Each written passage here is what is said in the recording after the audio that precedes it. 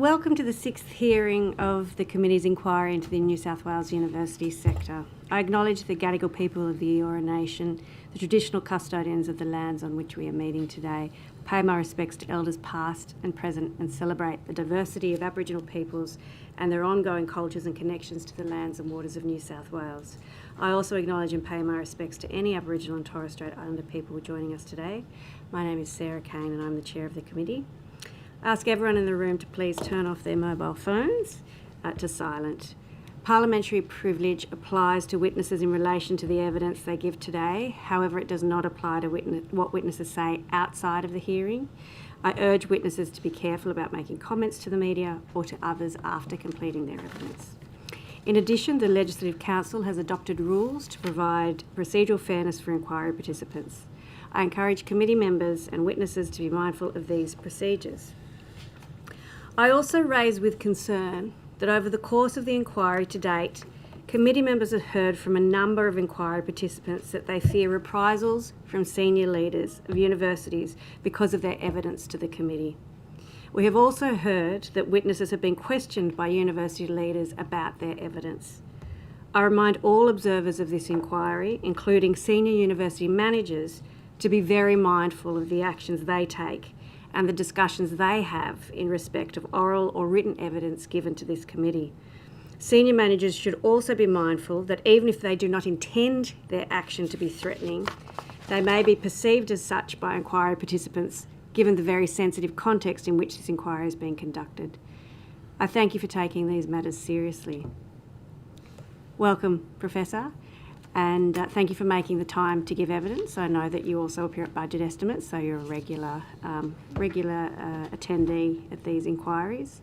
Could I ask that you state your name and position title and swear either an oath or an affirmation? Thank you. My name's Anna-Marie Jargos. I'm the Senior Deputy Vice-Chancellor and Provost at the University of Sydney. I solemnly, sincerely and truly declare and affirm that the evidence now about to be given by me shall be the truth, the whole truth, and nothing but the truth. Thank you very much. And would you like to start by making a short opening statement? I would. I thank you and committee members for the opportunity to appear today. As Australia's first university, the University of Sydney is fully committed to educating our future generations and investing in research that tackles the greatest of social challenges. From less than 200 enrolled students in our first 15 years, today we welcome more than 70,000 students from over 130 countries. We employ around 10,000 full-time equivalent staff and count more than 450,000 graduates as alumni around the world.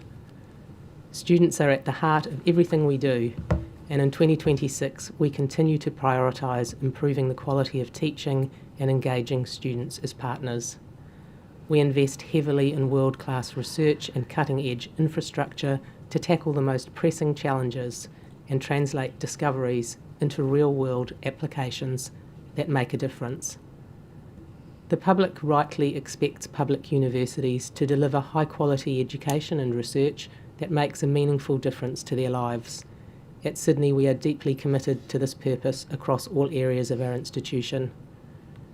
The Australian community should have high expectations of public universities, and the University of Sydney does not shy away from increased scrutiny and transparency of our governance structure, our processes and our outcomes. We welcome this inquiry as an important opportunity to strengthen governance across the sector and take this opportunity to thank the committee for its work.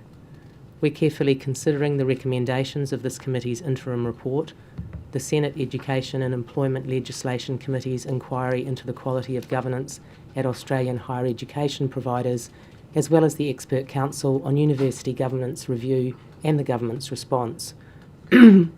These reports provide valuable insights, and we are proactively reviewing our current practices against these recommendations to ensure that our governance is robust, transparent and accountable. We continue to strengthen systems and processes across the university because we understand that public confidence in our work depends on our openness and our integrity. This includes improving reporting mechanisms and ensuring our decision-making reflects the values of the communities we serve. We look forward to the committee's final report and will continue to work in good faith to ensure our governance frameworks are fit for purpose, responsive to evolving expectations, and aligned with our mission to serve students, staff, and the broader public. Thank you. And I should also note we have Sarah Mitchell, who's the Deputy Chair, online with us today. Thank you, Professor Jagos. I wanted to start by asking whether the University of Sydney considers itself to have transparent and accountable governance. Look, I understand why that would be a great kick-off question for this committee to ask. This is the whole purpose of the committee. I think there are a number of things that I can talk to at Sydney about the transparency of our governance, and I can also talk a little to some of the lessons we have learned from recent inquiries and suggestions and formalised as recommendations, areas where we feel like we can improve and have started to do so. So, as I indicated in the opening comments, the public wants us to deliver high quality education and research, and we're committed to that purpose across our institution. I think governance at Australian higher education providers is an important part of that mission. And we have a Senate, obviously, as our governing body, and a university executive as the management or leadership body, and both of those are run and controlled by very strict policies and procedures. I know there's been a lot of consideration of the makeup of Senate, and it might be relevant for me to talk a little bit about our Senate makeup in relation to the question about transparency and robustness of governance. Before we get to that, if you wouldn't mind, because you've mentioned that, I did have a question most particularly about, I guess, the culture that the university promotes within its Senate. This part of the question is not intended to put you on the spot, but you would be aware that there is a Senate Fellows role statement which is given to Senate Fellows I presume when they begin their term. I might ask you later who wrote that document. Would you know who wrote that document? I'd have to take that on notice. Yeah, I appreciate that. In that document, it says that Senate Fellows should regard committees of Senate and the Vice-Chancellor as their principal sources of information and advice concerning the university. And later on in the document it says, and this was in your submission, by the way, you helpfully provided it, it also says, and that Fellows should seek additional information on any matter from the Vice-Chancellor in the first instance. I've got to say I was a bit concerned when I read that as part of the role statement, given that the role of, if you're thinking about, an equivalent board of directors, that their role is ensuring, they need to ensure they have access to all the information they need. And given also that the Vice-Chancellor is essentially the management, or part of the management, that the Senate is there to hold to account. So is that compatible? If you're asking a Senate to hold the management to account, but you're expecting them to get their information sources from the very management that they're holding to account? So, to get to a practical point, Senate Fellows would get all of their information through the Senate procedures, and I presume that piece of advice is, if there is, clarification to be sought, it says specifically in the first instance, direct that to the Vice-Chancellor, who is a member of Senate. So I think it's just a clarification point. I don't think there is any suggestion that materials can't be sourced from elsewhere. It's reading it as an outsider, it seems to be a very clear cultural suggestion that you get your information from senior leadership, and as I said, I'm more commenting on what that suggests culturally of the Senate and where people are suggested they get their information from. So there's a very clear relationship between the governance and the leadership of the university as materialised in the Senate versus the university executive. It's not the only source of information, but the Vice-Chancellor would be a good source of information to get materials on the university's business. If I could ask then, if we keep going on transparency, are you aware that there's only, I think from memory, having looked at them, that there's only 2 universities that explicitly rely on the New South Wales Treasurer's directive not to disclose information about the scope of consultants? and the University of Sydney is one of them. So when I asked the question about transparency and accountability, why is it that of all the universities, the University of Sydney doesn't see that it should, by its own volition, disclose the use of consultants in the way that other universities have been doing? And indeed, we saw the University of Newcastle just 2 weeks ago say that it's going to do in its future annual reports. I appreciate that you're framing that as a sort of a comparative question and can only answer for the University of Sydney. The University of Sydney complies fully with the requirements, and should the requirements change or alter in any way, there would be no hesitation of our compliance there either. Okay, so the university complies with the letter of the law, but in terms of best practice, accountability and transparency, disclosing, in fact, the wording, you won't be able to see this, and I'm happy to provide this for you. There's a very small paragraph about consultants from your last annual report, and it says the requirement to report on engagement of consultants expressly excludes the Senate Board of Governors or Council of a university. So that's what it says about consultants in your report. And I'm just wondering, given also that in your opening statement, and I think in your first answer, you said that there was a commitment to reconsider some aspects, particularly of the recommendations of our interim report, and one of them was, of course, that we wanted to see greater transparency.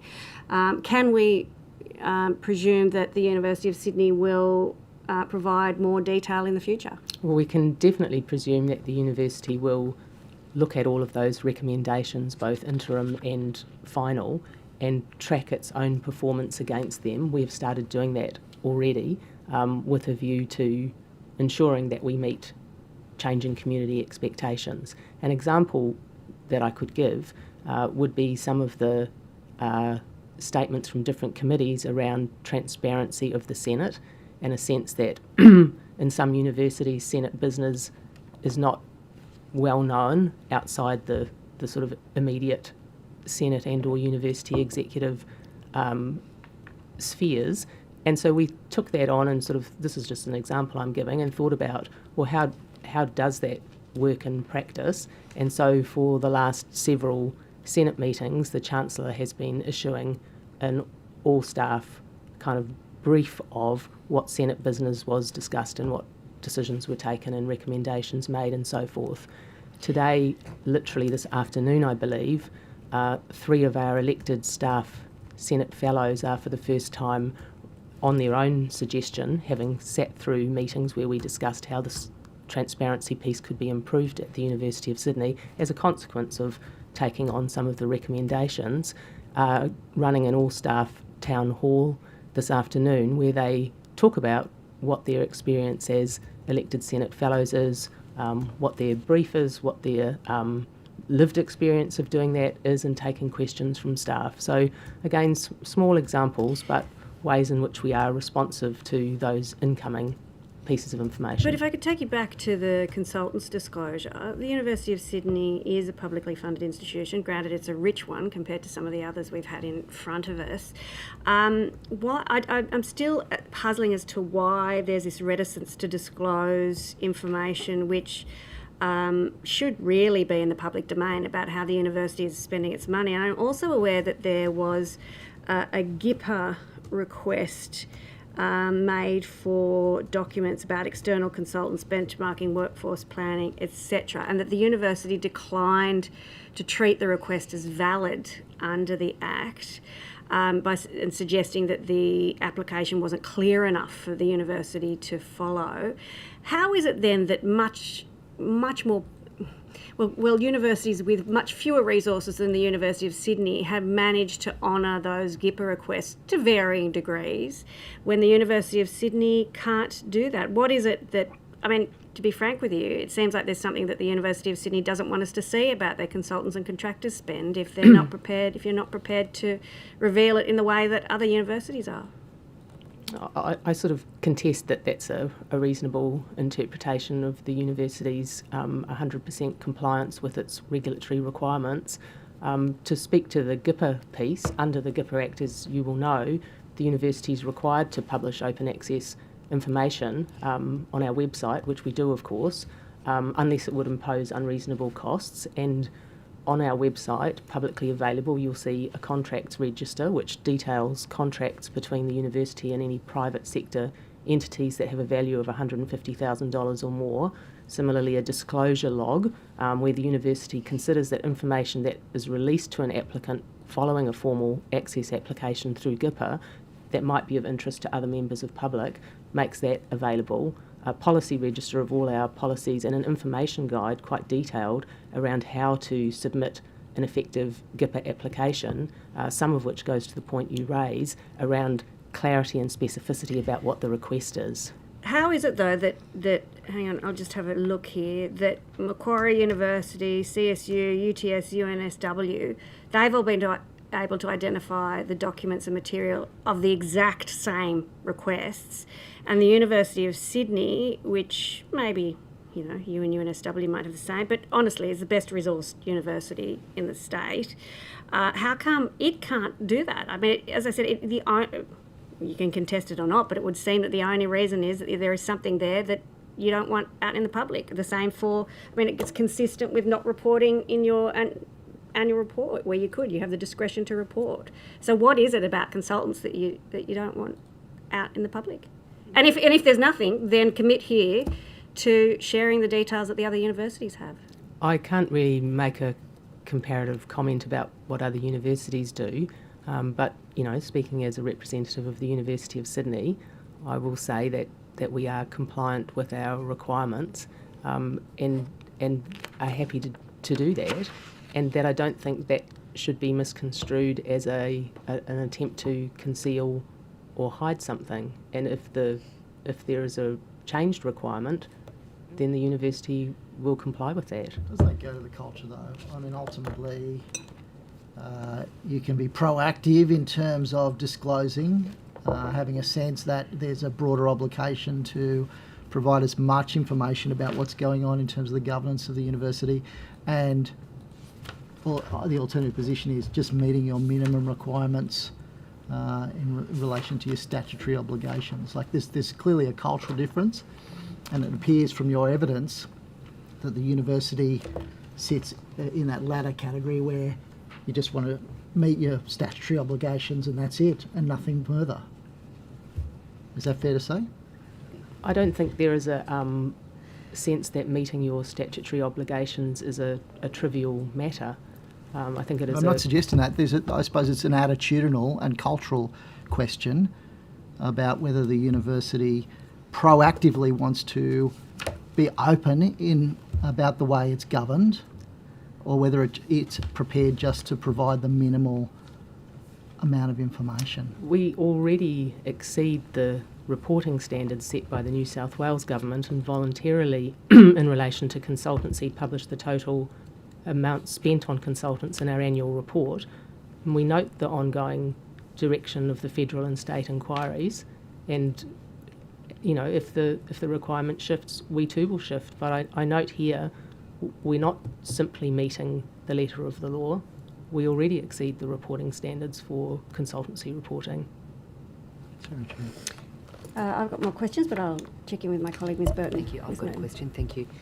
Thank you very much, Professor Jagos. If I could, I note that Section 8 of the University Act requires a Senate of between 11 and 22 members. Currently it's 15, which is significantly fewer than for most of the university's history. Is this number under review at all, and do you believe this lower number means some key stakeholders, such as the alumni and graduates of the university, who previously had 5 and in years past up to 10 members on the Senate, are now left without a voice in the operation of the university? Look, thanks for that question. I'm actually really happy to be able to talk about the university governance. You're right to say we have a regulation that allows between 11 and 22 Senate members, and we are sitting in a kind of a middle spot at the moment with 15 members. Of those 15, 3 are elected staff members and 2 are elected student members. A 6th member is also elected, is the chair of the academic board, which is a role that is elected by academic board members. So by the academic board election, that role is also an elected role to the Senate. Then there is the Chancellor, of course, and the Vice-Chancellor. Amongst the remaining Senate Fellows, we have an ex-Chancellor, an ex-Vice-Chancellor, and we have colleagues with very high career expertise in relation to research and development, in relation to biotech, in relation to CSIRO and so forth. So the representation on the Senate of academic expertise is high, and the Senate number at 15 makes a good, strong, capable group whose membership meets a sort of a skills and expertise framework that we share with the government regularly when the government is about to make nominations for their recommended fellows, to ensure where through election we can't necessarily get a balance of skills and experience and diversity. We use that framework in order to ensure that across, a reasonable number of fellows, we have a breadth of experience and skill. Thank you. Professor, the university says it has produced over 450,000 graduates in its history. These are great professionals, great ambassadors for the university. So why were the alumni Senate positions abolished? Surely the alumni having a real say in the Senate, elected by their fellow graduates, was a positive for the university. Would you support the return of alumni and graduate elected positions on the Senate? Well, my personal views are not at issue here. I think I would draw your attention to how many of the Senate Fellows are in fact alumni of the University of Sydney, the majority of them. Thank you. Ms Merton, I've got a question from Ms Mitchell, if that's okay. Ms Mitchell? Thank you, Chair. Thank you, Professor, for your evidence so far. I just wanted to ask about, in the submission, there's a comment about making sure that there's strong governance, particularly in line with some of the challenges and complexities that we know are impacting the university sector at the moment. And we've had other universities on different days of this inquiry talk about some of those issues. As part of the submission, the university talks about lifting educational access and attainment, and I just wondered if you could talk a little bit more about the sort of governance frameworks that you need to have in place, or that the university is focusing on, to increase access, particularly, I guess, for students who might be rural and regional or from less fortunate circumstances, and why the governance framework is important in that delivery. Can you just, I'm just not quite clear on the connection you're making between what I understand to be the university's commitment to widening participation and increasing, the type of student who has access to the university, and the governance piece. Can you just, I'm just not quite clear what you're asking there. So in your submission on page 2, it talks about having appropriate and strong governance frameworks being critical to help universities meet and overcome the challenges and the complexities. And one of the dot points under there, it talks about lifting educational access and attainment. So I was just sort of wondering what you see as that connection between strong governance frameworks at the university and ensuring you've got those outcomes for future students, just because it was called out in the submission, that's all. Thanks. So I think what the submission is drawing attention to is the commitment inside the university, not always necessarily assisted by external regulatory factors, to increase the numbers of our students from lower socioeconomic backgrounds, Indigenous students, and, as you say, rural and regional students.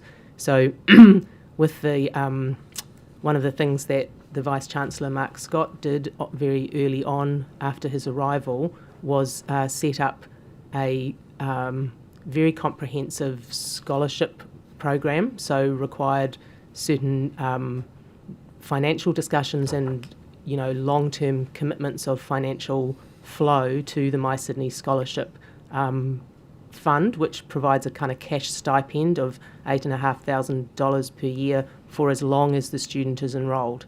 And this was a shift from what we had previously, which was a similar kind of stipend, but only for the first year. And, retrospectively, and perhaps unsurprisingly, what we would see was a problem with retention, that students could manage across that first year where they had the support, but not without the support year on year.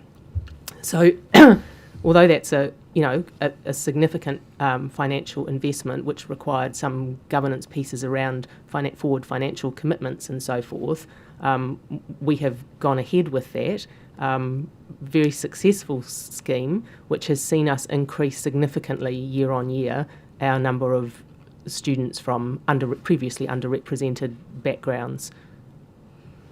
Thank you. Thank you. That's useful. Thanks, Chair. I wanted to ask Professor about bonus arrangements for senior leaders at Sydney Uni. Do leaders engaged centrally as part of their remuneration packages get annual bonuses? Are you talking about staff generally, or are you talking about Staff leadership, so at the senior levels. to the best of my knowledge, some senior leaders have bonuses. I don't know that all senior leaders have bonuses. Could I get you to take that on notice? And Yep. did deans get a bonus? Yes, deans have a bonus potential. Everybody who has a bonus has a bonus potential So it's contingent. on performance. Okay, so there are KPIs attached to that performance. There are For want of a better KPIs word. and general assessment of performance. Could you please provide the KPIs on notice, Sure. please? Did the Dean of the Business School get a bonus last year? Yes, I believe so. I'd have to take it on notice to really confirm. Okay, and are you aware of the results of the Sydney Listen survey for last year? Yes, I am. And you're aware of the results for the Sydney Business School? Yes. So you're aware that only 30% of the business school staff agree that the faculty's senior leaders role model trust and accountability? Yes, I'm aware of the Sydney Listen's results. Okay, so unlike, for example, student feedback, which is taken into account in performance reviews of academics, staff reviews of performance of senior management is not taken into account with allocation of bonuses, or is that going to be part of the KPIs that we see? So I know that you said you were meaning to use KPIs in a loose sense. Yes. So there isn't a literal KPI for Sydney Listens in relation to, say, Dean's bonuses, but Sydney Listens results are part of the broad environment that we would look at when we were assessing performance. Could you, on notice, I don't expect you to have it here, suggest the weighting put onto those different aspects of what I'm loosely calling the KPIs? Because it would seem that only 30% of the business school staff agreeing that senior leaders were trusted and accountable is probably something that should be taken into account. What I can certainly provide on notice would be the structuring of the bonus potential and its evaluation for senior leadership. Thank you, Mr. Dion. Sorry, I just wanted to clarify on the KPI structure. So it's an objective process, is it? There's specific measurable criteria that determine whether a bonus is or isn't paid? Or is it some kind of subjective assessment, and who makes that subjective assessment? So I think, in the case of a dean, for example. thanks for the question, and I can understand why there's some interest in understanding how bonuses are assessed. I think there is a mix of what you're describing as objective and subjective. It's not a fully numerical or quantitative piece, although we do use quantifiable measures for some of that bonus assessment. But there's also some, human judgment involved. It's not simply, a mathematical equation that then churns out the bonus potential results. So I would say a balanced mix of what you're referring to as objective and subjective. So would that be the same for academics performance reviews? Would there be that level of subjectivity by, say, your head of school in your performance review? They've got objective measures, but their subjective review of your performance is also... Yeah, look, that's a good question, and I like the kind of connection. I would say, by and large, what we would call for academics AP and Ds, which is the annual kind of appraisal process, would be much more on the subjective, much more on the subjective end of the range. So it kind of depends on a few things, including your relationship with your head of school, because I understand that there is a collegiality requirement in annual performance reviews for academics. I'm not sure for professional staff. I mean, how do you manage that? And in practice, doesn't that mean that if you disagree with your head of school or senior managers that are marking your performance review, that's going to influence their subjective rating of your performance? So you need a little bit of context here to sort of understand the evolution of collegiality as a kind of component in an academic assessment process. Several years ago, I initiated an academic excellence framework piece of work, which was to provide clarity across the whole institution of performance expectations for every level of academics from, A to E, from entry level to professorial level, and specifically to be able to recognise a legitimate variety of academic profiles, because increasingly the sort of traditional academic profile, which sometimes in Australia is referred to as 40-40-20, as I'm sure you're familiar, meant that we were not so able or adept in, say, promotional committees or other kind of recognition mechanisms at valuing impactful performance in less traditional areas. So, for example, work that has a strong policy impact, for example. Yes. So colleagues would be sort of a little bit sort of stuck on the publication piece because that's the traditional metric. Could I ask, sorry, I'm aware of time, could I ask, that's really interesting, could I ask then, you said you brought this excellence framework in 5 years ago? A little less than 5, I believe. So I'm guessing there would have been some kind of assessment of it since then. Could we please, on notice, be given whatever assessment has taken place to show how that has changed? Has that changed the profile of people who have been promoted? Because anecdotally, what I hear, and also you would have noticed probably that the University of Sydney attracted more individual submissions, and I have had more whistleblowers privately contact me for the University of Sydney about things like objectivity in promotion and performance reviews than any of the other, in fact, possibly combined, but certainly any of the other universities. So I'm very keen to hear about any change that has taken place. With Can I regards also to suggest that volume of presentation is likely related to the fact that we have had a significant, focus of attention on that area, whereas I suggest that some other institutions are sort of business as usual and so likely aren't that exercised by it. That may be the case, although I do suggest, if you haven't had a chance, that you do have a look at some of the submissions about the University of Sydney. Unfortunately, I'll let Ms Merton thank you one so more much. question and then Thank we'll you. be out of time. Professor, just returning to the Senate, how is having the Senate simply itself elect a third of the entire Senate, 5 out of the 15 positions, good for a transparent, accountable, democratic Senate? How is this best practice? So the goal of a good Senate and the goal of a good governance body generally is to be able to provide the kind of advice, scrutiny and holding management to account that I can say without hesitation our Senate exercises very fully, and they do that on the basis of having a broad mix of skills and capabilities that give them expertise across the very wide range of issues that the university is engaged in, say from financial, from educational, from research, from property, all the things that the university does. So the importance of that skills and experience and diversity framework is incredibly important.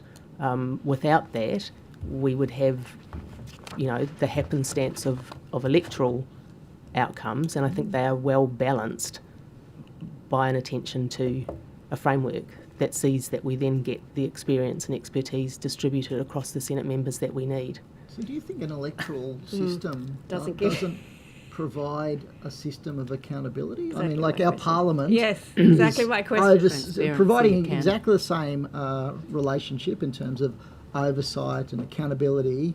It's based on election, obviously.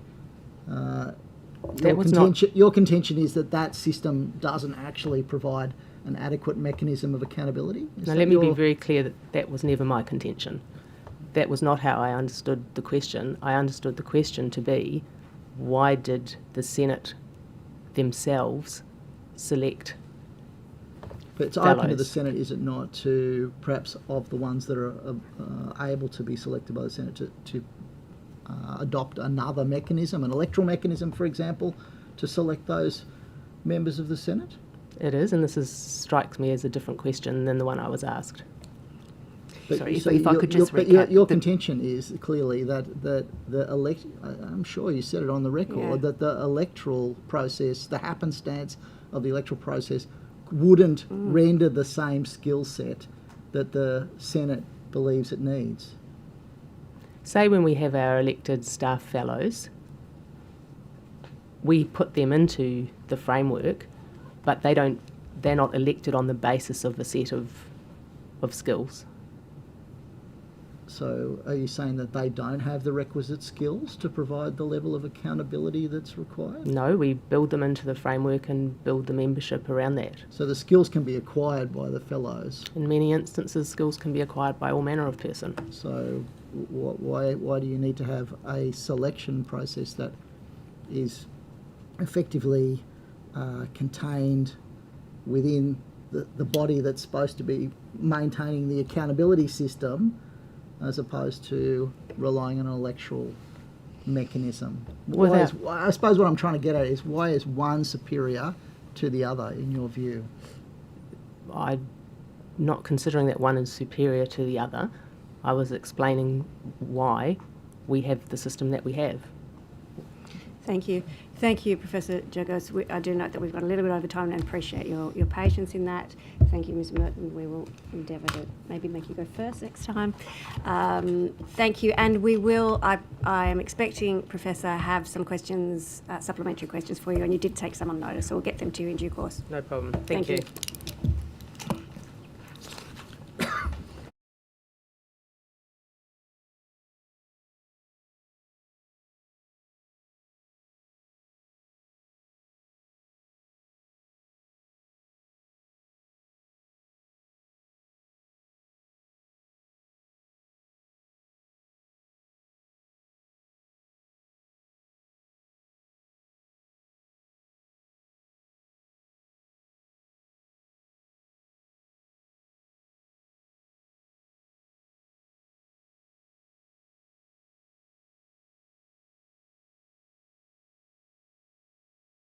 Thank you for making the time to come and give evidence to the committee today. I wondered if while you get settled, just because we did take a few more minutes, I'm jumping in. I wondered if while you get settled, we could start maybe from you, Dr. Chen, with your name, position, title, and swearing either an oath or an affirmation. Yep. Thank you. So my name is Peter John Chen. I'm a senior lecturer in the School of Social and Political Studies at the University of Sydney. I'm also the elected branch president of the National Tertiary Education Union at the University of Sydney. I swear that the evidence now about to be given by me shall be the truth, the whole truth, and nothing but the truth, so help me God. Thank you. Professor Shepherd. Thank you. My name is Professor Laura Shepherd. I'm a Professor of International Relations in the School of Social and Political Sciences at the University of Sydney. I solemnly, sincerely and truly declare and affirm that the evidence now about to be given by me shall be the truth, the whole truth and nothing but the truth. Thank you. Professor Buchanan. Hi, I'm Professor John Duncan Anselin Buchanan. I'm employed in the School of Strategy, Innovation and Technology in the University of Sydney Business School.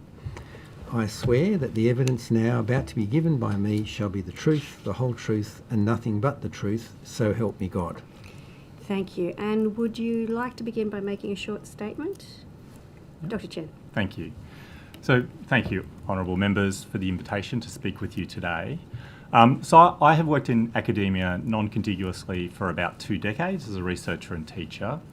I've always been very conscious that the taxpayers of Australia pay my salary and have expectations that I will be diligent, both and particularly with regards to my teaching endeavours.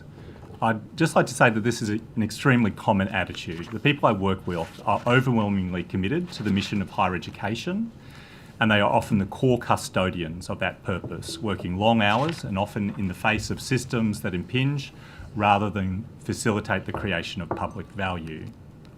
Now, while not experiencing the type of crisis reported by our colleagues at Wollongong, UTS and Macquarie, our branch has recently seen off the prospect of an across-the-board set of job cuts to our professional staff, and many at the University of Sydney look to our colleagues down the road and think, there but for the grace of God, go we.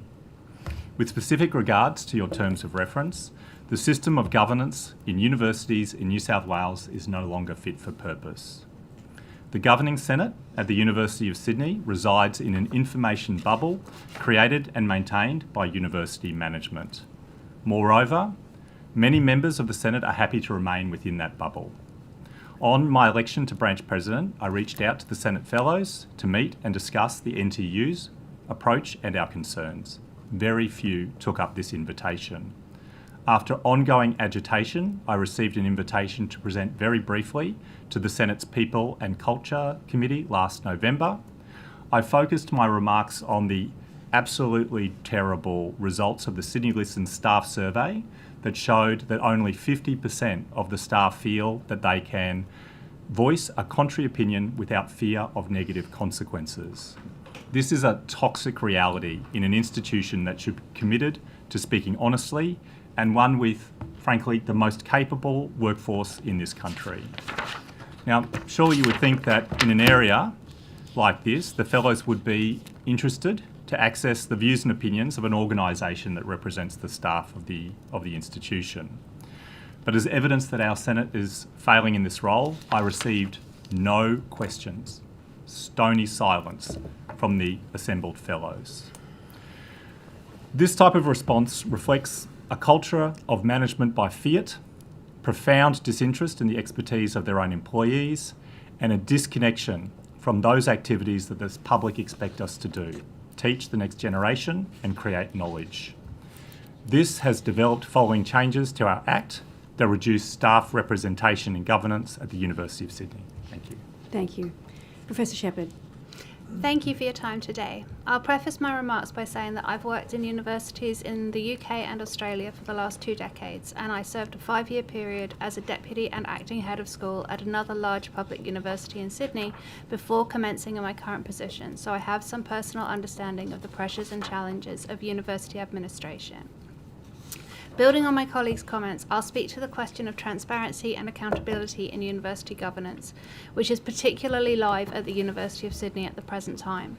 We appear to be enduring a culture of impunity, where senior leadership across the university are not held to account for poor management practices, and where important decisions about staffing, curriculum design, and academic governance are made behind closed doors with minimal input from colleagues.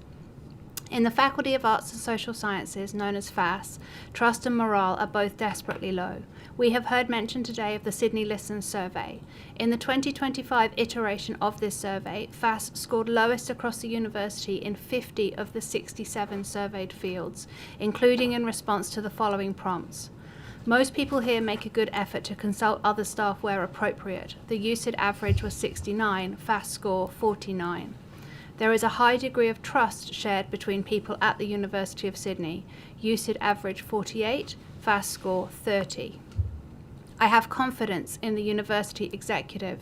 The UCID average here was 40, FAS score 17. The senior leaders in my faculty, university, school or portfolio role model trust and accountability. UCID average 50, FAS score 39. Year on year, we have seen these data collected, analysed and released with no meaningful change or even commentary on specific areas for improvement. Moreover, and after an extended period of union engagement around deeply problematic management behaviours, FAS recently engaged the services of an external consultancy to explore concerns about staff health and well-being in belated recognition of falling trust and morale. The Psychosocial Risk Review, as it was called, documented poor procedural justice as a significant psychosocial risk, noting that senior leadership had poor results, for example, results from Sydney Listens, with no consequence or accountability. The risk review further noted, and I quote, "Senior leadership practices were a central source of injustice, with reports that senior leaders gatekeep information and exercise significant discretionary power over career opportunities. It was reported that those who raised challenges were seen as problematic and were more likely to be denied development opportunities." I would also note the review's finding that a lack of accountability for senior leaders and key decision makers was a key theme among schools, indicating that most workers felt an unfair amount of accountability being placed on those responsible for teaching or doing the work on the ground, while senior leadership had poor results with no consequences or accountability. We as university university educators are rightly expected to be accountable for our own performance through mechanisms such as student evaluations of teaching, but managers do not face the same level of accountability from the staff they lead. According to the university's own data, there is an accountability problem at the University of Sydney and seemingly little appetite to do anything about it. If university leadership was subject to the same scrutiny as university educators, with the same consequences for poor performance in governance and decision making, perhaps we would see some movement towards the kind of collegial governance that we as academics could support and which our public institutions deserve. Thank you very much, Professor Shepherd. Professor Buchanan. Thank you. I'd like to thank the committee for inviting me along here today, and I'm going to be brief, but would draw your attention to the submission I submitted last year, which has many of the details.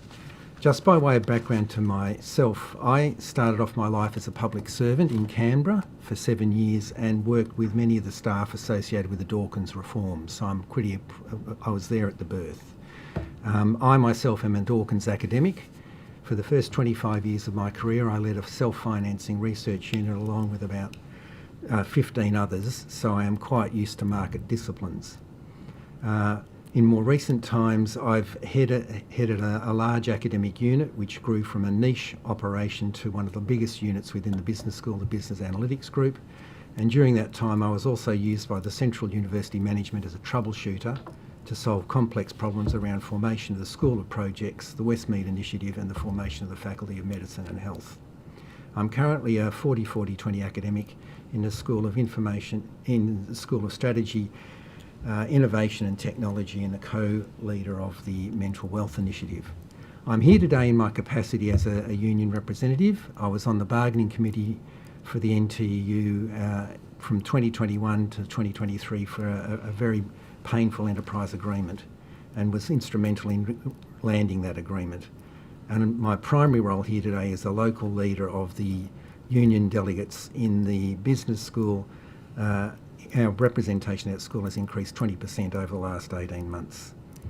The main contribution I'd like to make today is to take up the theme identified in your interim report, and that report identified an issue of what you called the sidelining of collegial decision making, and that was identified at both UTS and the University of Wollongong. In those universities, it was an outrageous level of sidelining. What you've got in Sydney Uni is the potential for that to happen. The crisis is not at a scale to allow the problems to be quite so dramatic. Just two other points by way of context. I want to really emphasise that the business school has been through a massive upheaval. Enrolments have increased by over 120% over the last 15 years, and staff-student ratios have increased by 50% over that time.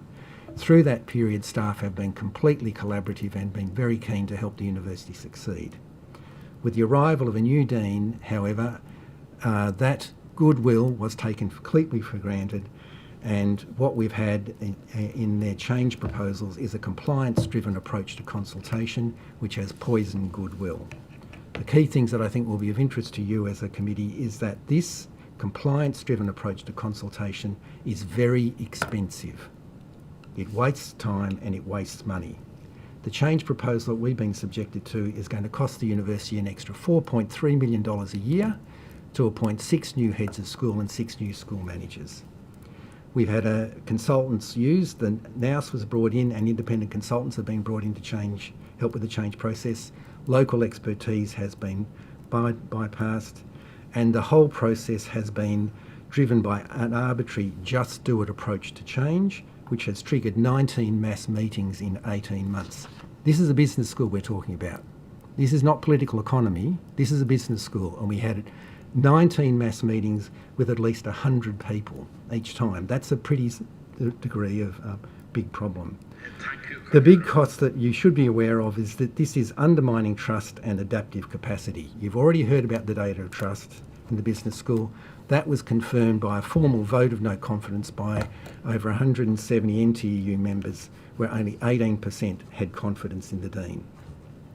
A matter of particular concern, I think, is that at the end of last year, things got so bad that I was approached by the majority of professors in the business school to make a representation to the Vice-Chancellor. He refused to meet me. I found it easier to get an audience with this committee than I have with our own Vice-Chancellor. The erosion of goodwill is a very important issue. It's not just a feel-good issue.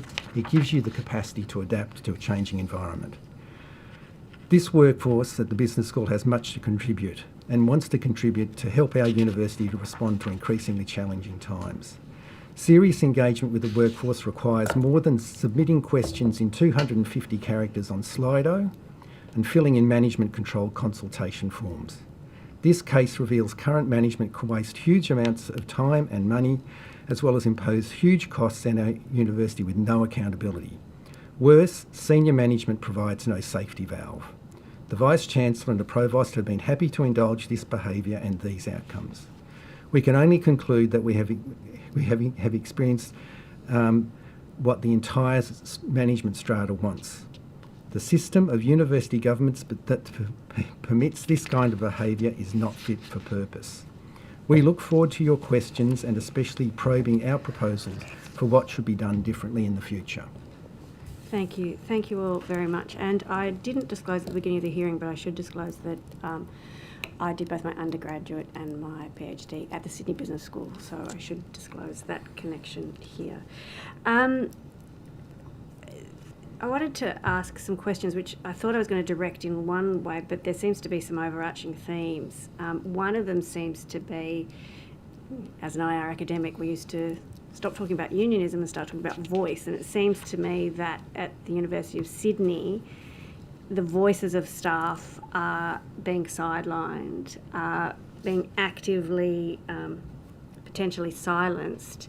And so I wanted to perhaps start with Dr. Chen, but might get comments from Professor Shepherd, given the results of the Sydney Listen Survey in your faculty, but also, of course, your experience with Professor Buchanan.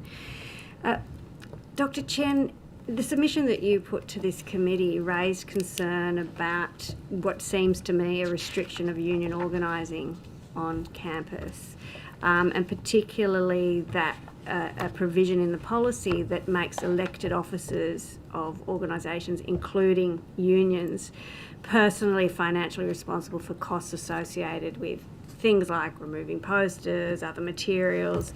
Could you maybe explain a bit more about your response to this policy and what it means in practice, and I guess where it sits in that cultural approach that we've started to hear about? Yes, thank you very much for that question. So the NTU branch of the University of Sydney is a very active branch and is particularly engaged in matters around governance and the nature of the way in which the university operates. It's a huge asset to the university. My experience, the vast majority of union members are deeply committed to the mission of higher education and its transformative value. So when the university introduced a range of new speech policies at the start of last year, the NTU was deeply involved in the consultation on that, and we looked at those policies. One particular aspect sprung out to us, which was that the university was creating a provision where the elected officials of any organisation operating on campus could be held financially responsible for the actions of their memberships. And the focus really was on the distribution of posters and similar material and the costs associated with removing them if they were put up in unauthorised places, or damage that might be accrued to buildings if, for example, some blue tack was put on a historical wall or something of the like.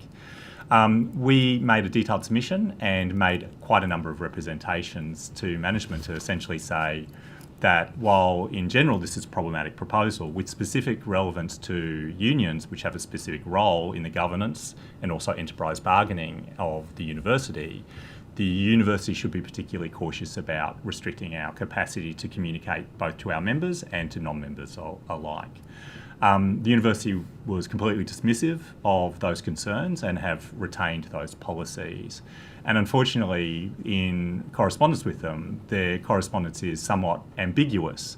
So rather than clarify the extent of liability that I might hold as the official spokesperson of the branch, I'm now not certain whether the university would personally levy myself, the other branch officials, or other members of the NTU for those costs.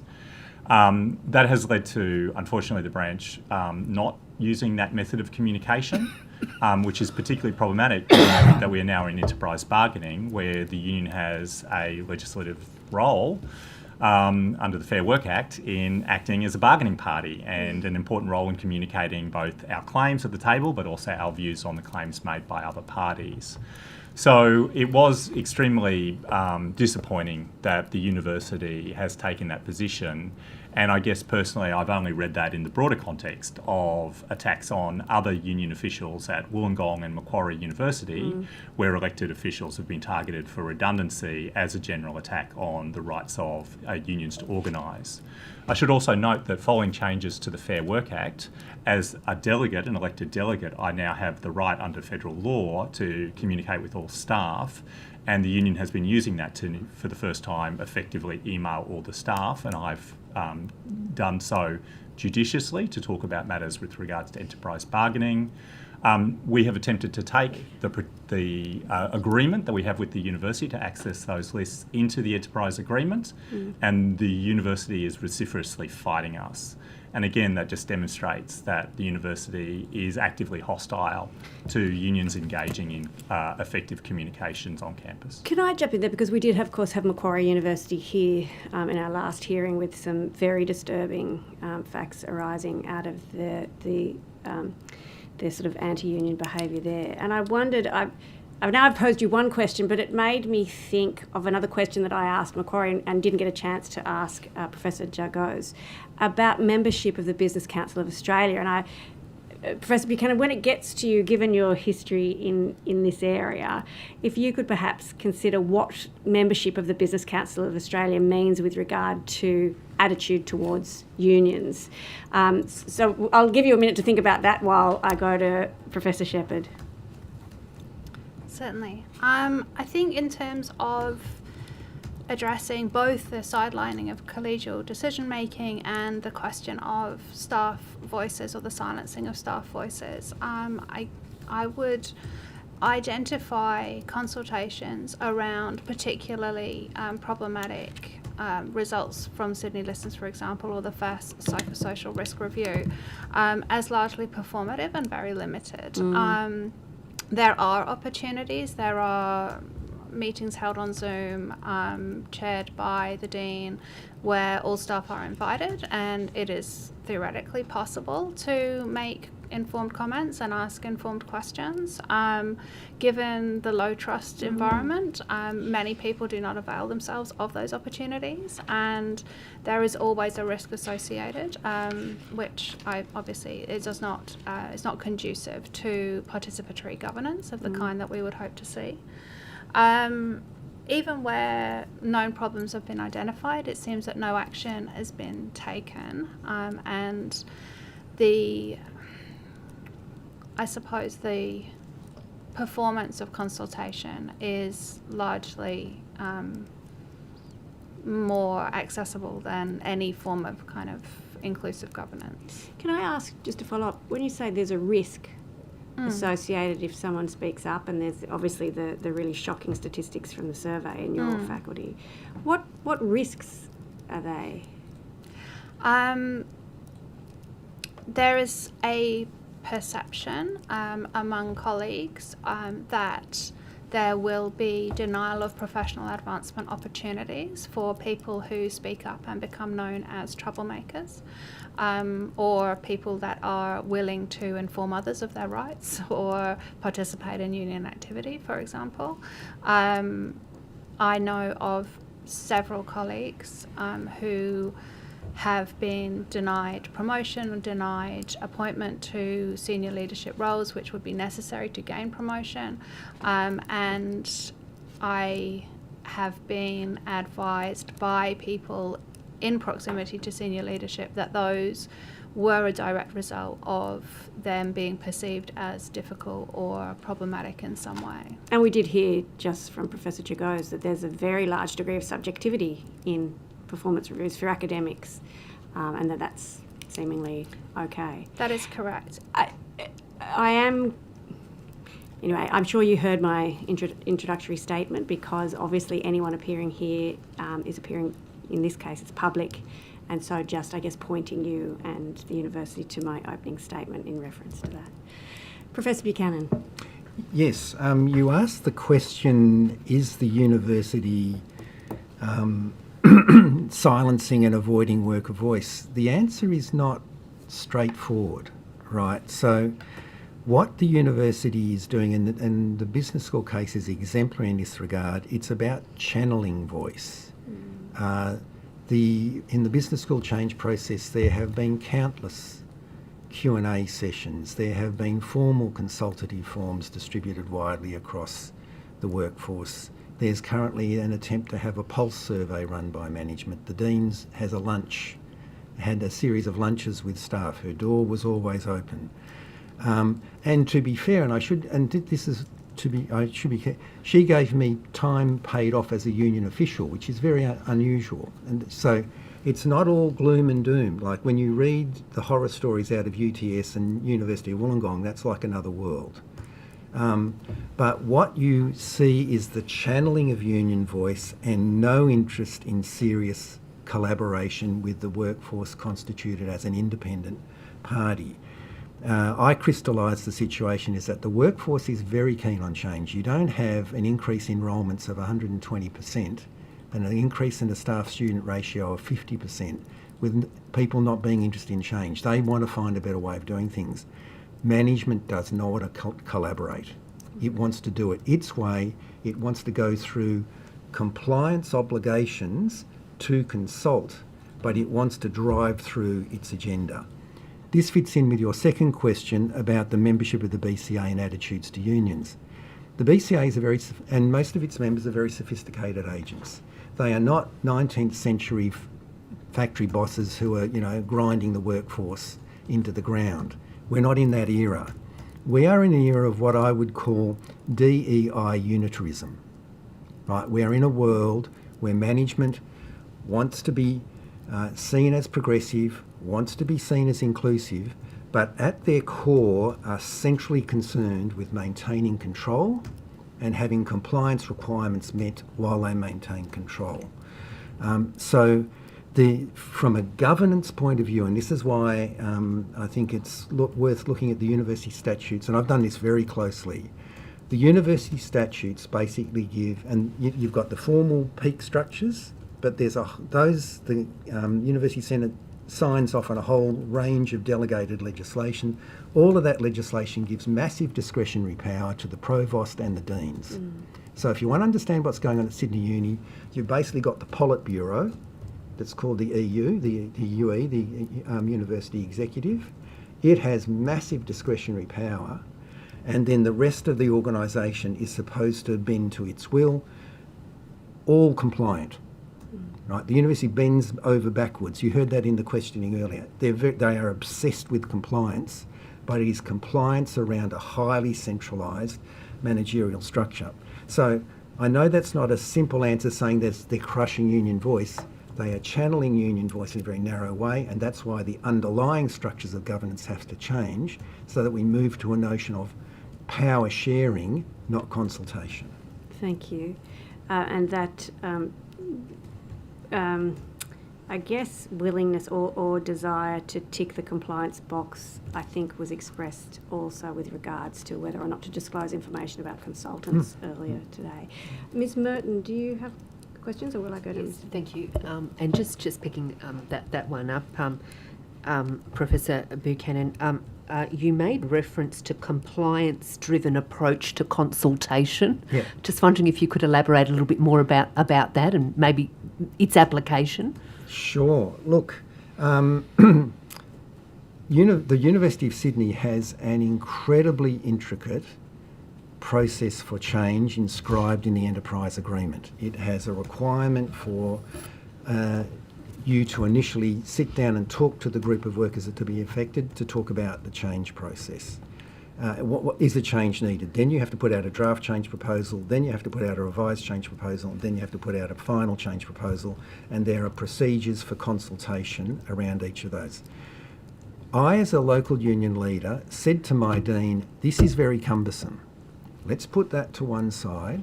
let's talk about what needs to happen at the business school and then we'll retrofit the enterprise agreement.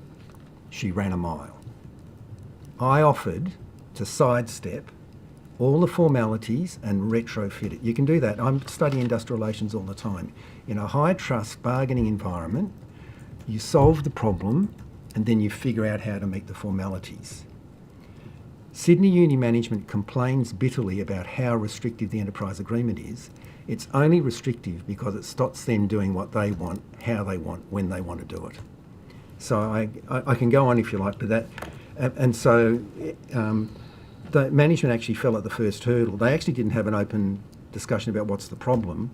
The dean led with, we need 6 new schools. Well, we said, well, we've gone through a growth period. Maybe that's not the major problem. No openness to discussing that, but she ticked that box. She had comes the draft change proposal, puts in, circulates that. We have 10 discipline meetings. They're all run on a formulaic basis. Written statements are put in. Then the response to that comes out as a written document. It was all, there were literally thousands of pages of material. It was all complied with. I mean, we never ran a compliance dispute. We did at the early stage, but that's a technical issue. We were trying throughout, and it came to me from a junior staff member. She said, we want to collaborate, they don't. That's what's at the heart of this. They want to comply. They don't want to collaborate. That's the underlying problem here. No, thank you. If I may, just pick up on that. University of Sydney is a massive organisation. It's hugely variegated. We study everything that everyone does in every way. But unfortunately, as you've seen, the peak of the organisation is this very small handful of people who increasingly want to homogenise and standardise everything, regardless of whether you're shooting photons at the sun or you're studying poetry. And that creates this very top-down, we are just going to drive those through, and that leads to the steamrolling. The University of Sydney staff feel listened to but never heard. They are consulted extensively, and the university will always come back and list ad infinitum the amount of consultation activities that go on. But when we look at the Sydney Listen surveys, there is one question that says, do you think that anything will change from completing the survey? Those results are really low.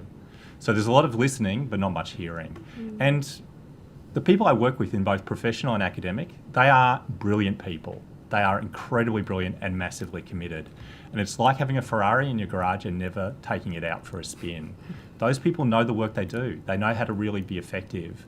And this very centralised top-down wastes a huge amount of human talent. Thank you. Mr. Dearden? I just wanted to ask, so what specific change would you recommend that could lead to, I suppose, a move or breaking down of this very centralised structure? Is it, returning to a collegiate selection for deans of faculties? Is that the one thing that we could recommend that would change the dynamics, this very centralised dynamic that we can observe in the university's governance, to a more federated, decentralised system? I'm sure my colleagues have contributions to make to that question as well, but if I may offer some remarks. Like, we have advocated as a union consistently for transparent and inclusive governance. So in my school, the last head of school was appointed under incredibly secretive and opaque conditions. There was no presentation to colleagues. There was no consultation with colleagues. The recruitment of this individual was largely presented as a fait accompli. And they proved to be entirely unsuitable to the role. And there were numerous complaints about bullying and denial of professional advancement opportunities and victimisation. In an effort to engage in a more transparent and open process, we, as a union, wrote to the Provost regarding the renewal of the Faculty of Arts and Social Sciences Dean, as that role is currently up for renewal. And we wrote with 3 requests. We asked for a democratic and inclusive process, considering the renewal of the Dean, that all staff should be afforded the opportunity to have input on the Dean's renewal via a vote or similar mechanism. And we proposed the participation of an NTEU member in all relevant discussions. And the proposals were flatly rejected. We were advised by the Provost that there is nothing in the relevant policies or procedures that support such measures, which speaks directly to my colleague's comment about compliance rather than collaboration. So absolutely we would advocate for a return to a more collegial form of governance where those directly affected by the person in leadership have a say in the efficacy and suitability of that individual for the role. How do we entrench that? Is that a mechanism? I that think gets my put into colleagues the- have. Can I just, before we do that, something that struck me directly to your question, Mr. D'Adam, is it strikes me then that there's been a lot of commentary that the state system doesn't matter, that we don't really do the stuff in higher education, that it's all the feds. But from what you're saying, given that the university uses the rules, or in some cases weaponises the rules, then the rules that we come up with are actually much more important than they're given credit for. So if you carry on, I just wanted to see whether that, you're nodding, if you could say something to the Hansard, whether you agree or not. Yeah, so absolutely. So we are focused on our Act of Parliament, and the Act of Parliament is the enabler of the way in which the university governance works, and we would be recommending that our Act of Parliament is changed to recognise that, particularly for a university the size and scale and diversity of the University of Sydney, it does need to recognise its natural federated nature rather than its unitary nature of organisation. And we would like to see the reinstatement of collegial processes that exist at the university, the faculty or major business unit level, and then down into the school unit level in terms of those collegial processes. And so if we think academically, obviously, the Senate itself, the selection of people like the deans and then the heads of school in a collegial manner. Certainly the composition of the Senate is currently problematic. And if we think about it, we have 3 staff elected representatives. That's less staff elected representatives than we have campuses. Those are, and can I say, massively talented and able people with huge other jobs to do. They are not in the capacity to consult effectively and draw that in, and because of the restrictions placed upon them, they cannot, share information with me, etc., and things like that. So certainly we do think that a return to staff representation, maybe a third of the Senate should be staff representation, people with deep experience of the work that's actually done. We also think that there needs to be a greater diversity on the Senate, particularly people who work in the sorts of work that we do. We are a not-for-profit organisation. We need people from a diversity of roles, including NGOs, religious organisations and other community groups to be represented on the Senate. And we also need to recognise that the current way the remuneration and hiring system works for executives and deans and things like that structurally separates those people from the staff themselves.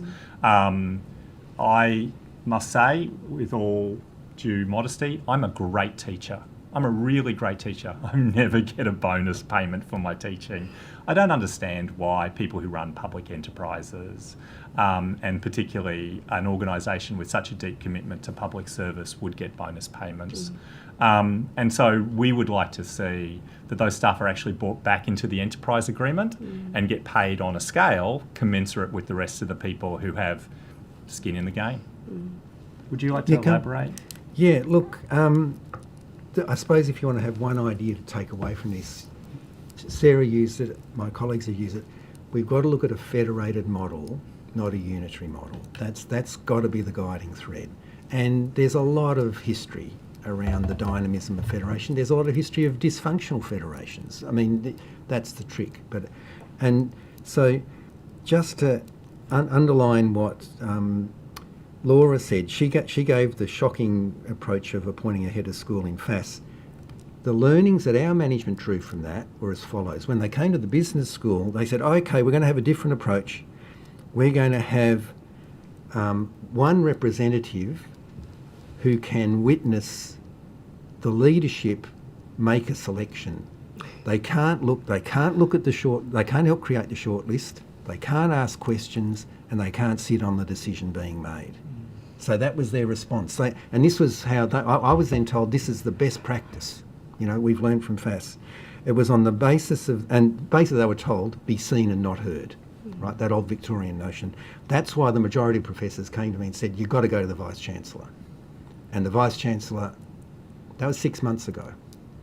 This is where there's a governance failure. You can say, yes, there might be a problem in one faculty, but in an organisation as big and as complex as Sydney Uni, you shouldn't have to come to the New South Wales Parliament to point out fundamental problems in deciding on future leaders. So specifically, what's the way forward?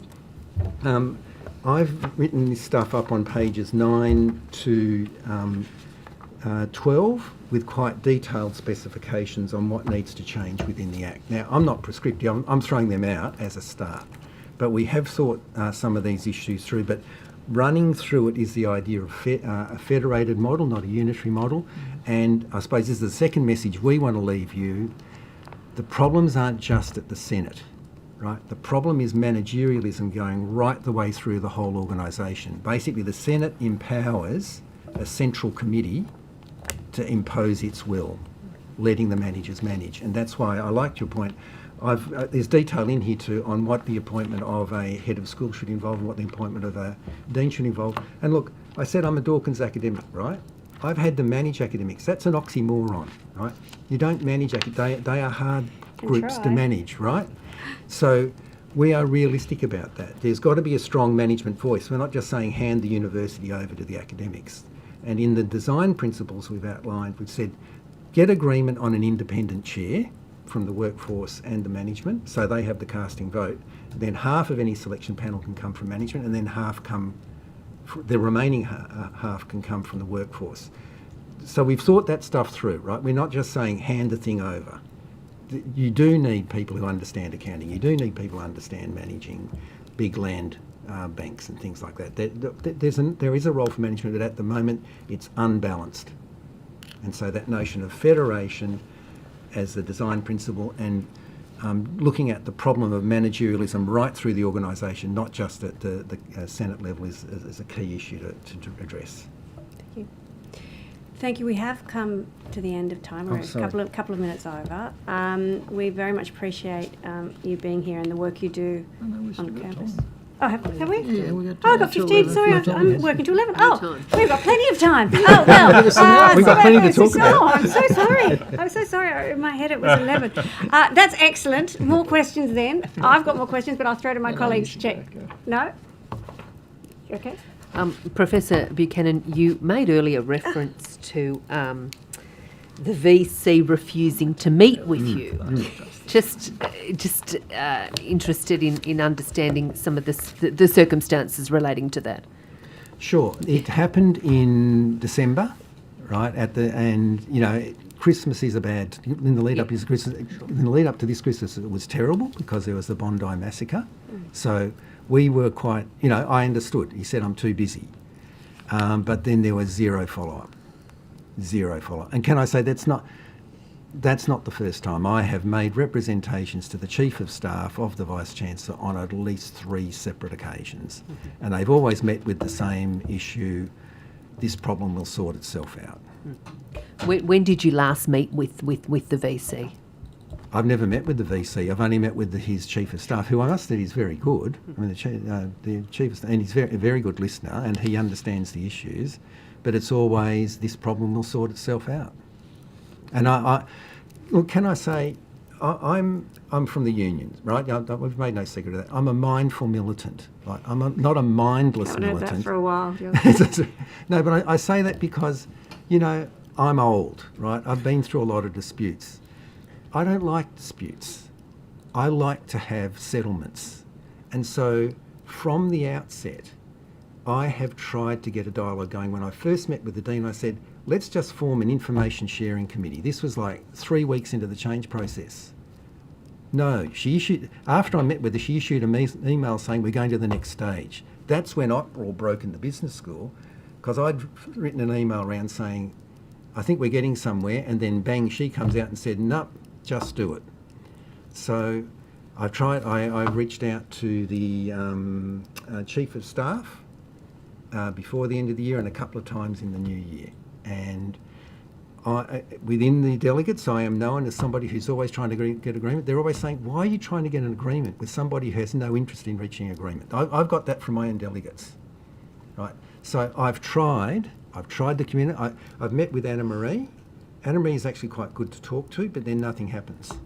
She has complete confidence in her dean. Anna Marie, the provost told me that this was the best change process she'd seen.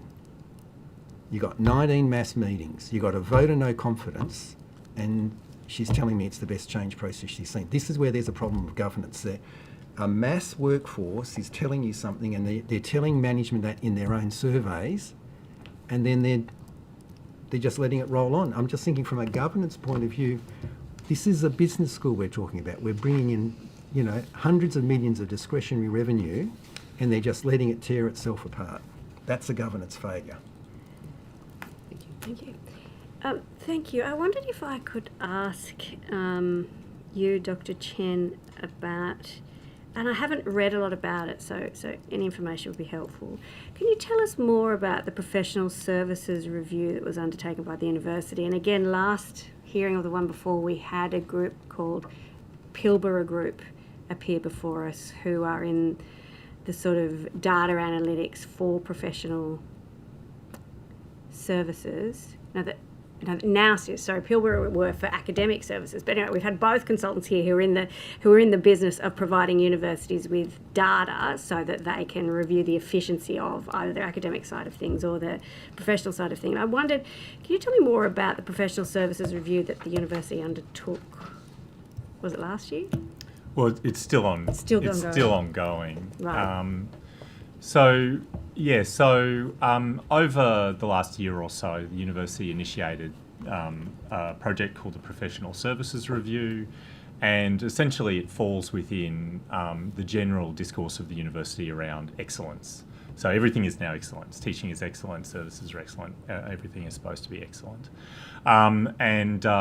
It was posited as a means to uplift the overall performance of professional staff in their work across the entire university. The NTU is not opposed to change. I just want to say that from the outset. And there are many areas within the university where we have systems and procedures that frustrate the living heck out of the staff there. However, when the management released their initial discussion paper on it, it appeared to us that this was purely about a across-the-board downsizing exercise, because the first part of the paper, while notionally founding itself on an attempt to review the activities of professional staff to improve the quality of performance, spent most of its time talking about the relative level of staffing numbers compared to academic staff and also other comparative institutions, with clear statements that the number of staff was too high. In the context of changes that were going on across New South Wales with large downsizing, immediately members of staff were freaked out that they were about to lose their jobs. And so the NTU engaged management in discussions about this and asked them to clarify their position and take the prospect of forced redundancies off the table for two reasons. The first reason was, one, as you've pointed out, we are rich. We are a rich university who can afford our staffing profile. There is no financial crisis, real or imagined, at the University of Sydney. And the second, of course, is that you cannot hold the gun to people's head and then ask them to give you honest feedback about the nature of their job, right? Who is going to say, well, actually, my job's kind of redundant. The things I do are reproduced by another part of the university, when the university is clearly fishing for redundancies. And so we basically said to the university, you're going to spend a huge amount of time and money consulting with staff who are now freaked out that they're about to lose their jobs, and you're not going to get any information worth a darn out of them. The university declined to clarify their position about whether they were looking for an across-the-board staffing reduction. They refused to take the threat of forced redundancies off the table, and they ploughed ahead with it. Now, because of that, all we could do was to organise our staff to be prepared for the possibility of change. And the University of Sydney is addicted to change. When I was elected to the branch president role, I had 13 change proposals on my desk. In the last day, 2 new change proposals have come onto my desk. Can I just stop for a second, because I was already going to ask this question, but now you sort of so why, if it's not and I liked your framing, it's not a real or imagined budgetary crisis, what is this for? Why are we looking at the professional services review? Why is there this constant change fetish? Yeah, well, for some managers, it's the substitute for achievement. It's activity. And certainly there is a suspicion that in some cases change managements are undertaken simply to stuff CVs so that people move on to their next role on the basis of that. And the university sector is a small world. People move from institution to institution. It's a little bit like a local government where I've worked in the past, where you kind of circulate around that. So to some extent that is part of it. The other side is often the university is attempting to deal with problems that are created by standardisation, right? And so this is about the variegated nature of the issue. We do have a lot of service level systems problems well known across the university, and a current example is the timetabling system, which is a complete and absolute disaster. But because it's been completely centralised now, which has seen my teachers, for example, running between buildings in 5-minute intervals over a 5-hour period and never teaching in the same building twice. Because those standardisations have occurred, it often generates problems. Local managers then undertake changes to attempt to address those sorts of issues and things like that. I think also to some extent, because there is a lack of trust, organic change, which the union supports, where managers and workers sit down together, identify problems and come up with solutions that mutually meet, aren't really being achieved. And so managers tend to go through formal change processes, as John Buchanan has discussed. And, you know, unfortunately, I did write to a dean last week asking for a little bit of an additional time in a change where 2 people were at the threat of losing their job, and that the dean and the head of the faculty had sort of failed to respond to the detailed submission that the staff had put in the previous process. They failed to respond to my email. I was forced to issue a dispute notice around the failure to consult. That just demonstrates that, you know, both management has fallen on procedural processes because they fail to really meaningfully engage with staff, and to some extent it has motivated the union to occasionally also fall onto procedural processes that we would not otherwise use. And I do think there is a huge opportunity in a sector like the university for people who do deeply understand the work they do, have a real care for the work they do, which, you know, is not the case. You know, some people just have jobs. People have passion in higher education. For us to manage our own affairs. But because of standardisation, this is really problematic. And another example I would just throw out there is recently the NTU was informed, not consulted with, informed about changes to standards for returning feedback to students that in some cases will delay the return of feedback to students. That was told to us in a joint consultative committee meeting when I inquired with the chair of academic board, where theoretically pedagogical matters are discussed, that hadn't gone through that board. And so essentially, because of some concern of a senior manager, they've decided to standardise that across the entire university, and they're using the lowest common denominator. Wow. It is being framed in the context of improving student services. For some students, it will delay the return of their assessment results. And all I'd say is, the pedagogical literature is really clear. The longer you separate the completion of an assessment task with the feedback received, the less valuable it is. And frankly, if you're waiting 3 weeks to get feedback on an essay you've written, you might well not get it because it actually is not connecting in terms of genuine learning. And that's just been completely driven by managerial fiat. Management like to use the term management prerogative, but it is fiat. Can I just give a quick yes, answer? sure. Basically, where you have low trust, you have a fallback on formal means of control, which is Yeah. a change process, and management hasn't worked out that it's better to govern with and through than over the workforce. I think That's that's the fundamental problem. It's a really good point, and it's a bit of a. Honestly, having sat through a number of these hearings now for different universities, it's a real conundrum that a university that's not facing the financial pressures of the others. I'm not saying there aren't challenges, but are not facing the financial pressures, have the results with regard to staff attitudes and well-being and low levels of trust. It's confounding, really, because there aren't the same, I guess, structural issues pressing on the university. So I think that was an interesting comment to end with. So with that, we have actually reached this time, the end of time. I was not trying to silence you, I promise. Thank you all so much for being here and for the work that you do and for your submissions. And I'm not sure if we asked for anything on notice, but we probably will send through some supplementary questions, and the Secretariat will be in touch around timings about that. So thank you very much for being here once again. Thank you for your Thank you. time. Yeah, thanks for your having time. us. And that is morning tea.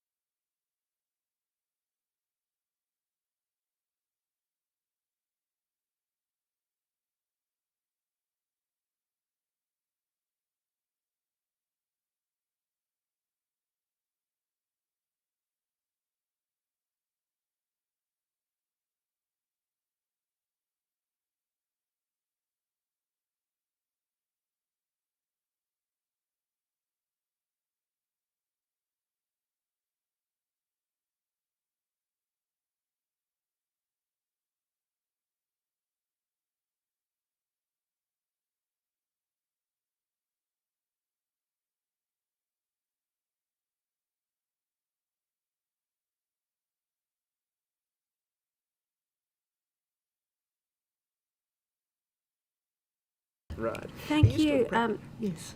very much, and welcome to you both. Thanks for making the time to come and give evidence before us today.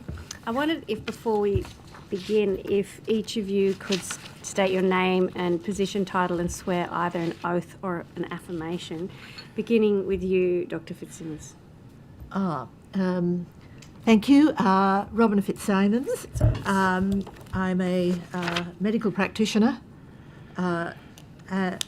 and I will take the oath. Thank you. I swear that the evidence now about to be given by me shall be the truth, the whole truth, and nothing but the truth, so help me God. Thank you. Mr. West. Yes, Andrew West. I should just clarify one matter, Madam Chair. The parliamentary notice paper did indicate my professional job at the ABC. I wish to emphasise that I am here completely in connection with my role as a former fellow, an elected fellow, alumni fellow of the University of Sydney Senate, which is the governing body. My professional work has no bearing at all on the evidence that I will give today, and if it were possible, I would just like that amended on the notice paper, that I appear purely in my capacity as a former fellow of the Senate. Thank you. We will make sure that happens, Mr. West. I swear that the evidence now about to be given by me shall be the truth, the whole truth, and nothing but the truth. So help me God. Thank you. And would either of you like to start by making a short statement? Dr. Fitzsimons, have you got one? If you wish to, you can start first. Thank you, and I should perhaps clarify, I think it's obvious from the submission that I'm also a former fellow of the University of Sydney Senate, elected by alumni. Thank you for this opportunity, and I'm very pleased that a committee such as this is addressing the important issues of education in this state. Like others here, I'm sure I value beyond measure the rigorous education and the interdisciplinary connectivities which I experienced as a student and which are lasting a lifetime. And I think we would all wish to pass on to the next generations, note the plural. Governance and accountability are at the heart of enabling this, delivering on lofty ambitions. And until 2016, or thereabouts, alumni were the dominant membership and provided the largest number of elected members of the University of Sydney Senate from time immemorial. I notice that accountability is at the heart of a number of other submissions, notably submission 19 from Dr. Taflaga, Francis and Darling, and I would agree with this and say that it follows directly on from the governance provisions as considered. That submission says that academics and students have a direct and enduring stake in the quality, let's say, of their missions. I would add to that, agree and add to that, that no entity has a greater stake in the quality and direction of their alma mater than do alumni, with a direct stake in the outcome and in the provisions to the community. Alumni provide a broad, diverse spectrum of expertise and accountability. I've elaborated on that at length in my submission. Coincidentally or otherwise, the effective diminution of elections was at the same time as a diminution in transparency, as exemplified by the fact that the agendas and minutes of non-confidential sections of the University Senate meetings somehow mysteriously disappeared. Fortunately, there has been some reinstatement in the last few months of the decisions being made. So I would also mention the report of Professor Barclay, 1A, in relation to the loss of research dissemination. Following on this, and the other two aspects of my submission, one refers to the loss of academic representation, which others have considered, and also the way in which we go about choosing the Chancellor. And I want to emphasise that this is absolutely nothing personal against any incumbent, present or former incumbent. But while I was on the University Senate, there was a convention. I will confess that I had some say in the inauguration of that convention, whereby we consulted the whole of the university community, meaning alumni, staff and students, with a request for reasoned suggestions as to who should be the next Chancellor. And one of those exercises, I'll be careful to saying resulted in, but certainly was a powerful factor in the appointment of Professor Mari Bashir as our Chancellor, a truly wonderful Chancellor and Governor. So that's just an example. This convention has since disappeared, and I would argue that it should be mandated by bylaw or by legislation, so it can never again be, quotes, forgotten. So those are my introductory comments, and I'll be very happy to answer questions. Thank you so much. Mr. West. First of all, my appearance here is at the request of the committee. I'm here because I respect enormously not only the elected members of Parliament, but the institution itself. It was not my initiative to appear at the committee. I'm here at the request. I believe that there's been some pretty thorough excavation of the media coverage surrounding controversies on the University of Sydney Senate, and that is what has brought my appearance here. I am more than happy and more than willing to answer all the questions that the committee has. The first point that I'd like to make, though, is that the university system is in crisis, and it is largely due to the light touch management approach that has been brought to university management and executive. The light touch approach that has failed so grievously in the corporate sector, we only have to look at Qantas, the Qantas board, for example, is applied now to universities. Governing councils see themselves as boards delivering a light touch management, very minimal oversight, insufficient scrutiny to the executives. One of the things that perhaps led to the end of elected alumni representatives at the University of Sydney was, they would characterise it as an aggressive, I would characterise it as a persistent questioning about certain executive decisions, certainly to do with salaries. There were some other controversies, one involving Scots College that was well publicised.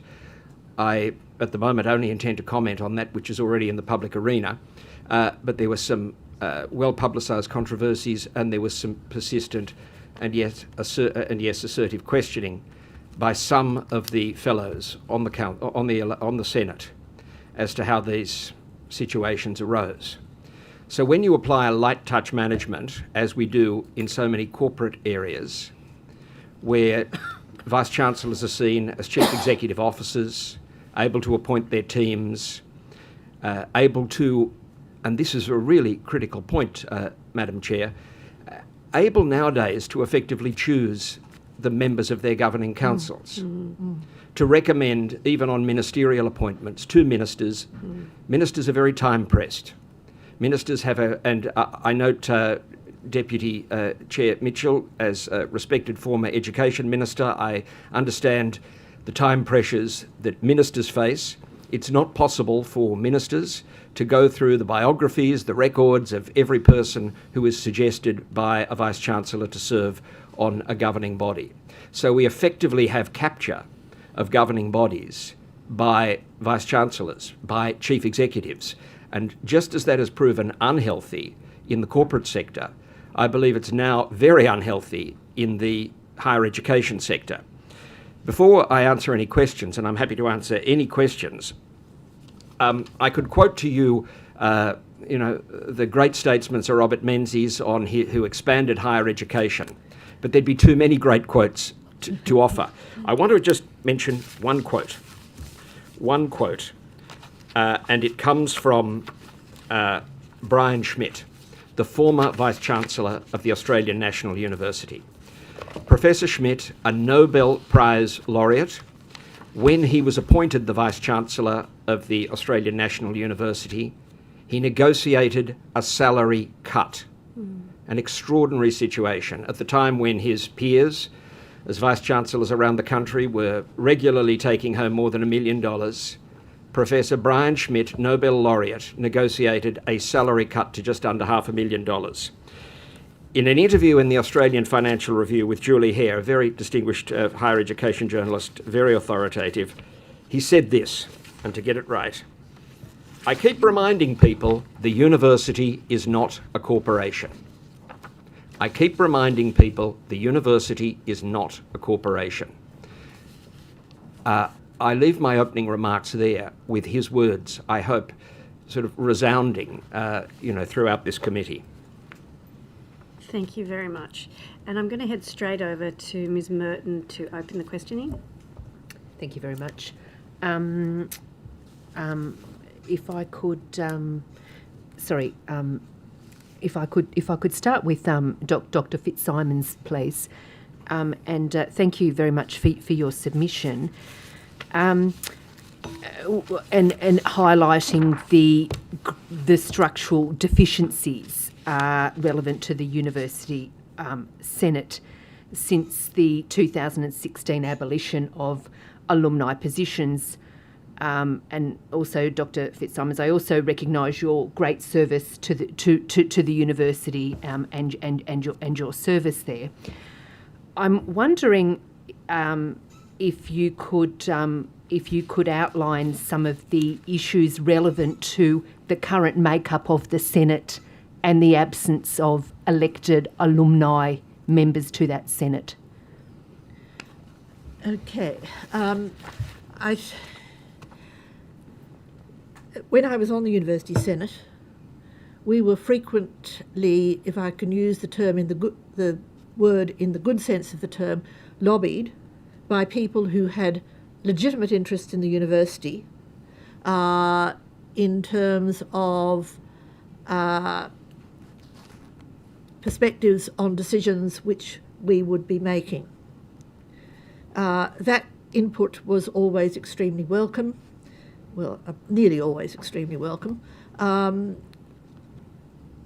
I suppose one particular example, which I may have mentioned in my submission, very shortly after I joined the University Senate, a controversy of the day was whether or not to build a large teaching private hospital on the site of the then Bosch lecture theatres down near Prince Alfred Hospital.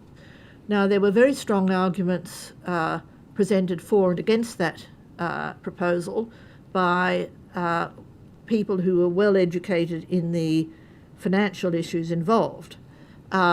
We were lobbied, for instance, intensely by the nearby residential colleges, who obviously didn't want it, and there were for and against arguments on opposite pages of the then in print University News, and in the event it died a natural commercial death to the relief of some of us. And it was a good thing that it did, because it has that site has since been being used for a major new research facility, the Sydney Biomedical Accelerator. But, so it was an example of a decision which would have been made after public consultation rather than before public consultation. An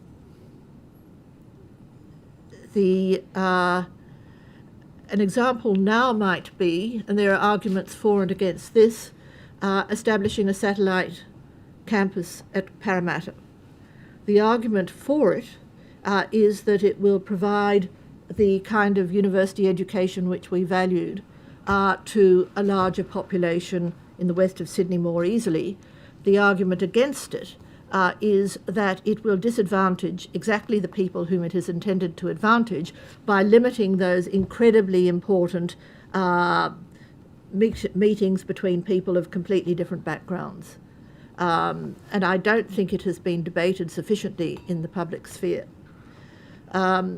Another example might be, bearing on mind what we've just said, about, or what Andrew West has just said, in relation to questioning and how things differ from a corporate world. Now, I would agree that it is not the place of normally the place of a university governing body to micromanage academic decisions. However, when it impacts on a fundamental reputational issue which goes to the heart of what the university should be doing, then there is a proper place for questions.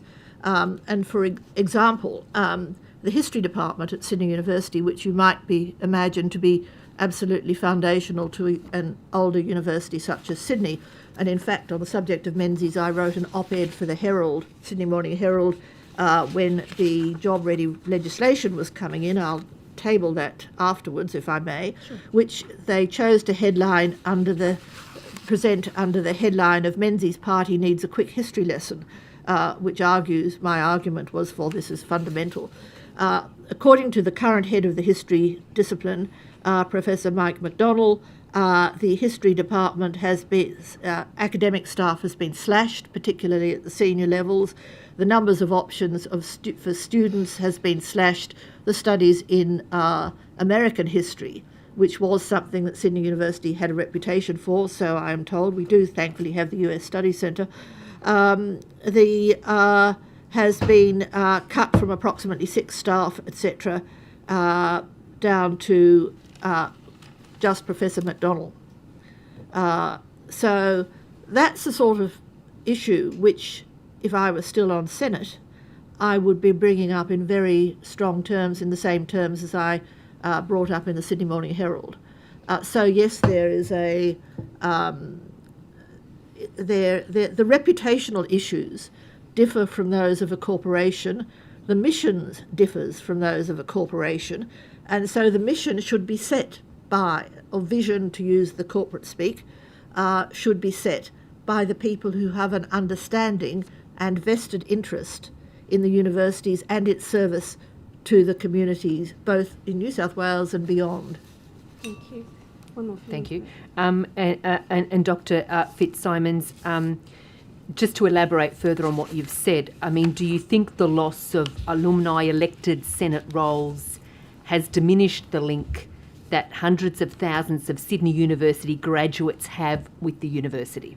Absolutely, and I hesitate to say this because I don't want to say anything which might be used against the university, but the numbers of people who have said to me, and okay, this is the people I talk to, that they're not going to leave $1 to the university, and that it relates to that cutting off of voting is significant. I suppose I'm fortunate that I went to a school where our headmistress's mother was imprisoned for being a suffragette, so I'm very conscious of the symbolic importance, apart from anything else, but also the realistic importance. If the university is going off the rails, then there is a corrective.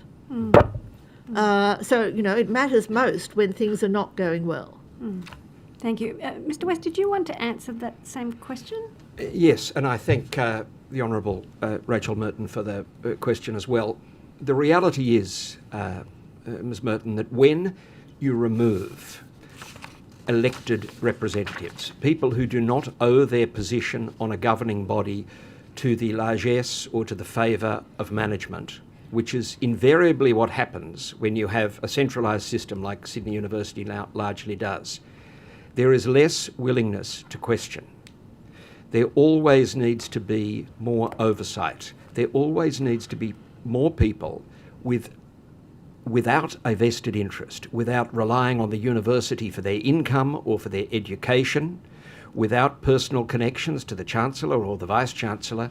There needs to be more independent oversight, and that can only come through a democratic election process.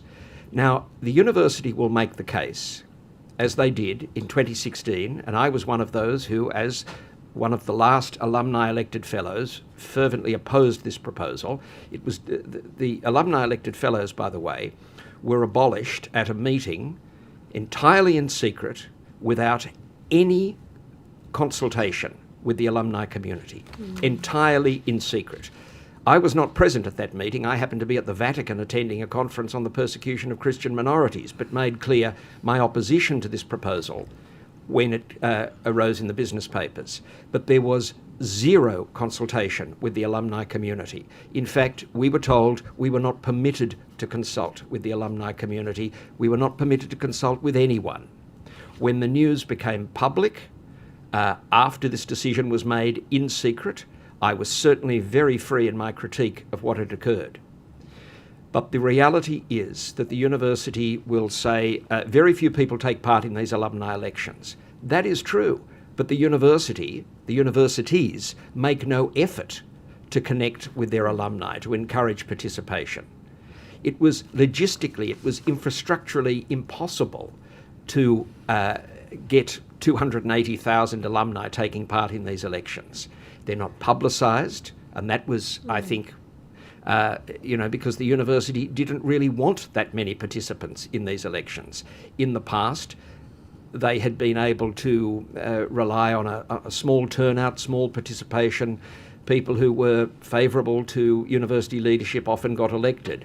Often, of course, in the case of the honourable case of Dr. Fitzsimons, there were also members who were elected, Dr. Michael Copeman, another distinguished former fellow, who were very keen on scrutiny, who were very keen on accountability. But by and large, when there are fewer elected positions, fewer external positions, fewer positions where people are in some way connected to the leadership of a university, it spells trouble. I would also like to add one other point. It isn't just the absence of alumni. It may be that 5 alumni was unnecessary, but maybe 3 could have worked. But one area, and in case I don't get the chance to say this, that I would like to see a change in legislation, and that is I would like to see this House and the other place restore their right to appoint a member to the governing boards of universities. That was the convention. In fact, I believe it was the law. A member of the Legislative Council, a member of the Legislative Assembly were appointed to the governing councils of universities.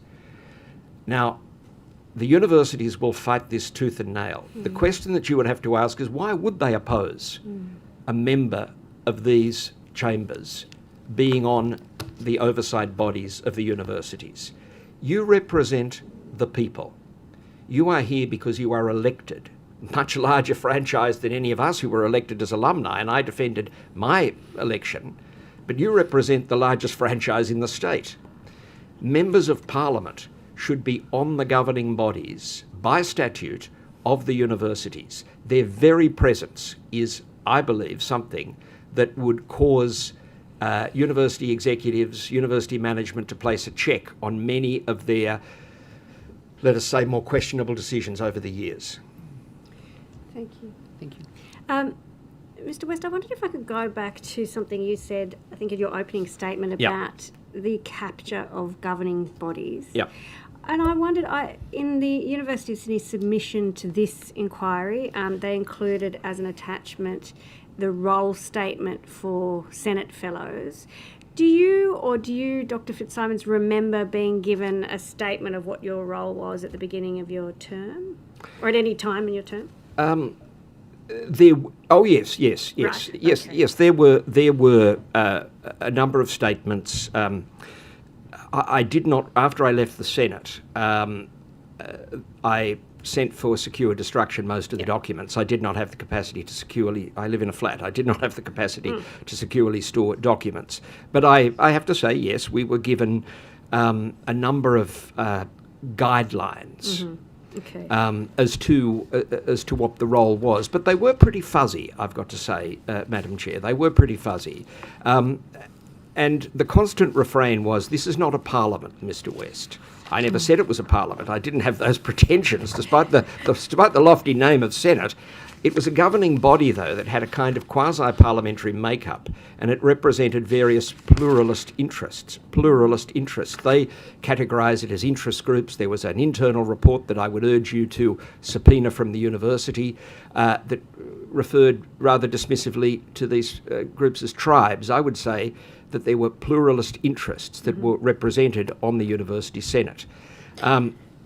Yes, I'm sorry, Madam Chair. No. I guess the reason for framing the question that way, and because you spoke about the vice chancellors acting as CEOs and appointing their own teams, and I guess certainly recommending their own teams. Yeah. And it's just that in the current role statements for Senate fellows, there's quite clear instructions that Senate fellows are to seek information about anything they have questions from the Vice Chancellor, and that's reiterated twice. I mean, they do qualify it by saying in the first instance, but it just strikes me that resonates with your suggestion that there is this capture of governing bodies by the leadership or the management of universities, and I just was curious as to whether such a direction has always been in place. Look, there's no doubt that they were annoyed at the interest that I showed in having independent discussions with a couple of deans. I was remain a great passionate advocate for the traditional disciplines. I was wanting to do all I could to strengthen the arts faculty. I had a couple of meetings, or at least one lunch meeting, with the Dean of the Arts Faculty. We talked over what I saw were some of the challenges to the arts and social sciences in the Australian context. I don't know that meeting in and of itself attracted the ire of any of the university management, but it was not the sort of thing that was encouraged. You weren't encouraged to make independent inquiries. And it was constantly emphasised that you were no longer really accountable to those who had elected you. Now, I could have taken the easy path because I had no intention of seeking another term on the University Senate. I found it, frankly, a very dispiriting experience. But nonetheless, I had no vested interest in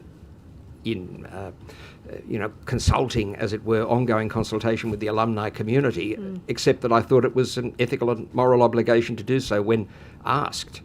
But it was we were constantly told that once you're here, you need to act in the corporate interest of the university. And while I understood that, and there was a fiduciary duty, I completely understand that, Madam Chair, the assumption was that the centralised decisions were in the best interests of the university. And some of us question whether they were always in the best interests of the institution. So the starting assumption was that they were. Yeah. Sorry, I'm just going to pass to my colleague. Yeah, I might first put on the record that Mr. West is a long-term friend of mine, so I have a personal relationship with him. In full disclosure, Mr. D'Adam and I met 36 years ago at the University of Sydney. There you full go. disclosure. Okay, full disclosure, we were members of the Sydney University Labour Club. I state now for the record emphatically, I have no political affiliation, no political party membership, no political relationship, but yes, Mr. D'Adam and I have... Can't help that you met Anthony 36 We have a years ago. long-standing We've known friendship, each other for a 36 long time. 36 years ago. I do say that for the record, yes, Thank you. in full disclosure. I wanted to perhaps explore a bit further the ideas that were in the previous exchange. It strikes me that there is a tension between a conception of the governing council as akin to a board, and that's in tension with a notion of the governing council as a representative body. And I perhaps wanted to ask in particular about the use of confidentiality and constraints on the ability of members of the Senate to be able to I suppose, engage with their constituents on issues that are canvassed in Senate deliberations. And perhaps if you could talk to your experience of, how confidentiality of deliberations of the Senate might have constrained you in fulfilling a representative role as opposed to this notion of a sort of board that operates as a cohesive whole rather than as a sort of amalgam of representatives. It's a very good question. The main point to make here is that the Senate meetings themselves were held almost entirely in camera. I was employed briefly at the university in the 1990s, and I can recall that the university Senate meetings was a much larger Senate, but they were open. I was employed briefly by the university to write for its internal newspaper, And we would go to the Senate meetings, and it was rare that the Chancellor, who at the time was, I think, Dame Leonie Kramer, she would just very politely say, "We're now going into camera," but that was a very small part of the meetings. That was Robin's experience, who served, I think, longer than me, would be instructive here. I did give public comment, but only on matters that were already in the public arena, only on matters that were already in the media. I spoke at one point in 2014 when the Vice-Chancellor at the time had unilaterally declared that the University of Sydney supported the complete deregulation of higher education fees. I was unable to recall any vote taken on the Senate at the time. I was unable to recall any information about the Council of Deans, which was the meeting of faculty deans that he convened, reaching this conclusion. I'm happy to be stand corrected, but there'd been no institutional signal or indication that the university supported the deregulation of fees. It seemed to me to be a statement purely from the Vice-Chancellor. Once that was in the public arena, a number of alumni fellows and the undergraduate fellow initiated a process for a very traditional, very respectful process known as a convocation, where this matter could be discussed. Now, that was played out. And that was an attempt to communicate directly on a critical issue. It was a critical national issue at the time. The Senate, the real Senate in Canberra, was debating it on the question of the deregulation of fees, and a number of us initiated publicly an attempt to have a convocation. And as I say, the convocation is a very traditional, very respectful formula. The last convocation was presided over by Sir Robert Menzies, or was there to welcome Sir Robert Menzies. That was one example. And when the Senate voted to abolish, without any consultation with its alumni community, their representatives, when that was in the public arena, once it had been placed in the public arena, I commented on that. But no, it was not possible for me to consult, or any of the alumni fellows, or for that matter, any of the elected academic fellows, or I suggest the elected student fellows, to consult with their communities about matters that were before the Senate. So what was the justification for holding the bulk of the proceedings in camera? I mean, like, surely there's you would need to some very sensitive matters that might need to be dealt with in camera. What was the justification for that shift to matters pertaining to individual job performance were all appropriately dealt with in camera. You would have to ask the Chancellor at the time and the Vice-Chancellor of the time. You might perhaps ask the University Council, who I think was consulted on a lot of these confidentiality provisions, as to why they wanted matters to be held almost always in camera. I can't answer that, I'm afraid. It wouldn't have been my choice. Yes, Madam Chair. Sorry, I think that I can just see that Dr. Fitzsimon might have some comments to please. Mr. D. Adams' question as well. Oh, sorry. Apropos that, it staggered me. I inquired from someone in the archives as to when and how matters became entirely confidential. This was after my time on Senate, and they couldn't find it. It just happened. And it was extraordinary, and I think it was part of the ethos of the time. There had been partly open University Senate meetings since, let's say, the 1970s. There had been individuals such as Michael Kirby, who I also acknowledge as an old friend, who had been the undergraduate representative on the Senate when he was a graduate, Jim Spiegelman. Before them there was Peter Walensky, later head of what's now known as DFAT, who had been pushing for openness. And openness had existed for several decades without, as far as I know, a problem. The kinds of issues that you raise were in confidential sessions, some of them very confidential, and unfortunately one of the very confidential matters did get out into the public arena, but generally it was a system that worked extremely well. I noticed they have just started reintroducing publishing decisions, but again, not publishing agendas, meant that issues were debated after rather than before some fait accompli. I would also comment on the numbers that Andrew West mentioned in terms of for the alumni elections. They might not be large in absolute numbers, but they were far and away the largest numbers of any electorate voting. I think about 15,000. And the numbers of people standing was very high indeed. I mean, it was no small competition.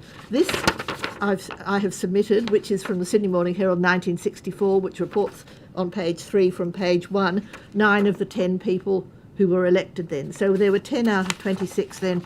So I would argue that, I disagree with you slightly, I would argue that 5 is a very good number, that 3 would become more tokenistic in a Senate of, let's say, 23. And there is nothing wrong with a Senate of 23. I agree. Which is the same as, Cambridge and Oxford and all sorts of other places. And I think the other point to make is that the elections are part of a general alumni community involvement, and that involvement with the university has somehow been devalued. Alumni are an enormous resource if the university would use it correctly. For teaching, mentoring, networking for people who don't come with networks. I mean, the networks that from university days, which have benefited from, have been huge. And that's why one of the things I feel strongly about some of those issues. Apropos the election of the Chancellor in England, okay, the Chancellor's in a somewhat different position, but Chris Patten, who's famously said that a university is not a branch office of a government department, was elected Chancellor. His campaign manager was an Australian, one Gareth Evans, from the opposite side of the political spectrum. There was a recent election for the Oxford Chancellor by their alumni, which was very heavily contested publicly. They attempted to limit the numbers of people standing, and there was such a hue and cry that they abolished that suggestion. And Cambridge has also just elected a Chancellor, and curiously, the Chancellors of Oxford and Cambridge are from opposite sides of the political spectrum. The election to the Board of Overseers of Harvard, which I have looked up, there was one individual who stood a few decades ago who was not successful, who had to go on to a rather lesser elected position, namely Barack Obama. So in other words, the elections to governing bodies have traditionally, in a lot of universities, attracted some very significant candidates who are not afraid to stand in a public election. And I think that's been important. Other universities have other modes of monitoring. In the Cambridge Board of Scrutiny, Cambridge, England, that is, I believe, I'm told, very effective in scrutinising. And obviously you can't scrutinise if you're not informed. If I could just clarify one matter, Madam Chair. Dr. Fitzsimons, I totally agree. I'm not advocating actually reducing the number of alumni. I merely mentioned, in fact, I was totally opposed to it. I merely mentioned that that they should incorporate also elected members, delegated members of each House of Parliament. I agree with you. The number of alumni should, in fact, have been a minimum of 5, complemented, making the Senate 24. I don't believe an unwieldy Senate at all. Maybe unwieldy to those who have only corporate experience, but I believe that a Senate should also incorporate members of the Parliament as well. Thank you, Mr. Dion. Sorry about that. What do you say to the suggestion we heard earlier that the electoral system doesn't provide for the adequate skills mix required by the university and its governing body? What do you say to that suggestion, that relying on I think it was the happenstance of the electoral process wouldn't produce the skills mix that the university needs? Well, that is part of a democratic election process. The university always has the capacity to appoint members of the Senate, to recommend to the minister members of the Senate with a specific set of skills. No one opposes people with financial expertise. When the university was engaging in major capital works, people with construction and management expertise. The university has that capacity as part of the Senate to recommend people with specific skills. That's not a problem, Mr. Diadam. Universities also have, and they often pay for this expertise, a series of advisory committees that are, staffed, as it were, the membership of which are experts in finance or capital works, the whole panoply of areas that the university needs to cover. There is already a capacity through the ability of the minister to appoint experts. That is not a problem. It is only a problem if you wish to limit the number of people on the governing bodies and to limit the number of independent voices. That is the point. The price you pay for a larger, I wouldn't say it's more unwieldy, I would say a larger, more pluralist governing body is, yes, it will take a little more time, but you will have more scrutiny and ultimately fewer problems. That would be my answer to that. I have one more. I wanted to ask about your experience of the use of the role of subcommittees. We've heard evidence earlier in this inquiry about critical subcommittees being composed primarily of the inner circle of the Vice-Chancellor's kind of support group on a governing council, to the exclusion of elected staff reps for those councils that don't have alumni on them. Was that your experience, that those critical, like the remuneration subcommittee, the composition of those committees were tightly controlled by the Vice-Chancellor, and that the people that ended up on those committees tended not to be from the elected members of the Senate? Yes. Okay. Thank you. Yes, Dr. Could Fitzgerald. I reply? I hear exactly where you're coming from there. I think an important safeguard is that the Senate or governing body has a right to overrule the committees, which we did on occasion, and that was very important. It was not appreciated at the time, but I think it was the right thing to do. And so that implies being informed, and that also implies that there should be no improper secrecy as between a committee and the governing body. I think that's very important. It can come into play particularly in relation, for instance, to nomination committees. Yes. And for that matter, honorary award committees, and I don't want to go into detail on that as to who you don't award, if it's for a quasi-political reason. So I think that's important, but I think Andrew West is absolutely right. I think you must have read my submission, although I know you didn't. But I've known you and I anticipate you. What were we talking about? The people who are appointed to the highly Right. sensitive committees Yes. not being elected. Yes. That I think is an important point, and there was another point which I may come back to. Thank you. I'm just checking. We are out of time. Yes, we are. I made mistakes earlier this morning. I just want to say thank you both so much for appearing today. Thank you for your submission, Ms. Fitzsimons. Thank you for appearing under our request. Yep. Mr. West, we do appreciate that and sharing your experience. May I add one more point? You most certainly may. I would ask, or I would suggest, that the committee request, either informally, formally, via subpoena from the university, a report that was given to the Senate in, I think it was July 2015, about the composition of the Senate. It was a confidential report. I would suggest that the committee somehow seek to get hold of that report.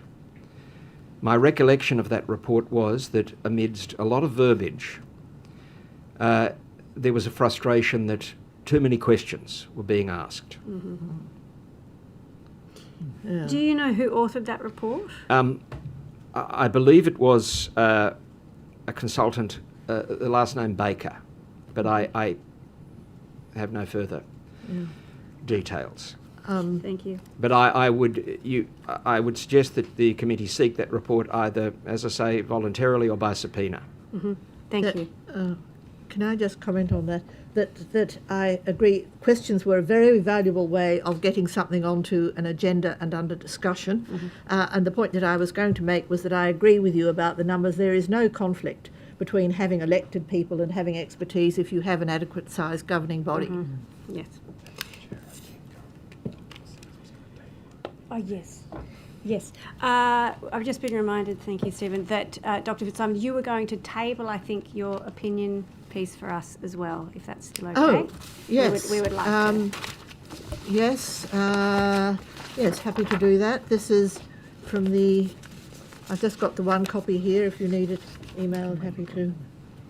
It was on the tangential matter about teaching of history. Yes, thank you so much. Thank you again both for appearing. If there are supplementary questions, we'll be in touch with you about those. And if you did take anything on notice I can't recall, again, we'll be in touch about timing. Thank you Madam both Chair. so much. Thank you. Thank you.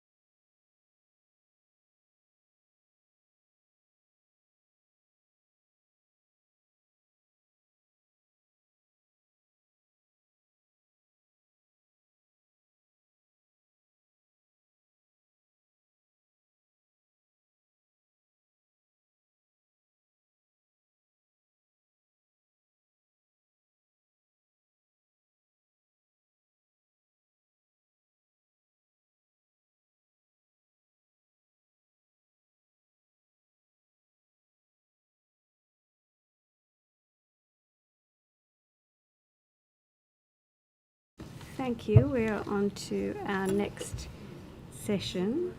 And I want to welcome each of you and thank you for making the time to give evidence. Could each of you, starting with Ms. Breen, please state your name, position, title and swear either an oath or an affirmation? My name is Jaslyn Breen. I am a casework and policy officer at the University of Sydney SLC, and I am going to affirm that I solemnly, sincerely and truly declare and affirm that the evidence now about to be given by me shall be the truth, the whole truth and nothing but the truth. Thank you very much. Ms. Street. My name is Grace Street and I am the... Is that on? Is that working? Yep. Okay, perfect. I am the President of the Students' Representative Council of the University of Sydney and a student in the Faculty of Arts and Social Sciences. And I'll swear that the evidence now about to be given by me shall be the truth, the whole truth, and nothing but the truth, so help me God. Thank you. And Ms. Amara Hill? My name is Kyla Hill. I'm one of the disabilities officers with the University of Sydney SRC, and I solemnly, sincerely and truly declare and affirm that the evidence now about to be given by me shall be the truth, the whole truth and nothing but the truth. Thank you all. And do any of you or all of you have an opening statement? We did, if that's okay. Yes, thank you. I'll start off by thanking the Chair and the committee for inviting us to appear and give evidence today and acknowledge that we are gathering on the unceded lands of the Gadi people. Pay my respects to their elders past, present and emerging. As I stated, I'm the 2026 President of the Students' Representative Council, the SRC, of the University of Sydney, which is an independent student body for undergraduate students. We offer free casework and legal services, student-run collectives, and represent students with a ratio of 1 representative per 1,000 undergraduate students. I apologise that my predecessor did not make a submission to this inquiry, but I'm very glad to see a lot of submissions from students and staff that we can speak to and elaborate on. It's not surprising, however, that there are a lot of submissions independently from students and staff since the university sector is in crisis. While the University of Sydney may not suffer from the same issues currently of cuts and consultants like Wollongong and UTS or Macquarie, we do suffer from the same systemic issues of corporatisation and a lack of regulatory oversight. In my role as the president of the SRC, I would like to today to particularly speak to a few issues, pending your questions, of course. Firstly, the issue of tokenistic student representation and consultation rather than meaningful collaboration and co-design. Secondly, the need for legislation and regulation of the freedom of speech and academic freedom at universities. Thirdly, the need for enforcement of the stated public missions and their duty of care for students across universities. And we have a few key examples of this, which include the implementation and lack of a genuine feedback process for both the university's 2024 campus access policy and what they call their 5 key policies the same year by the University Senate, despite forewarning that they would hinder free speech and the freedom to protest. The launching of a professional service review, which you heard about earlier, in the name of helping students and improving their experience without actually consulting students, that was only likely going to result in cuts and restructures. The University Senate being comprised of a majority of unelected members with corporate backgrounds who are out of touch, which I know personally, with the university and its students, and who are left unchecked in these roles, and cost-cutting in systems designed without students and staff, which means that the university's community is dealing with long, onerous processes, a fear about speaking up, cuts to courses that significantly reduce the offerings that students first enroll to access, marginalised groups bearing the brunt of cost of living pressures and inadequate disability accommodations, and more. With me, I have Kyla as one of our disability representatives who will speak to more to the disability representation and experiences of students, and also Jaslyn as one of our casework and policy team members who deals with these student cases day in and day out. Thank you very much. Ms. Breen and Ms. Hill, did you want to say anything at the outset, or you're happy to take it? Yeah, if that's okay. I'd also like to thank you for the opportunity to be here today. I'm, as Grace said, appearing in my capacity as Casework and Policy Officer at the University of Sydney SRC, where I provide independent advocacy and advice to undergraduate students. In my role, I work directly with students navigating university systems, and this provides me with quite a deep understanding of the systemic issues that students encounter throughout their student journey. The barriers they face when they're attempting to access support services or resolve problems throughout the university. And what we see consistently is quite a significant gap between students' expectations of the university and what they actually experience. Students are required to navigate very complex, often under-resourced and poorly designed administrative processes, and often without access to clear, accurate information. They frequently receive inconsistent advice and face long delays, required to engage with systems that really assume a level of capacity or support service access that many simply do not have. In many cases, these processes are intended to support students, and I truly believe that the staff working in them and a lot of the people who have implemented those processes genuinely do want to do that, but the way that they're operating at the moment is often as barriers that contribute to unnecessary stress and at times avoidable academic failure, particularly for students already experiencing disadvantage and marginalisation. While the SRC Casework Service plays a really crucial role in helping students navigate these systems, we really don't think it should be as essential as it currently is, and would really like to see a much more effective approach of genuine student consultation and co-design to design systems that actually reflect the realities of student life. And as Grace mentioned, due to circumstances outside of our control, the SRC did not make a submission, but I would be happy to comment on any of the processes I mentioned just previously. And I guess something else I'd like to just draw attention to, if it comes up, I'm not sure if it will or not, just want to give a bit of context about the funding of the SRC, particularly in reference to submission 67 by the National Union of Students. So the SRC is funded entirely through student service amenities fees, or SAF, and with both base and contestable funding determined by the university. This directly affects our ability to provide independent advocacy services. So the demand for casework support has increased significantly in recent years as student numbers have gone up, and the complexity of students' lives has increased. But despite this, we've been unable to secure an increase in base funding to employ additional permanent caseworkers. And I guess I'm raising this because I think it raises quite broader concerns about whether the current arrangements for funding enable universities to meet their obligations to provide adequate independent advocacy services under the Higher Education Support Act, specifically Part 2 of the Higher Education Support Student Service Amenities Representation and Advocacy Guidelines 2022. And look, while I'm not able to comment on what a suggested alternative model would look like, I can directly see this negatively impacting students' access to advocacy services, as well as student representatives being able to properly represent those students as well. So I just thought I would raise that just in case it wasn't, on the radar. Thank you. I think we did have students at Wollongong raise SAF as well as an issue. Ms. Hill, would you like to make some comments? Yes. As mentioned before, I am appearing today in my capacity as a Disabilities Officer of the University of Sydney SRC, and I am also currently a fourth-year undergraduate student with various conditions who's registered with Inclusion and Disability Services, also known as IDS. There are two key issues in the area of disability I would like to highlight in which the University of Sydney is failing to support the accessibility of university education for disabled students. Firstly, the IDS, which allows disabled students to access adjustments and services to their studies, is an ineffectual, poorly regulated system. As outlined in submission number 11, the IDS lacks breadth in the accommodations it can offer, dismissing many as out of its scope. Attendance is an emblematic example. Many students with fluctuating conditions do not receive adjustments that adequately account for the nature of their disability, despite the availability of infrastructure to facilitate hybrid learning.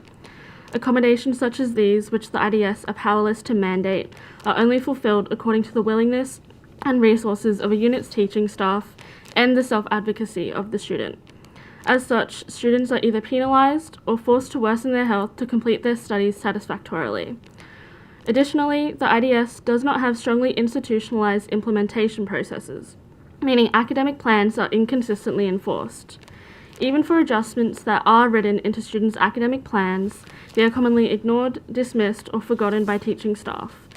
The inability of the IDS to provide the support it should means other systems, such as special considerations and SRC casework, are overburdened. Overall, the implementation of reasonable adjustments is a key failure of the university, echoing the 2025 review of the Disability Standards of Education. Secondly, existing spaces to raise issues of inaccessibility are sparse. The Disability and Inclusion Action Plan, or DAP, committee, of which I am a member by virtue of my position as Disabilities Officer, is the only centralised location of which I am aware which discusses disability issues and initiatives across the entire university. These DAP meetings, which are held quarterly, leave very little time for in-depth discussions about accessibility issues on campus. Outside of these meetings, it is extremely difficult to contact relevant staff about disability issues, with months-long waiting times for responses on urgent issues, such as mould in the students' disability space. This is exacerbated by significant cuts to and systemic underfunding of disability at the university. Overall, models of consultation, which are already sparse, fail to comprehensively engage with disabled students, and there is little accountability for what is neglected. Disabled students are failed on so many levels by the university. There is urgent need for more stringent accountability to the university's obligations and greater need for co-design with disabled students. Thank you very much. If I could... no, actually, I might pop to Ms. Mitchell to start so we make sure we don't run out of time. Ms. Mitchell. Thanks, Chair. Thank you all for being here and for your statements. I actually have a question to each of you, if that's okay. I wanted to start with you, Ms. Street. You talked about in your opening statement around, I think you used the word tokenistic when it comes to sort of student representation, but also consultation. And I wondered if you could talk to us a little bit about that, maybe with a couple of examples if you've got them, and how you think that could be improved from the student perspective. Absolutely. So I think going off the conversation from earlier today, obviously there's only 2 students on the Senate, which is the peak decision-making body, for example.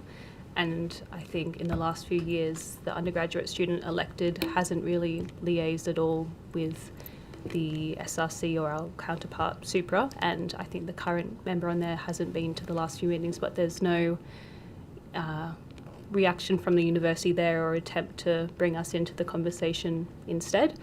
I think just having the requirement of 2 students is enough for them, regardless of what their engagement and relaying information back to the constituents actually is. Academic board is another example which has been mentioned in a few of these submissions. A few students, actually quite a few students on there, have said that it feels very tokenistic and it's very much just a tick box exercise at looking at the things that have come up through different committees which have a similar structure. And I think there was one submission which I'd have to dig through now to find, but they identified that it's a kind of process of approving things via a lack of dissent versus an affirmative vote and calling for discussion. So there's a lack of that robust discussion. There's normally just students there to kind of observe, and maybe I feel like I'm just looking at the agenda a week before with hundreds of pages to try to understand what's going on. And then unless you go to the meeting prepared to start, a proper debate, which might not be allowed anyway, it will likely just go to some kind of look around the room to, is there any dissent? And then you move on from there. And that goes down through all the channels as well of things that students are invited to sit on. The University of Sydney does do well in that regard of inviting students to sit on things, but I don't think that our feedback is taken meaningfully. I don't think we're given enough time or input to have these things impact the policies and things that do affect us. And what I mentioned in my opening statement about things like the campus access policy and the 5 key policies, as the university says, that went straight through the Senate and without any consultation with student representative or union groups. And I actually have my own ONISWA article from last year, which is titled USyd Doesn't Listen, 5 Key Policies Updated and Implemented Following Feedback Process, because the student representative groups and unions did come together to do a thorough feedback process. And while there was a few changes made to the policies, it was very clear that they were only in response to a few other people who had made submissions, and the things that we gave feedback on were not considered at all. Thank you. It's up to you, but if you wanted to either maybe share or table that article. That'd be good. Yes, I've printed a copy if you'd like. Yeah, that'd be great. And then just it kind of flows on from that, and you talk about sort of time and preparedness for meetings. And Ms. Breen, in your statement, you talked about being unable to secure an increase in base funding, and I'm wondering if you could talk to the committee a bit about what does that process look like? If you as an SRC say we need more resources, who do you go and speak to about accessing that? Who says no to you, or what are the pathways for you to get more financial support? Yeah, thank you for that question. I can speak briefly on that, but it's actually better directed to the president, unfortunately, that question. But anyone to ask? Maybe I'll just briefly cover. So we have been given approval for additional staff in the last couple of years, but they have been temporary year-by-year funding allocation. So effectively what that means is that we have staff members who we want to be able to employ full-time on a permanent ongoing basis, and that would help retain the institutional knowledge that the SRC caseworkers hold. There's obviously issues when you have temporary contracts that don't allow you to retain the training and knowledge that a staff member has been given. And other than myself, I've been at the SRC as a caseworker for 3 years, but my colleagues, other than the ones on temporary contracts, have been there for all of them over a decade. So it is quite important that we do retain that institutional knowledge. And I might pass over to Grace to answer a bit more about the actual process of that, but I just wanted to give some context about why I think the base increase is quite important. So essentially, to each year we have to re-request the money that we receive. Jaslyn mentioned that there's 2 categories, base and contestable funding. The last few years we've been lucky that the base funding has been kept as is, but no uplift in the base funding, which is something we have requested over the last few years. This just occurs via a template of base and contestable funding that you'd submit to the university, which is in the Department of the Deputy Vice-Chancellor, Education and Students, where you list all the specific activities, or what they're called activities, or lines that you would like the money for, how they align with student priorities and things. And we do that very thoroughly. There's a number of things that we have applied for that we have at least been successful in, like having another temporary 1-year contract for a caseworker, but only in the contestable side of things. There's only one opportunity for that per year. And I know that other universities in other states, they have more of a process of SAF negotiations, as they call it. Ours is very much not a negotiation. It's more, you put in the application, they'll tell you what is accepted or recommended to be accepted or not. You might be able to move 1 or 2 things around based on that, but not go over the general total amount of money that they've said is acceptable for the organisation, which means that our SRC has been receiving about, I think, 14% of that SAF, which is an increase. It was about 13 before that. Even though there's other organisations like the Sport and Fitness Centre and the USU that receive a lot more money, and though they charge for their services, we receive a lot more, even though ours are free and are demonstrably helping students with the issues that the university themselves are creating. Thank you. And then just one more, if I can, Chair, quickly, just to Ms Hill, and thank you for sharing some of the experiences of students with disability, including yourself. And I was a bit concerned when you talked about what some of the cuts have been and the impact on things like adjustments and accessibility. It's a pretty broad question, but I guess just from your perspective and the students that you're representing, what do you think the morale is like at the moment for students with disability at the university? What needs to be improved, like something sort of tangible that you think would make things better? I think ultimately morale is pretty low. A lot of disabled students do not have faith in the inclusion and disability services or the University of Sydney more broadly and its policies to support disabled students. Even in my position as the disabilities officer with greater institutional knowledge and access to other resources, it is still really hard to achieve the things to address the concerns that so many disabled students have. I think in terms of tangible results, I'd like to highlight one of the recommendations in submission 11, number 11, from a student at the University of Sydney who outlined problems with their academic plan not being honoured. Recommendation 3.6 said to create an academic plan implementation student survey, which would seek feedback each semester and allow inclusion and disability services, the university and faculty members to gain a better understanding of implementation failures to enhance their understanding, accommodating diverse needs. I think more broadly, there needs to be more improvements to communications processes so that representatives such as myself can reach out to staff to have these conversations and ensure that implementation is more rigorously ensured, as well as more consultations with students overall who are disabled and accessing these services. Thank you. Thanks, Chair. Mr. Deoden. I wanted to ask about, firstly, just the process of election for the undergraduate member of the Senate.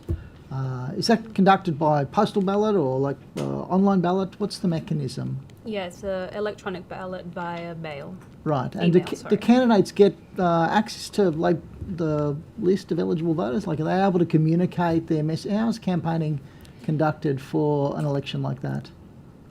Some of them campaign mostly just in person, but I don't believe they have access to any kind of voter lists. Even ourselves in the SRC, we don't have access to the lists of students. The university keeps that secret. Jaslyn may have seen this more over the years, but I believe it's sometimes students don't even campaign at all for Senate, but when they do, it's normally similar to our union elections with flyering and door knocking kind of thing. Right.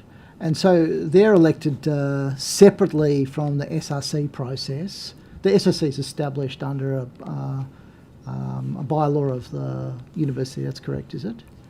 I believe so. Yes. Yeah. So I wanted to put to you the proposition that, it seems to me that the undergraduate senators generally are operating at a substantial disadvantage and don't really have the institutional support to provide the sort of representative function.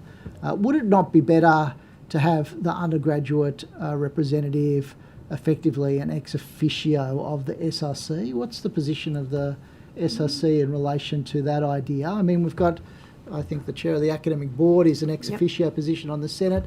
An undergraduate senator with the support of the SRC infrastructure would be able to perhaps do the representative function in a much more effective way than having someone who's disconnected from the formal representative structures for students on the campus. What do you say to that proposition? I think that would be quite appropriate. There might occasionally arise conflicts of interest, and maybe that's something better to still have a elected student representative and an SRC representative also there. But I know just for the amount of committees that I go to, I need the casework and policy team to help me go through all of those briefings and documents, because it's just such a foreign world. So for a student to be elected and going in there by themselves with no support, essentially just to kind of do that tick box exercise, is very daunting, and I don't think that we're getting the most out of that student representation at all. So I definitely would agree that there at least needs to be some support, but it would be preferable if it was something like the established routes of student representation that we have through the SRC, which is coming up on 100 years now. When recently there was the last undergraduate student election was declared void and had to be redone, the SRC president did sit on the Senate in the interim. So there's obviously a bit of precedent there, and they themselves see the value in actually having a student representative who is directly elected and represents and is connected to the students. That's the question I want to ask. Thanks. I wonder if I could ask a bit more. You spoke about, and I think my colleagues, Ms Mitchell spoke about the tokenistic, consultation rather than collaboration. I wanted to know a bit more about the interactions with university leadership. Sort of at what levels does it take place? And you spoke about SAF, not really negotiation, but I guess being advised of outcomes. So I just want to get a better sense of what the sort of interactions are and the nature, I guess, even of the meetings that you have. Yes, so there's a lot of meetings that takes up a lot of my time, which again, the university does do well in putting certain students, normally just the SRC president or a representative or Supra as our counterpart, on a lot of committees, but they're highly structured. They normally don't have much room for dissent unless you're going really against the grain, and they almost never call for any votes on anything unless there has been something really contentious that requires debate, but will normally just be pushed to the next meeting in that case. So could I just stop you there? So are you suggesting that most of the formal meetings, committees, etc., that you're on, there is a management by consensus? Yes, absolutely. Right, okay. Yes, so they're very highly structured meetings. The agendas are already preset. You'd have to go, I think, a couple of days in advance if there's an agenda item which they say they star or don't star. Some of them not even discussed in those meetings. And again, for the sheer number of committees that I and mostly myself are on, it's just not even feasible to meaningfully engage with the agendas, let alone the meetings themselves. Sure. So sorry, did you say if you wanted to star an item, it had to be done before the meeting or at the beginning of the meeting? Normally before, but there's sometimes an opportunity to do it at the very beginning. Right, okay. And have you ever successfully had anything accepted onto an agenda of any of these meetings? Myself, since I've only been in for a couple of months now, yeah, not so much. I think there have been examples in the previous years of students tabling things. Particularly, we had a case where the SRC was leading something on academic board about preserving 5-day simple extensions, which I believe was successful there. but it's definitely not the norm. Mm-hmm. Okay.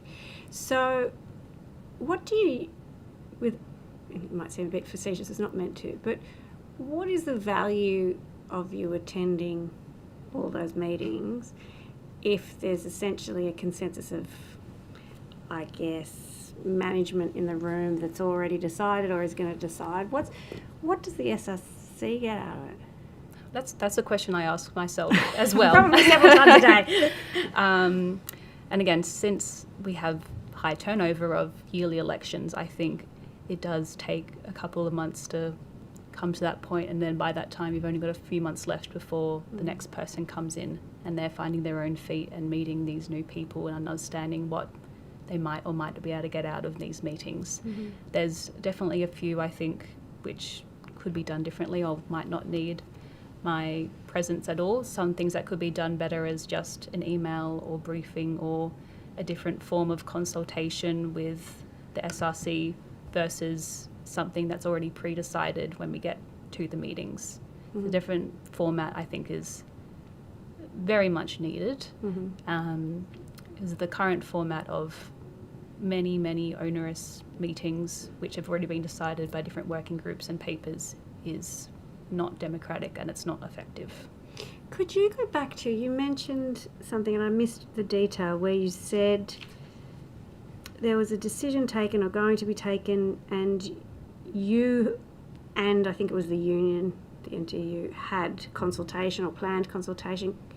Can you sort of explain that a bit more? I believe that was talking about the 5 key policies as yes, the university. yes. Yeah. So those were ones that they post in the middle of 2024. They brought in the campus access policy, and I believe it was at the end of that year that they introduced what they called the 5 key policies. Mm-hmm. I think some of which you discussed with the union earlier. Mm-hmm. They didn't consult us with those, but then they had their feedback process, which is I've commented on, which is the document you've received now. Yeah, right. Where they said that they were requesting feedback, and we did it in collaboration with the NTU and SUPRO to make sure that we were on the same page, requesting similar things so that we could get the most out of that feedback process if that was possible, but as normal, it was not.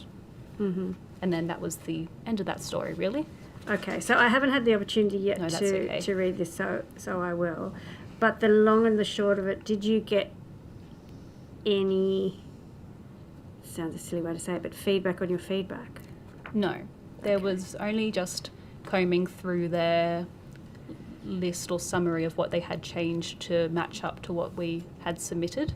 Mm-hmm. I think one of the main things was just making sure that unions or union members wouldn't be punished for trying to communicate to their members via postering and things, which is one good step, but absolutely the bare minimum, and still didn't interact with any of the criticisms from the student and activism side.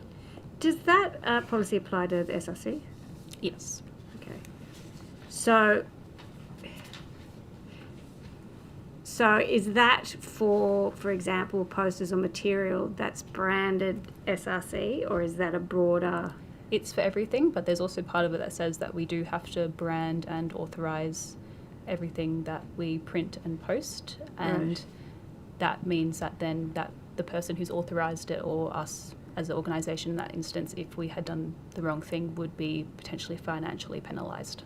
Has that changed anything in how, I mean, I know you've only been there for a few months, but do you understand that that's changed anything? I definitely think so. There's very limited places around campus that you're now allowed to put up posters. Mm-hmm. We ran into that issue particularly with our elections last year for our Student Representative Council. What about chalking? Is that still allowed? I think it's only on horizontal spaces. Okay. So even chalking has limitations, which is interesting. But the most democratic process of our student union elections were impacted by it, and there was so much lack of consistency between the university's policies and the security that they accidentally kept taking down our materials, which was funny. That's interesting. Is security outsourced? Yes. Okay, so it's a separate company. It's not employed by the university. No, they're contracted. They're contracted by the university, and they, depending on who's on shift, would interpret it differently. So that would have been a cost on you and whoever else was campaigning. Yes, luckily we escalated and got the things back, and I think we could deduct it from our final budget. But it was more so the distress at the beginning of a decades-long tradition, and again, probably the most democratic process in the whole of the university being impacted because of draconian anti-protest laws that had been contested by groups like Amnesty Australia and the Human Rights Law Centre. So these 5 key policies of the university, essentially what you argue is that they're 5 key policies of the university leadership, as opposed to the university community. Yes, so they came from consultation or the report commissioned by Bruce Hodgkinson, which already faced a lot of scrutiny, and then just came through the university executive to the Senate, and then they announced that they would be implementing them. Here's a feedback process, which obviously didn't work, and that was it. Okay, thank you. Ms. Did you have questions? Yes, thank you so much. Yep. And look, I'm happy to each of you to comment on this. And I'm just looking at sort of student representation in terms of the governance sort of the university. And in earlier discussions today, we've registered issues around the University of Sydney Senate becoming a less democratic body sort of over the last 10 years. Until 2016, as I understand, the Senate had 5 members that were elected by the alumni and graduates of the university. Today there are none. Today, most of the Senate, they're not elected, but they're appointed. And as we've spoken earlier, there remains at the moment 2 elected university student members of the Senate, undergraduate and postgraduate members. What concerns do you have that these 2 roles, elected by the students to ensure their opinions are being taken into account, will be maintained into the future? I think that's the bare minimum, at least. But as I've mentioned, I don't think there's any good process around their election or managing that they're actually engaging and feeding back to the student population in those roles. But any more than that, I think removing the alumni obviously caused a lot of controversy and has been the main topic of today. And it occurs in a similar vein, but I think actually having the 2 student representatives there maybe gives them a bit of cover for that. So I'm not so concerned that the students will be removed from the Senate altogether. I think that would be a step way too far. But anything more meaningful is probably off the table in my opinion, unless there is some intervention or change to the Act from this Parliament. Can I just jump in just there that you opened up? If there was to be a change, say, in terms of governance from an Act, what would you like to see? I think we echo the ask of the NTEU and other groups to have a minimum 50% of elected staff and students. I think bringing back the alumni roles are particularly important as people who have experienced and have a great connection and care for the university. But having that increased number across the representation and the democracy side, I think, is particularly important. I had an anecdote that I told the NTU branch president recently, which he found funny because he's never actually been to the Senate. I was invited to one meeting in March, but when we were being briefed about the meeting, I was told, remember, you'll have to explain everything very carefully because a lot of these Senate members will have never met a real student before or recently. And when I got there, and I did so I was talking about Opal card and transport concessions, and I had said, and as a reminder that the concession Opal card is only available to full-time domestic students. It excludes international students and part-time domestic students, and I just heard around the room that a lot of them didn't realise it was part-time domestic students too, which is crazy to me that members of the Senate wouldn't even know that fact, especially when that's a topic that has been discussed at length in the last few years. Thank you. Sorry, Ms. Thank Martin, you. back to Thank you. No. And to look to each of you, what value do you believe the undergraduate and postgraduate student member roles on the Senate has to the university governance and the broader operation of the university? Could I? Yeah, I'm going to deviate a little bit from the question because I think it's actually necessary to answer the question. I think that role, without a broader structure of genuine student engagement and co-design, doesn't really add that much. Maybe if you have someone who's really committed and really knows a lot about what's going on and has people supporting them, they can do things to intervene in processes that they might know students don't like or agree with. But I think overall within the university, at least what I see, is that it's like Grace said, a lot of these people don't know what it's like to be a student. They don't know, like I wrote out some stats of how long wait times have got. They don't know that it's currently taking almost 2 weeks to get the outcome of a special consideration application. They don't know that the second stage academic appeal board is so backlogged that it's taking 3 times the time specified in policy to get students' outcomes, which is sometimes delaying students' progression by a year. And some of these students, we're talking about students on visas who are at home in another country having their lives put on hold because the university can't fulfil its policy obligations to get back to these students in time.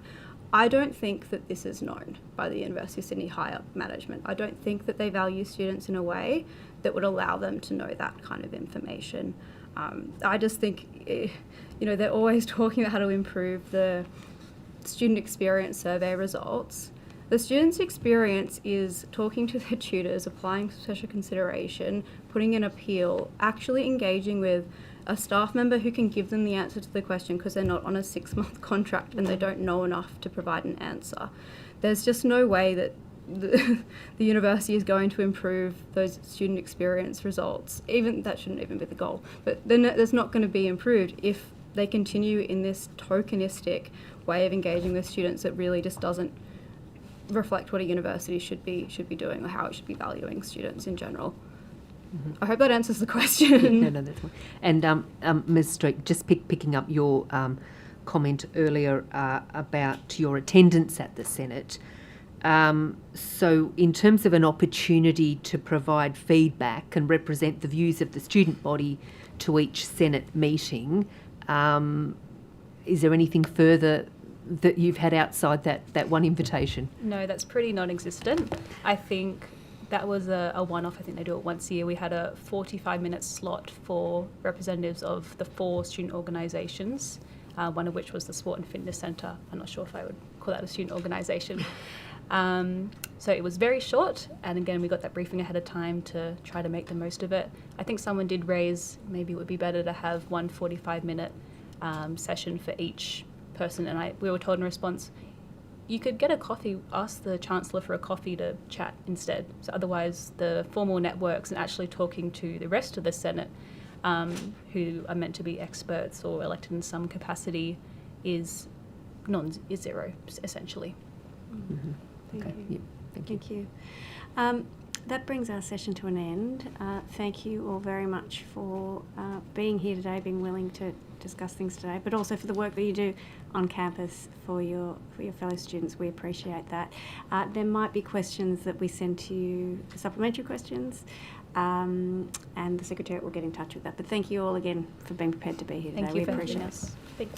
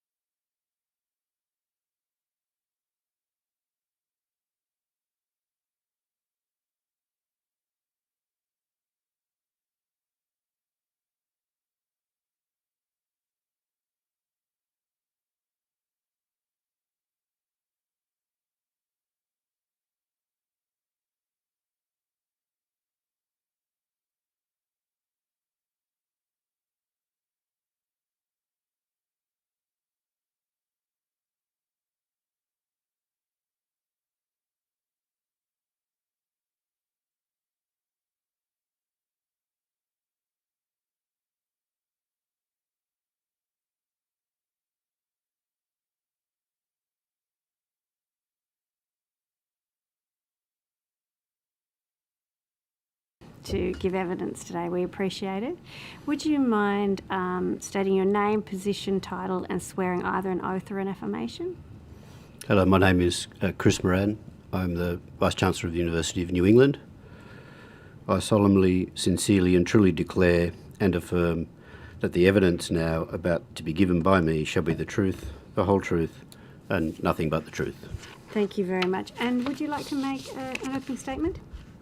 I don't think so. I did think about that, but we have a relatively short amount of time, and I suspect you have specific questions. Okay. So perhaps...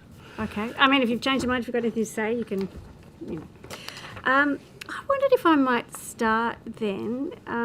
You may be aware, Professor Moran, that one of the things we've looked at over the course so far of the inquiry has been the use of consultants. And I wondered if you could talk me through UNE's reported consulting spend for 2024. I've got the financial statement here, which says that it's $27 million, nearly $28 million.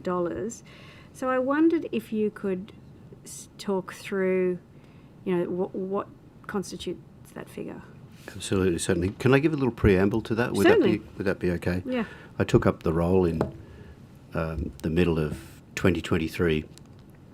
When I arrived at the University of New England, I found a university that was requiring some attention in a number of areas. I also found a significant quantity of consulting reports on various aspects of the university's business. They were voluminous, and the majority of them, I think, were reasonably well put together. But I think, bar none, they also include a very significant forward work program, either in the appendices or as the final component of the reports. And it raised a concern with me because I felt that a small university that needed to get focus on the issues that it needed to deal with should be able to deal with its own work program. So consulting reports, to me, should be an assistance for the institution to face its issues and manage its issues. And so I was concerned by that because it felt to me like the potential for a growing dependence rather than the supply of helpful information for future leadership. So I worked through a number of those reports, but I fairly quickly came to two conclusions. One, I didn't feel the university should follow the pathway of significant consulting company assistance, and I was contacted by a number of those companies, and I let them know that. The second view was that I had felt throughout my career that universities should use the academic capabilities more if we can. There's not every situation where it's appropriate to do so for probity reasons and other reasons, but if you do have skill inside the institution, at least get the advice of that skill. If not, deploy that skill. I was perhaps a little naive on the simplicity of doing that. I've tried to do that multiple times since, sometimes successfully, sometimes less so. So we essentially came to a conclusion to stop asking for support from the large consulting companies. We did have a number of exceptions to that. We have an internal audit agreement with the consulting company that we maintained, and a number of areas where the deep expertise would be extraordinarily helpful. The wage overpayment, underpayment issue is incredibly complicated, and we had at least 2 goes at trying to clear ourselves of, give ourselves confidence that the issue was cleared.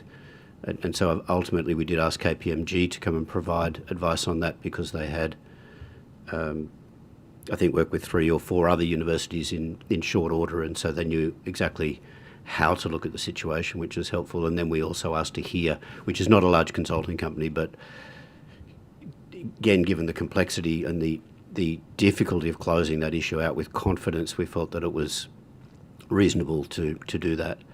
All of the other consultancies that I've engaged in, other than, again, small pieces of advice around internal audit and some other areas, we've sought small consulting companies. We've sought specific people who would take on the ethos of what we were trying to do in our university and would be more of the guide on the side for supporting us. We had been delivered a very significant consulting report by EY upon my arrival at the university around the cultural issues in the university and significant and very challenging circumstances. And so we set about to find a small consulting company that would assist us to see implementation through rather than go back to EY for the reasons I just mentioned.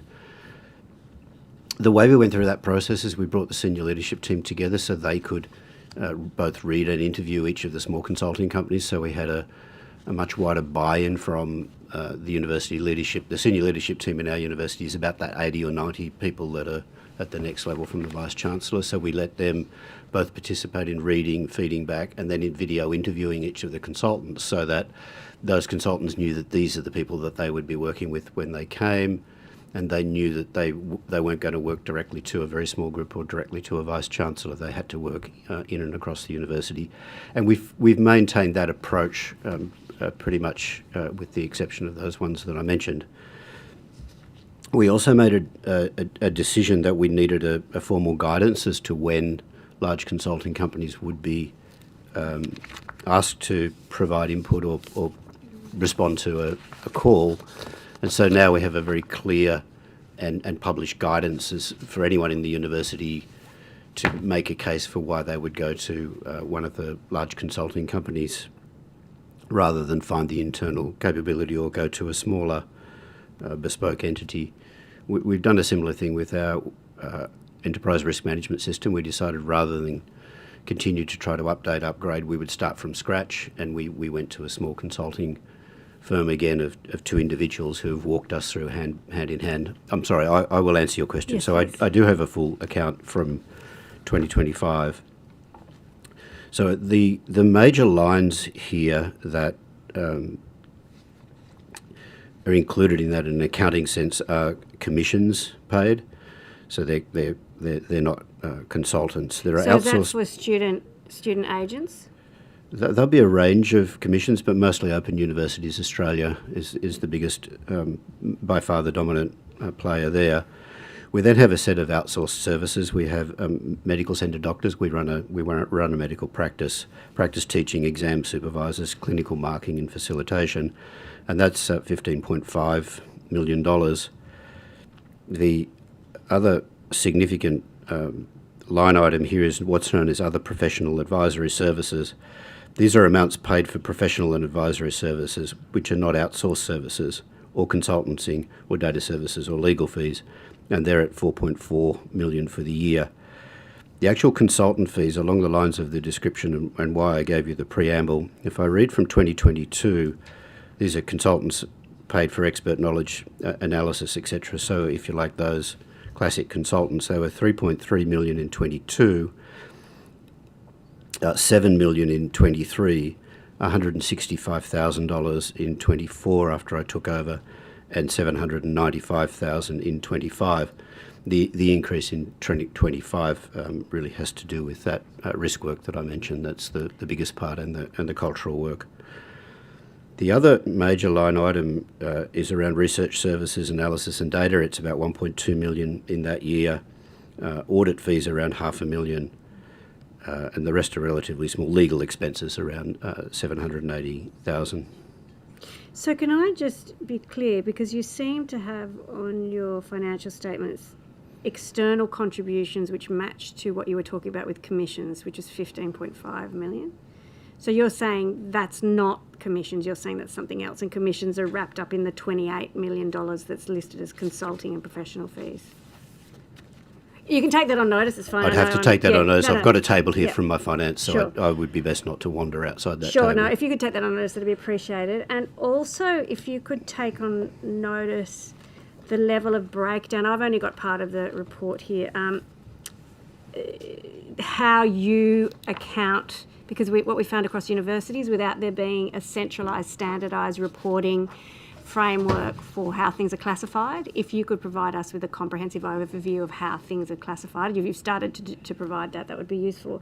I did want to ask a question, though, about this cultural change and the consultancy. You said EY prepared a report before your time about the cultural issues. First thing I want to ask is if we could please have on notice a copy of that report. But secondly, you said then that you went through the process of engaging a smaller, I guess more bespoke firm, etc., etc. I just wanted to ask, how did that sit, or why did that seem to be prioritised over, I guess, some of the staff-led initiatives that I understand have taken place? I understand, and I know it's not a very usual thing anymore, but I understand that the convocation became active again following the Hayward affair, which we'll talk about the implications of that shortly. So why wouldn't sort of something like the convocation, given that you said that you prioritise input of staff and taking some of the suggestions from that convocation process, be the better way of repairing a culture which largely relates to those staff? It's a tricky business. I think reading the EY report is a helpful way to do that. I think you need multiple lines of input. What I didn't say is the first place we went to was a staff-up, bottom-up process. One of our faculties had been through a process of setting the values that they would work to as a faculty, and that had been done by staff members. The staff members had guided that process, and my first port of call were those same staff.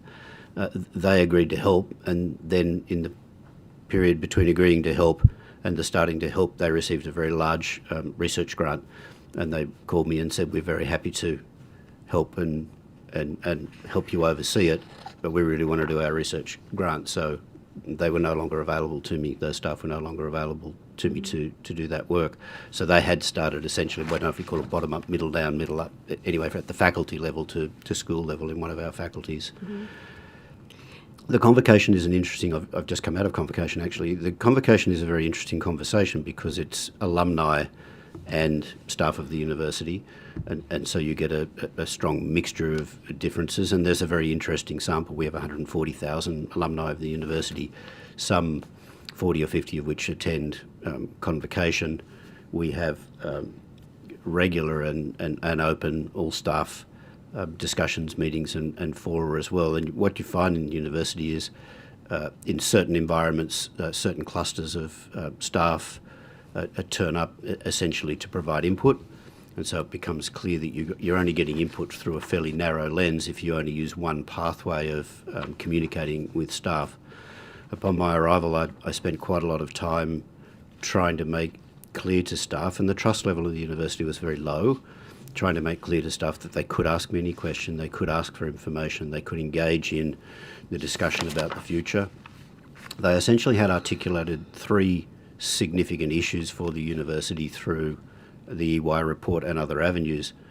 The first was that there were two parts of the issue around the culture of the university, in particular the lack of acknowledgement by the leadership of the university of the causation factors for that, and so I had to spend quite a lot of time talking across the university very broadly rather than through any narrow pathway, including the narrow pathways, but by no means only those. I walked the corridors, I spoke to people, I listened to what it was that the experiences that people had gone through, and then I gave a public acknowledgement of what I'd heard as a way of making a statement that the leadership of the university had heard and acknowledged the situation that the people of the university were in.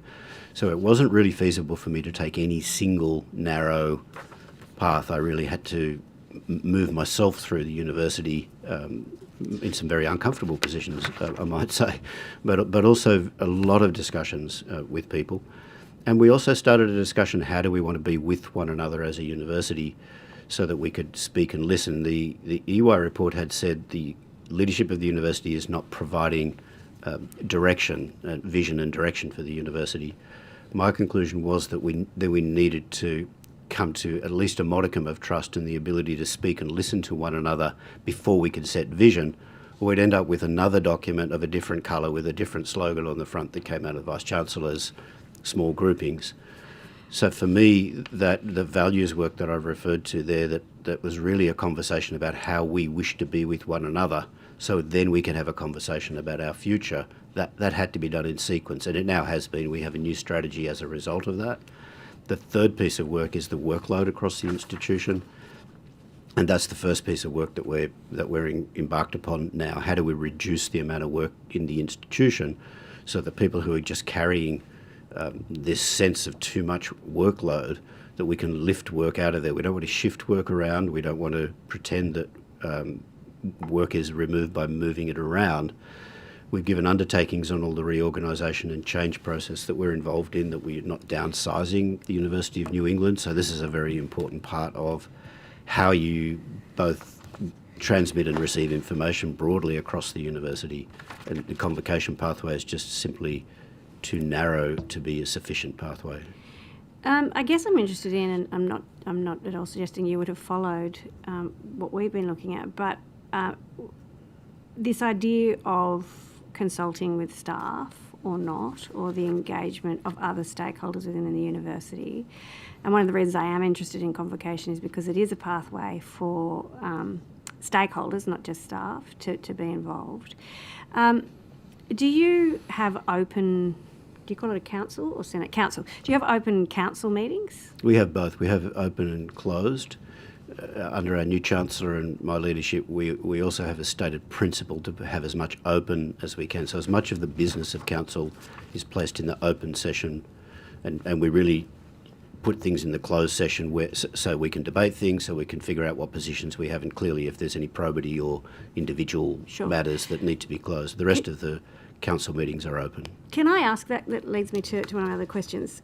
We have also been interested during this inquiry in controlled entities or other entities, and I note there's a list. I think we've got about 4 or 5. Four of them, yep. And I wondered, and as I understand, they're fully owned by UNE. And I wanted to understand a bit more. Again, looking at your financial statements, I can see what appears to be revenue of, I think, just under shy of $4 million in consultancy, which seems to accord with UNE partnerships, their consultancy work. But I'm unclear. I just would like to know, in terms of transparency, accountability, one of the things that we've been finding a bit opaque is the relationship, particularly in terms of governance, between central councils and university councils and the management and work of these controlled entities. So what is the reporting relationship? What is the financial relationship? What is the remuneration arrangements for the board members and I believe the staff members on UNE partnerships? Try to take those one Yes, by one. please. Each of the controlled entities are somewhat different. I'll deal with the easiest first. The UNE Foundation essentially manages the funds of the philanthropy of the institution. It's governed by a board. I am a member of that board, and the exchange of funds there essentially is as per the various grant and scholarship agreements. It's governed and chaired very effectively, and involves the council. The chair of our Finance and Infrastructure Committee also sits on the board to provide connectivity between the University Council and the Foundation Board. I'm mostly interested, to be honest, in UNE partnerships. UNE Partnerships has been providing essentially private vocational education and training and other training services. It's done very different things over its 30-year history, but right now that's what it does. Any financial transactions between UNE Partnership and the parent are undertaken under contract. So there would, I think the $4 million would be a coincidence. I've noted there to check that, but that'll be a coincidence of numbers. When I arrived, UNE Partnerships did not have a chair, so I took the role of chair to work on strategic alignment between what I thought was a wonderful opportunity in the private education, vocational education and training, and the formal degree awarding education. It seemed to me there was a very interesting future coming, and I still think there is. So I chaired the board for a little while to get the strategic alignment. As I mentioned to you earlier, there was a time, it took me a while before we got onto new strategy for the parent. At the point of getting new strategy in place for the parent, I withdrew from UNE partnerships, because I think it was starting to get to the point where I would then say, well, you have to do this because I'm the Vice-Chancellor, rather than setting its own course.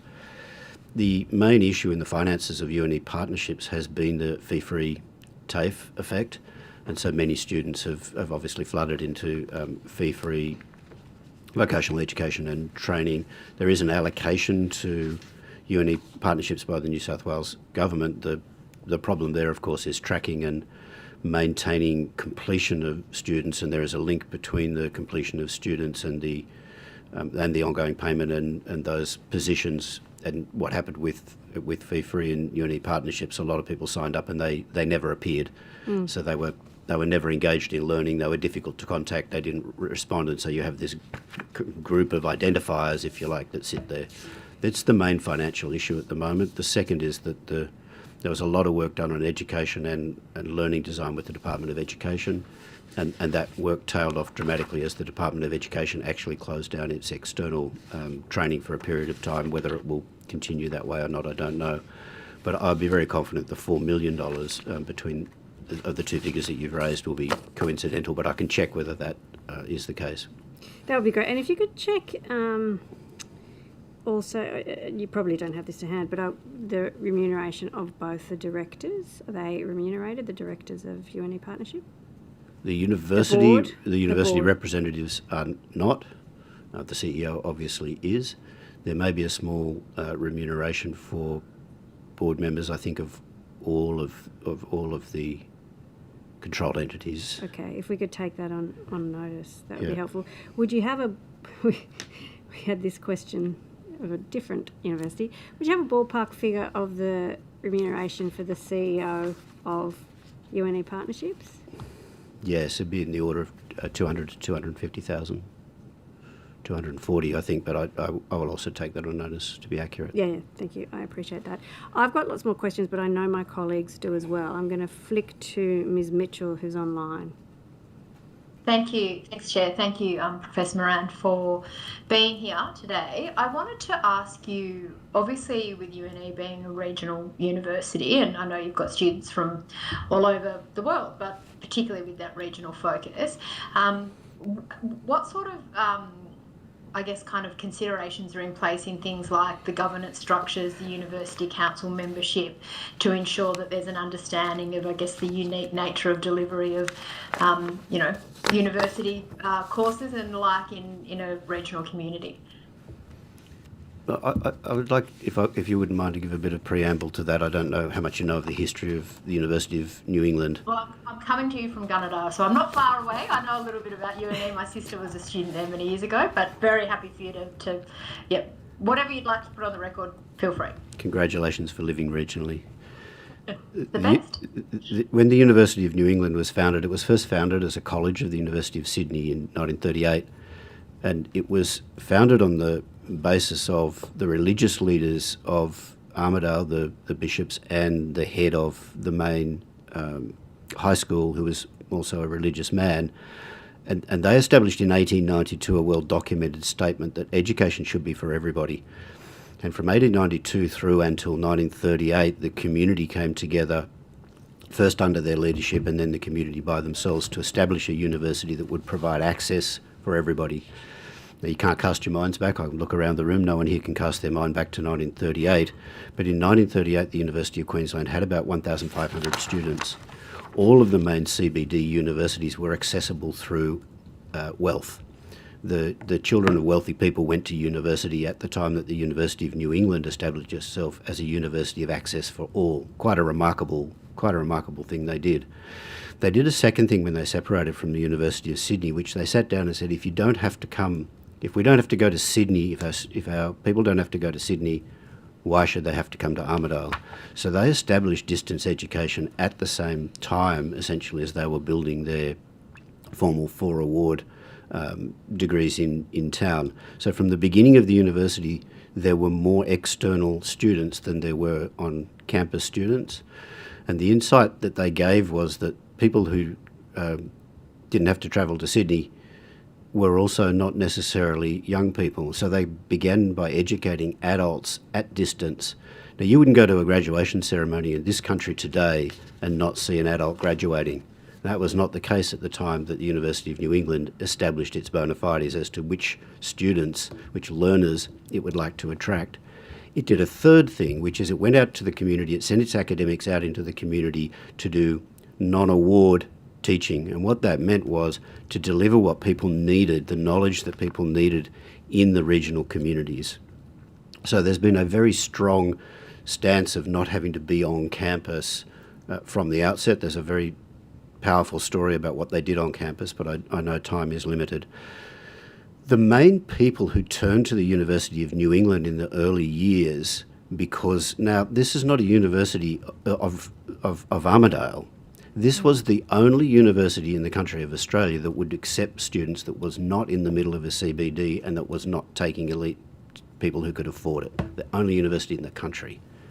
So if you felt you wanted to go to university and you didn't have the opportunity to go to an elite sandstone university in the city, this was your only opportunity.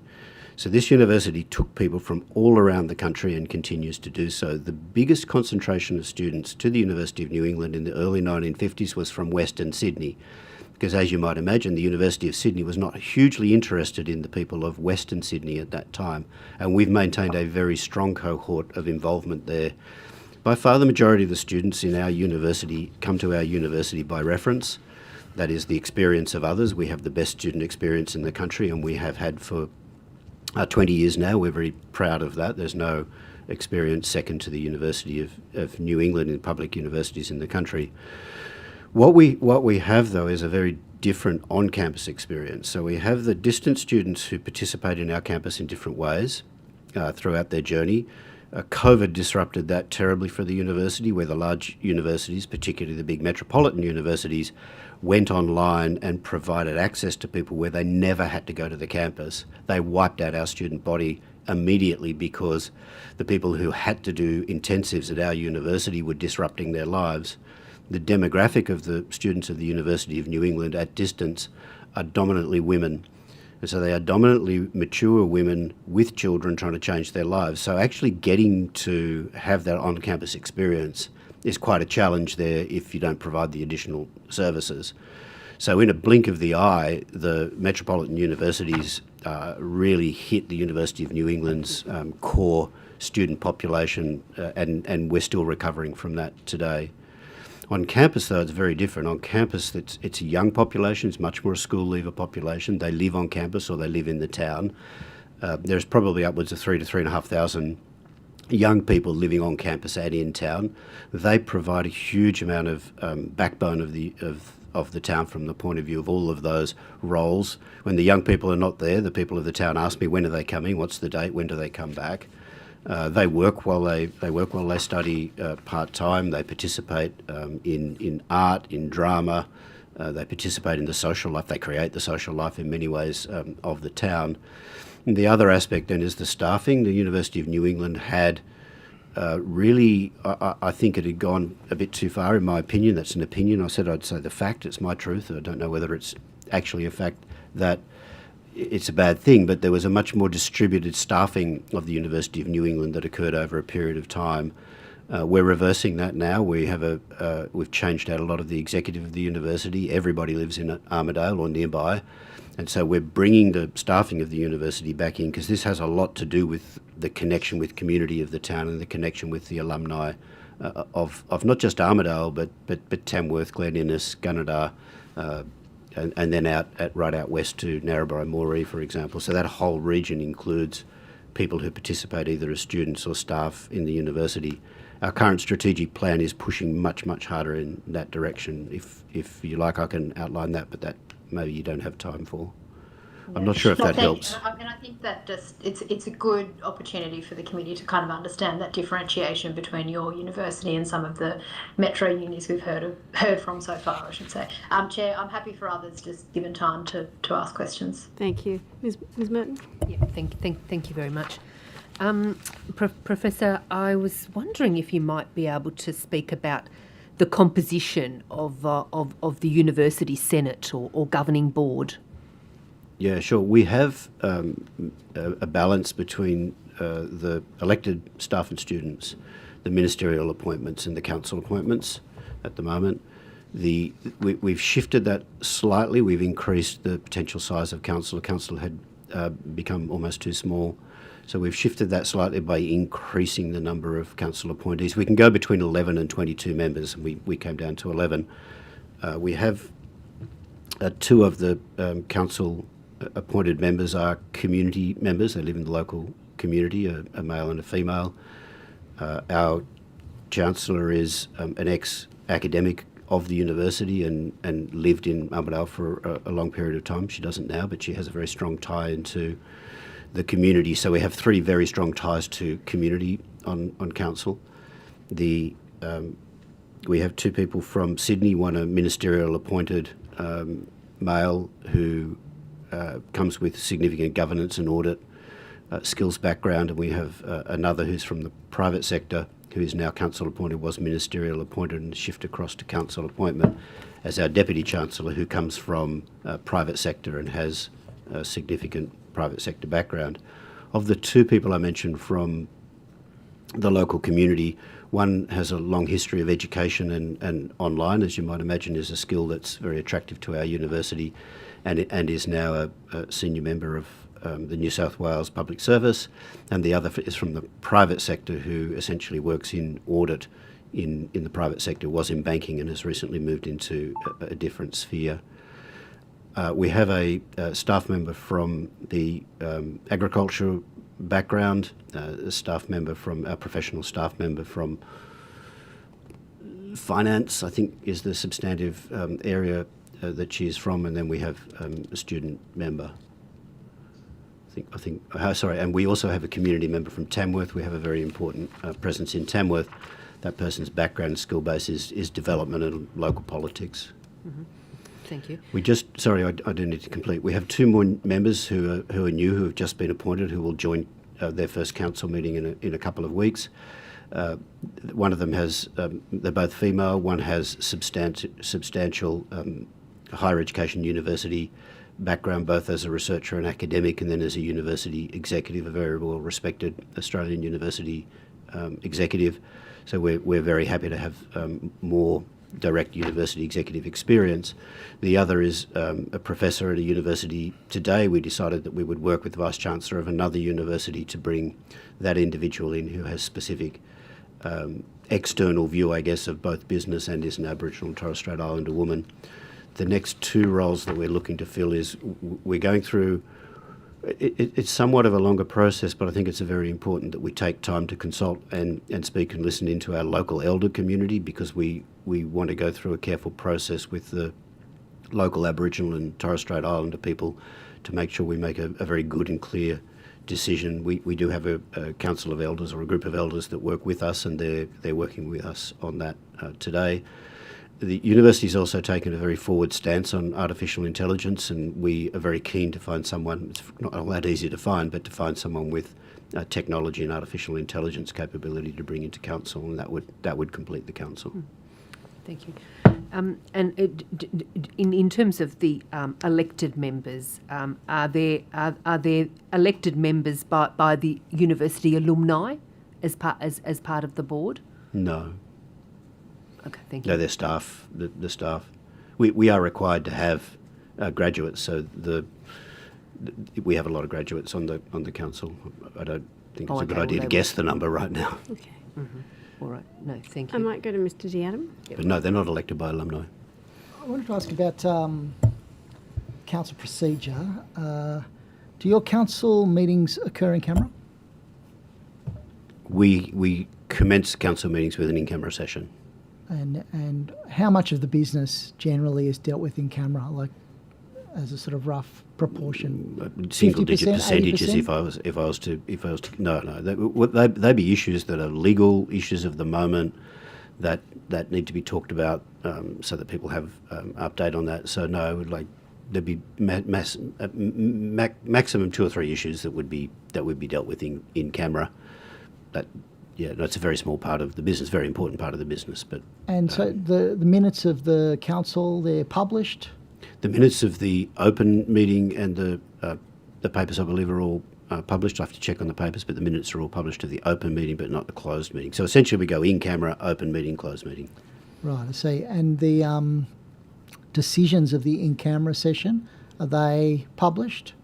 It's not really a decision. It's not really a decision place. It's really an informing. It's really an informing place. Anything that would require decision would get a paper and then would go into either open or closed for decision. Right, I see. Do you have a remuneration committee? We do, yeah. Are there any elected members of the council on the remuneration committee? No, until recently, the elected staff members were not did not have access to subcommittee attendance, and we've recently changed that. We've set a principle that elected members are members of council, full stop, and then any participation in subcommittees of council would be on a skills basis rather than on a sourcing or origin basis. Right, I see. So, but up until recently, it wasn't possible for elected staff members to participate as subcommittee members. This is a mandatory skills requirement for participation on subcommittees, is there? Not so much mandatory, but when you look at the mix of people, particularly audit and risk and finance and infrastructure, there are fairly obvious skills that are required there.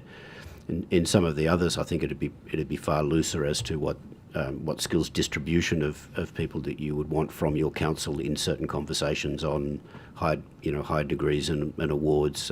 Remuneration is an interesting one. There is always this question as to whether it's under what circumstances would you be uncomfortable about having a staff member participating in a discussion or setting the remuneration of senior leaders of the institution.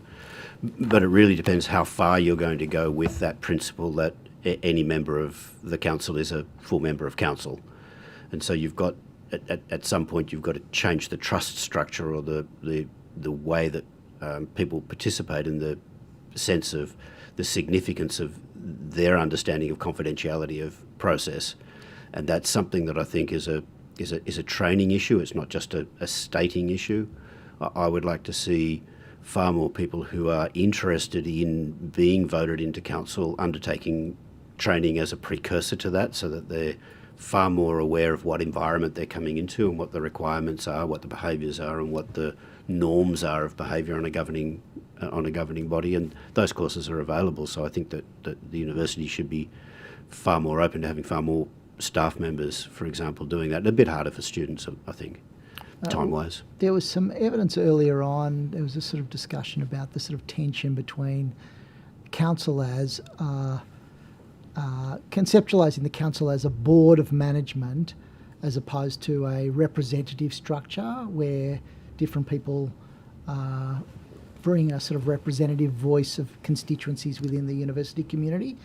Can you perhaps comment on that? Is it your view that the board model is the more appropriate model, or do you see value in the sort of representative kind of conception of council? I think the first answer I would give is our council operates very much as a board. That is, that everyone sitting there is sitting there to govern the whole of institution, and that the confidentiality of the board and the participation in decision making of the board is as a director would be of a company. For me, in the so who is the board? If it's a board model, who is the board accountable to? Well, I think in the case of the university, the board is accountable to the minister in New South Wales government. That's ultimately the audit, and that's where the direction can come from. You might claim the regulator, particularly given the news of the last 24 hours about the Australian National University, but I think that's an unusual situation. I think that the Chancellor would see themselves and the board accountable to the Parliament of New South Wales via the Act. Right, I see. That's really interesting.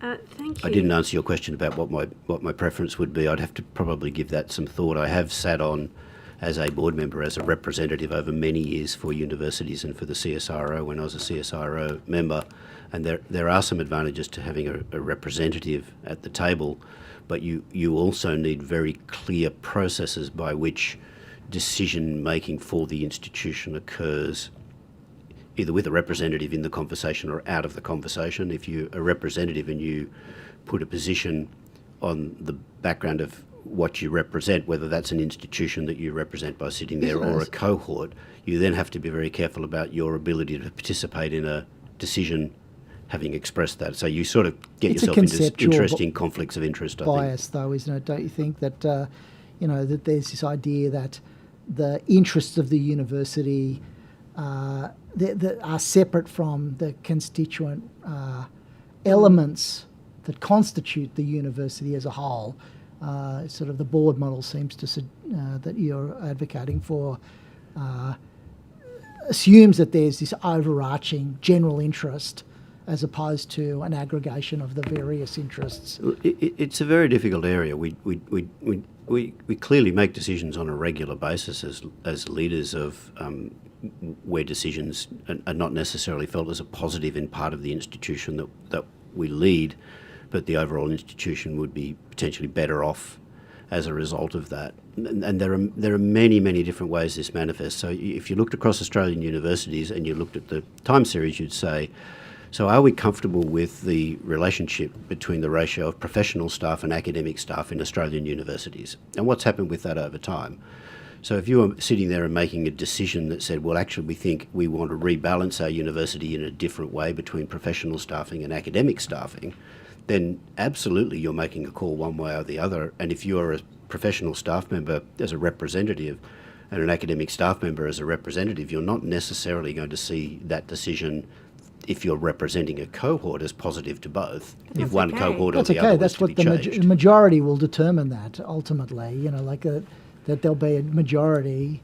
And just as a sort of one kind of adjunct to this, isn't the specialist knowledge that representatives bring to the deliberations of the board, its knowledge of its constituency, and it shouldn't, isn't there a problem then with the ability if, a lot of decisions are effectively in camera or they have to step out of deliberations, that you're effectively cutting off that access to that knowledge and obstructing that individual from being the conduit of that information into the board's deliberations? There's a lot in what you say. I think it goes back to some of the other questions that we've touched on here already, which has to do with what knowledge you have across the set of board members in the room. What is that knowledge? We talked before about how I get information. Would I only get it from convocation, or would I get my knowledge, my sense of the university from multiple sources? So I'm not dissociated from the people of the university and their ideas. So certainly you'll get certain perspectives from people that are in certain parts of the university or any institution for that matter. But I do want to correct something that you said there for the record. We do not make a lot of in-camera decisions. That's not the way things occur at all. The question of whether someone is stepped out of the room or not for a particular situation is a generic question, not a question that's targeted necessarily at elected members. I mean, I'm asked to step out of the room if the Chancellor and Board consider that a decision or a discussion needs to be held without me in the room. I don't take that as a personal slight in any way. I assume that they have good judgment over whether they're protecting me or whether they need to talk about me or whatever it is that they see as fit for me to step out of the room. So I do think there are multiple ways that the institution can bring information that allows good decision making to occur. I think the other thing that's important is that council members and the executive don't only communicate with one another in session of council. It's a really important part of the role of a director to be connected to the institution and for the leadership of the institution to connect the board members and directors of an institution to the institution. They need to participate in social gatherings with one another. They need to participate in events. We encourage people at graduation. So we do want our directors or our board members of our council to be part of our university, not just to beam into a meeting and beam out again. Could I just, we're pretty much out of time. I just have a few quick questions. Just as a follow-up from earlier sessions today, do your senior managers or yourself get bonuses, annual bonuses? No, there are no bonus. There are no bonus provisions in any of the contracts at UNE. And well, let me be very careful. I'm not aware of any bonus provisions. There may be older contracts there that I haven't employed anyone in an executive role that has a bonus in there. Okay, and is that the same for the associated or controlled entities? Yes. Okay. We have ABRI there, which I'd have to check whether that contract is or isn't Okay. Does or doesn't have a bonus component to it. And I just want to ask one final question. We have kept you a few minutes longer. Thank you for your patience. Before your time, the Vice-Chancellorship of Bridget Hayward was tumultuous, I think would be one way to describe it, not least because of the Time for Change restructure program that was initiated during her tenure. It's very well known to have had a big impact, and you have alluded to, I guess, the state of morale when you arrived. What assessment have you and Council sort of undertaken or received about the impact of that era on all of the things that you'd be looking at: staff wellbeing, culture, workloads, all of the things that would be impacted? It was a, as I said, a tumultuous time, and it had also had an impact on UNE's reputation. What has Council done to remediate? So I'm sorry, I'm trying to figure out how to give you a very short answer to a very, very big question, complex situation that's occupied 3 years of my life so far. There's a couple of answers. There's a, if you like, a transactional answer, which there was statement of benefits expectations from Time for Change, and we are working through right now trying to document whether those benefits were delivered and how you might go about making an assessment. To some extent, the articulation of those benefits wasn't clear enough that we can make a good assessment. So those that we can make an assessment of, we are. This is essentially to close out a set of risks associated with that internal audit of exactly that issue.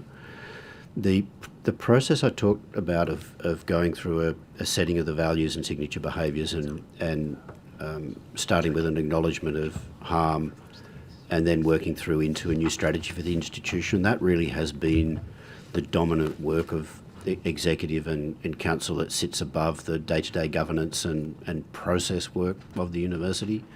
We're very proud of the new strategy that we've established as a university. And the main points of pride are the amount of engagement we had from our alumni and community. We didn't find them on a video. We went out and spoke to people in every town of our region. We went into the major capital cities and brought our alumni together to talk to them about future strategy. I don't know how many slices of demographics and conversations we had with our staff to make sure we understood very clearly. And it gave us a really clear signal that the staff were ready to speak and listen about the future. And so at least some of the set of issues that from the period you've described we've worked through, but they won't work through for a decade. I think it's a very long time, and we have to continue to try to maintain integrity with our staff and the decision process that we go through and involvement of the staff. It's imperfect. I'm imperfect. All the leaders of the institution are imperfect, but I think we're making inch by inch progress. We did do a baseline what we used to be called voice express survey after we'd got through the majority of the strategy process, so we could gauge a baseline of where our staff were at. We did 2 pulse checks on that months afterwards, and we saw some big changes in attitude over that period, where people, I think, were showing some shift of trust. So we had an over 10% positive shift in the perspective on the senior executive, for example. We had a over 10% shift, and you'll know these are big shifts in the way people viewed their future in the institution. But wellness is still low, like below 50% of staff are saying that they're well. So we still have a long way to go. We then put in place something we haven't talked about today, which is what we call a financial rectification plan, which is a plan to try to bring, we haven't talked much about the finances of UNE, but to bring the finances of UNE into a more stable state without going through a catharsis that Time for Change may have looked like to some.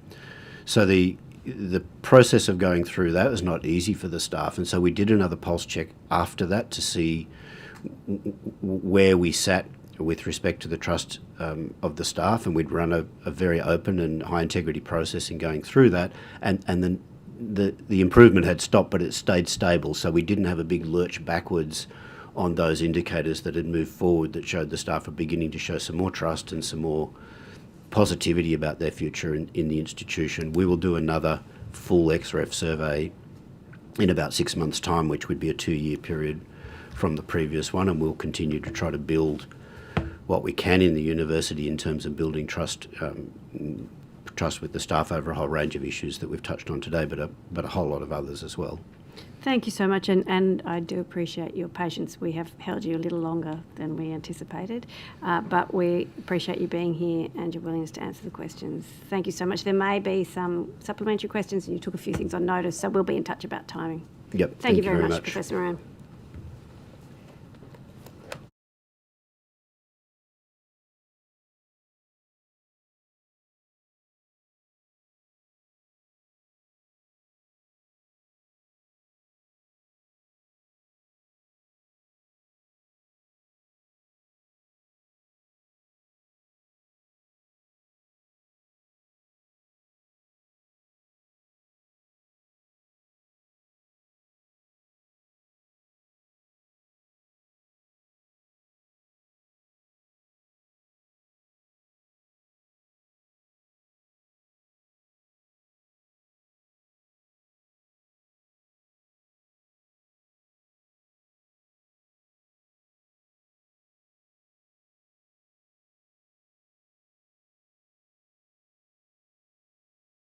Ask that you each state your name and position, title, and swear either an oath or affirmation, starting with Associate Professor Temple.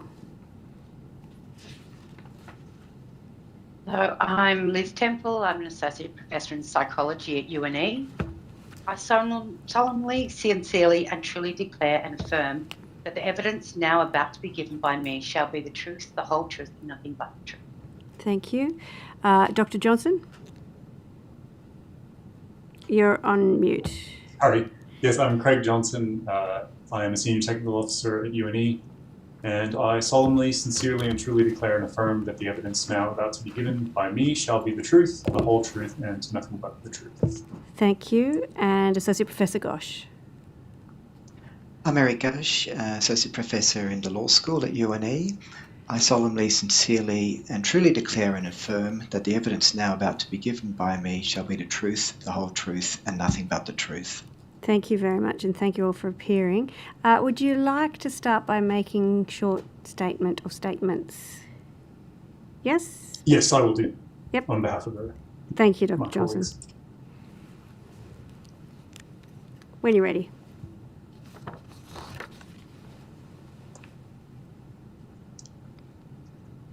Thank you. Good afternoon, everyone. Thank you very much for inviting us to appear before the inquiry today. My name is Craig Johnson. I'm a member of professional staff, and I'm the current branch president of the National Tertiary Education Union at the University of New England in Armidale. As I begin, I'd like to acknowledge the traditional custodians of this country that I'm on, the Anowin people, and I'll pay respect to their elders past and present, and I extend that respect to any other Aboriginal people that might be joining us today or viewing the inquiry online. Appearing alongside me this afternoon are my colleagues Eric Gosh, who's an associate professor in the School of Law here at UNE, and Liz Temple, who's an associate professor in the School of Psychology. We can report to you that, generally speaking, UNE has shared the problems of governance that have been found at other universities in New South Wales, as already outlined before this committee. We can then add weight to the calls for reform of university governance already made by others, our colleagues elsewhere in the sector. However, we don't intend to focus only on problems which, thanks to this inquiry and others at the Commonwealth level, have received significant exposure already, but also to point to some unique features of UNE experience that point to other possible governance reforms. We on this panel strongly believe that governance reform on the basis of increasing democratic representation in our university sector can produce outcomes that will benefit universities and the community as a whole. Now, the Vice Chancellor, Professor Moran, spoke quite movingly about the mission and history of UNE and its region. As is the case for other regional universities, but probably I think more so than any other university in New South Wales, the fortunes of this town, of Armidale, and of our local region depend heavily on the fortunes of the university. As a result, poor managerial and governance decisions at the university very clearly ripple outward into the community. A series of ill-advised and destructive policies over the past decade or more, including the appointment of particularly unsuitable people in senior executive roles, massive and poorly planned restructures, and very questionable strategic decisions, have resulted in severe damage to staff well-being and the functioning and reputation of the university. These decisions and appointments were not inevitable. They were the product of a corporate view of university governance that has never been fit for purpose, even in the corporate sector, to say nothing of the university sector or the public sector. The wholesale seduction of the senior leadership of this university by the chimera of so-called AI technologies is only the latest such misstep in this story. But the UNE story is not entirely about dysfunction and governance failure. It's also about staff and the community becoming engaged in questions of university governance in the form of convocation, for example. It's about a staff-led effort to design an academic workload model that aimed to remedy inequitable and excessive academic workloads that have had significant negative impacts. It's also about the lessons learned when management tries to turn around a legacy of psychosocial harm without changing fundamental decision-making structures in a complex organization such as ours. For the sake of brevity, my colleagues won't make separate opening statements, but I can indicate a rough division of the responsibilities here. So I'll be happy to respond to any questions relating to problems experienced at UNE in the first instance. Eric will be able to respond to questions about convocation, and Liz in relation to the academic workload model and staff well-being. Thank you very much. Thank you very much for that opening statement. And I might kick off because it seems to me that there are, I guess, eras at UNE with perhaps different governance issues or different issues to be tackled. But maybe for the benefits of the committee, we might get you, Dr. Johnson, to just outline, I guess, because what we're seeing in a lot of universities is a sort of a crisis point right now, and we've had a few appear before us, and that seems to be the intensity of it. It seems to me that at UNE there might have been a governance crisis in the past, recent past, and now it's, well, what happens next and how to make improvements. So I wonder if you can just give us an overview of, I guess, in inverted commas, the governance crisis at UNE. Yeah, thank you, Chair. That's a very, very rich question, I think, and I might even defer at some point to my colleagues here who have been at UNE longer than I have. I started working at UNE in 2018 and got involved with the branch committee of the union, I believe, in 2020. I can speak certainly for that time. When I came to UNE, there were already obvious issues, and there was a history of contention around many of the governance matters that had been sort of on the boil for a long time at UNE, including a major restructure that introduced faculties in what is a very small university. That was quite a controversial step. A move to a trimester-based system, which I think had quite negative impacts on the town, as well as the university and its on-campus enrollments. Those were very live issues when I first started working at UNE. But the crisis period that you refer to there really began in 2019, when Bridget Haywood became the Vice Chancellor, was appointed as the Vice Chancellor of the university, having already had quite a checkered past at the University of Tasmania. And you can find articles about that if you search online. The Professor Haywood came at the end of an enterprise bargaining round that was quite a long round, and oversaw the delivery of the enterprise agreements at that point. But her objective really seemed to be to bring about the time for change restructure, which was already referred to in your conversation with Professor Moran. This restructure was quite a massive restructure, certainly by the standards of a university with only about 1,200 staff members. It would have been pretty astounding at any university, to be frank. It was to cut 200 jobs through voluntary redundancy, mind you, but nevertheless to remove 200 jobs from our university structure in order to save something like $20 million. My understanding of the process that was undertaken to determine which jobs would go was simply that an open expression of interest process was advertised. People were allowed to put their hand up to be considered for a voluntary redundancy. and then they were told yes or no on the basis of some determination that was made in a very non-transparent fashion.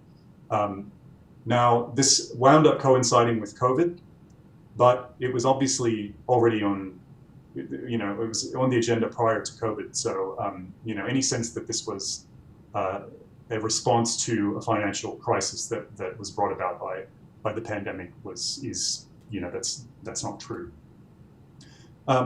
The impact of that restructure and the way that it was carried out in what felt like us on the ground in quite a slapdash fashion, no real consideration for the relationships between the various roles that were being abolished, no consideration for the risk that was entailed by the removal of 200 positions from the structure. We found that anecdotally, initially, this was having tremendous impacts on staff well-being. We wound up running a couple of well-being surveys from the union. The union office ran well-being surveys that revealed, as Liz can detail further, a quite astounding level of poor staff psychosocial health throughout the university. And eventually, Safe Work actually undertook an investigation of UNE in terms of its psychosocial, the environment here for psychosocial well-being after one of our colleagues tragically took his own life. That then coincided with Professor Haywood's very erratic behavior otherwise, which became sort of the stuff of legend around town. You can read in the Australian newspaper about an instance where Professor Haywood pursued someone in the local supermarket for not wearing a mask during the pandemic. This woman had an exemption and didn't have to wear a mask, but Professor Hayward took it on herself to try to prosecute this person for violating the strictures of the pandemic. Multiple incidents were reflected back to the union about Professor Haywood's interaction with staff at social events or just in the corridors, and certainly among her own team, the kind of behavior that amounted to bullying, to say the very least, individual sort of persecution, mockery.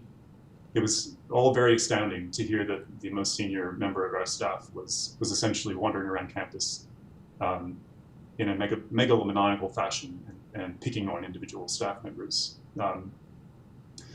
This obviously had ramifications for staff well-being, and it culminated eventually in, as has been reported and already mentioned, I think here, the Vice Chancellor's resignation after charges were pressed against her by local police.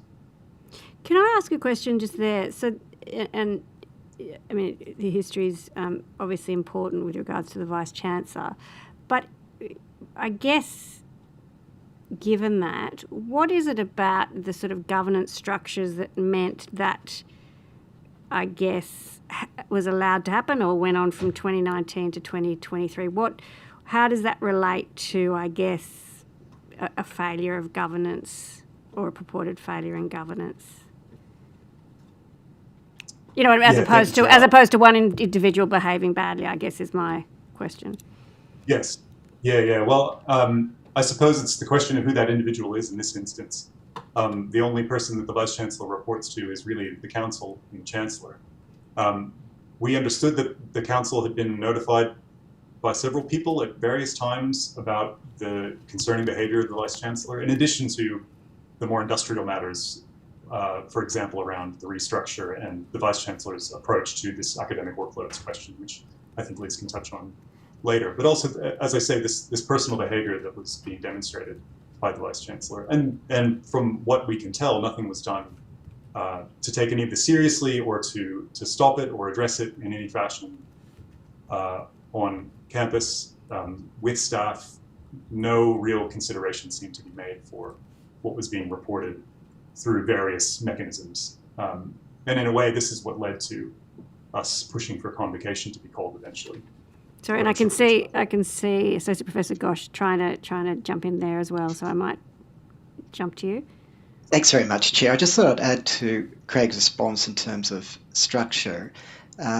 So the anger was certainly, and blame was to a significant extent attributed to council. So I guess the question is, what were the structural qualities of council which led to it being, it seemed, so unresponsive. And it's partly a question of staff representation on council. So you've got 13 members and you have one elected staff representative and one professional staff representative. They absolutely feel, and this is a story of various staff members who've gone through the trauma of being on council, they feel marginalised and muzzled. There's really very little that they can do when they're on council. So I think that's really a major issue, that council members are basically disconnected very largely from the institution. They have no idea. They may not necessarily have a great deal of interest in the institution either. They sort of come in for the meetings and come from completely different backgrounds. And so councils, and of course this is not just an issue in UNE, are very largely compliant institutions in relation to management. They don't seem to be able to be equipped to actually push back when things go very wrong. Thank you. Yeah, if I could just add a little, I think what we saw as well is that other senior managers, executive in the university did not do anything about it. I sat in meetings with other senior executives where staff were treated appallingly, absolutely abused by the former Vice-Chancellor, and no one stepped in.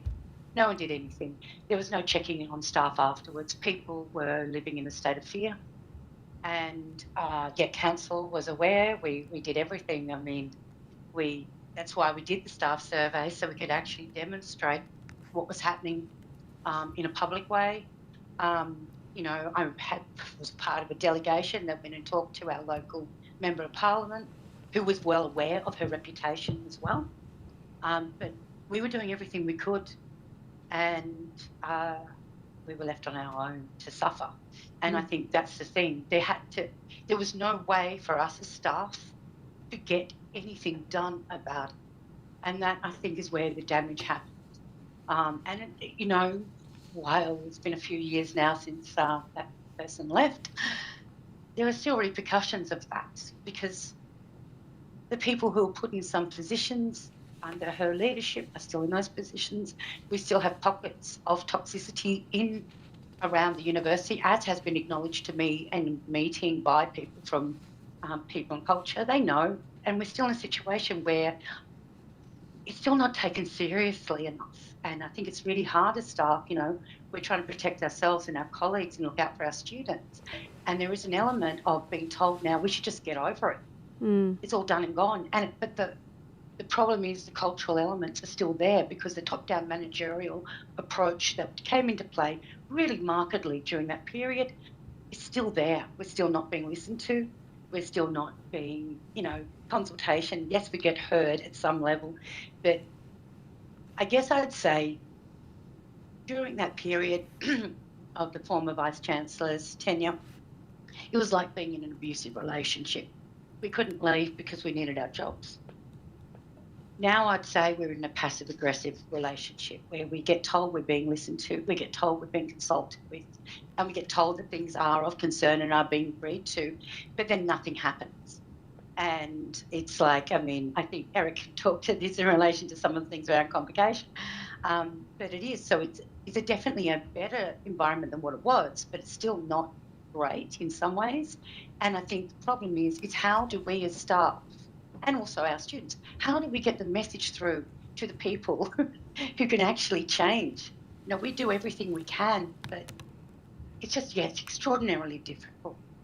Can I ask then, for you, maybe that's you, Associate Professor Gosh, to talk about the convocation, and because it's quite an unusual step. And I guess we just heard, I don't know if you were listening, we just heard from the current Vice-Chancellor about, you know, what he says has changed or is changing. So I wondered if, and part of that was putting to him the importance or otherwise of convocation. So I wondered if, Associate Professor Gosh, you might talk us through how it came about, what has happened since, and I guess how you see it progressing. Thank you, Chair. Look, it's in a number of New South Wales acts. So the Sydney University Act is actually quite similar in its wording. And it's also in some other universities as well. But there it focuses works more as an alumni association. So staff are really not a significant part of it at all. And it really has existed largely in the statute books, but it was really after Vice-Chancellor Hayward had left that some staff had noticed this in the Act and thought, well, here is a institution which has an official status. It's in the Establishing Act of the university, and it brings the whole community together. So staff, former staff, graduates, council members, and former council members.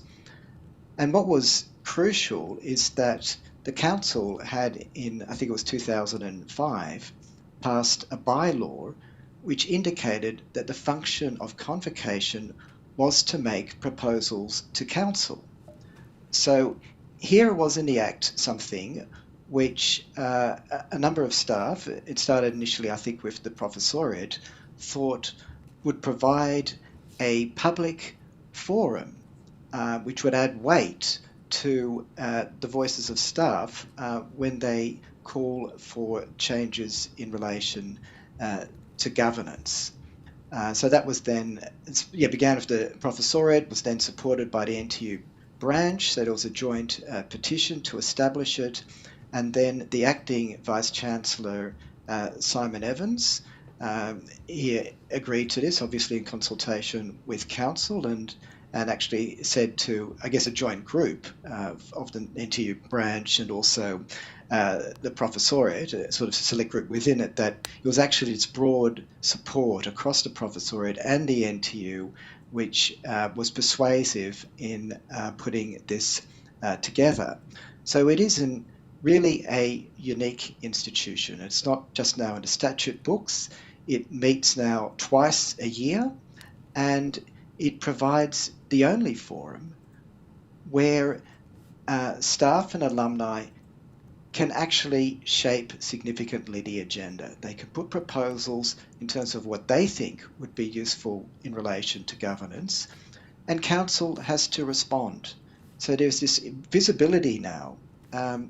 It was interesting. I guess I did hear what the Vice-Chancellor said, this is just a sort of a narrow channel of input. And so there's certainly an emphasis upon discounting its importance, and I guess expanding the importance of casual chats in corridors or chats with management and so forth. But I guess the inconvenience for management of convocation is there is something there on the public record. It's not just an individual chat that you might be able to refer to later with a staff member. There are these proposals which come through a deliberative process. So they're not just individuals who just happen to come up with something. They're structures through which a lot of the proposals have been made. So with the professoriate beforehand, a group, they would discuss proposals. I guess within the NTU, it's been another, I guess, major partner in this. We have a governance group. So there is deliberation through all of these processes, and deliberation also in, I guess, in these meetings of convocation. So it's basically a sort of critical democratic space which hardly exists in universities. And so it's been, I think, a very interesting experiment. Hopefully it will remain, but it's also had, I guess, limited success because it's this little island in a sea of managerialism where it's the response of council and management is, I'd say their attitude is more of tolerance rather than enthusiastic support. Could I just a quick follow-up question before I pass to my colleagues? What would make it more effective? I think that some legislative change would place it on a stronger footing. So at the moment, it's completely within managerial prerogative whether convocation is called or not. I mean, we're fortunate enough that we were in a crisis. There was certain pressure upon management. And of course, we had a Vice-Chancellor, Acting Vice-Chancellor Simon Evans, who was receptive to it. I mean, it could have worked out very differently, of course. So I think if the Act did more than just define what convocation is, it should also define its function. I mean, tomorrow, if Council wanted to, it could change its function. It could say the function of convocation is to get money off alumni, right? And that would be its function. So it's purely, that could be done by a bylaw. It needs to be in the establishing legislation of the Act what the function is, and also it needs to be put there, how does it end up being called? For example, there could be a requirement for the possibility of a petition with certain signatories, and once that petition is up, then management is obliged to call a meeting of convocation. And so that would be an example of some legislative support. And of course, if it was across the sector more generally, rather than just UNE, basically UNE in Australia, in terms of having this living body of convocation, then that might also assist in terms of the more general environment. Thank you. I'm going to just check in with my colleagues. Ms. Merton, no questions? Ms. Mitchell, Ms. Saval, or Mr. Diadam? Otherwise, I will keep going. Mr. Diadam? All good, Chair. Okay, thank you. I might go to you then, Associate Professor Temple. One of the things that was mentioned earlier, and the Vice-Chancellor also mentioned the academic workload and, need for change. The current academic workload model at UNE, what does it look like? And is this a legacy model? Is this what came in through the time for change process? No, it's actually, so in our enterprise bargaining, it came in through that we would actually have an hours-based model that would be evidence-based and accurately reflect the time to do the tasks, which seems fairly obvious what we should be. So that committee commenced in August 2020. We then, so Eric has also been a member of that. We had, the chair was originally dean of one of the faculties. We had 3 management representatives, 1 from each faculty, who started off being the associate deans for teaching and learning. And then we had 3 members who were elected representatives of each faculty, and 3 that were union staff representatives. So in that committee, then we were tasked with developing a workload model that met those criteria. So what it was an interesting process, because we were provided initially with a bunch of papers and examples from other universities and suggestions for how we might go about it, which came from management, which was basically we were supposed to just look at what other universities did and just replicate their hours-based models, which were not evidence-based or based on the time it took to do things. So we as a committee decided that we would actually collect real data from UNE staff. So developed a survey, collected the data, analysed the data, and we based it on that. So it took a long time to, we developed it and then we trialled it and we did lots and lots of consultation. I'd say it's the first university where I'd say that I've been part of a real consultative process. And when we got to the end, we had to present it to the then Vice-Chancellor, which was Professor Hayward, for approval. And at that point, we found out that she'd had a separate group of people under her guidance developing a different model, the one that she decided she wanted us to endorse rather than the evidence-based model we've developed, which it was a very interesting process, which led to a Fair Work dispute, which was probably unpleasant for all of us involved. But eventually, through all of this, she left. So the process went on and the model was introduced last year. There's still, we're supposed to be doing an evaluation this year. So Eric and I have just found out that our roles as staff representatives are out for EOI. So not really sure what's going to happen there. But it is an evidence-based model. It has, we've got really good feedback coming back from a number of people that they're finally getting relief. And because when you show in numbers what we're doing, we can say, I'm overloaded. We can say, well, if you want me to take that on, then take something else off. Now, it's not working perfectly. There's some bumps along the road. Hopefully this year the evaluation will lead to that being improved. But it is, I think, one of the things to recognise here, like Eric was saying about convocation, this is also precarious. We're going back into enterprise bargaining. I have grave concerns because obviously this costs the university more. Our data that we collected from staff at the end of 2021, so a year after Time for Change came in, we found that on average, academics at UNE were doing an extra 2 days of work a week, so an extra 14 or so hours on average, while professional staff were doing about an extra 7 or so hours a week. That was because we lost staff and the work didn't go away. So this model now protects academic staff. It doesn't do that for professional staff. We do need something similar. The problem is we go into enterprise bargaining and what happens? It's back on the table at some level again. We know it costs the university more because they actually have to pay for the work we do. But this is where management comes in, and I really think universities should be model employers. But they shouldn't treat us in the way that, we certainly get treated a lot. And you can see the university census of psychosocial wellbeing that came out from the University of Adelaide earlier this year. You can look at the universities in New South Wales, across the country. You can see how we're all suffering, and this is because of management decisions about how they'll treat us, and workload is a major part of that. So we're the only university in Australia that has a workload model that is actually based on what it takes to do it. But I would like to say that all of our work from 2020 to now will hold, but I am concerned that it won't. And there's nothing, and again, if management go against it, there's nothing we can do about it. Okay. So, yeah. And I guess a follow-up question from me, which is similar about a different issue that I just asked before, is that's your concern. What's the governance mechanism that alleviates that concern?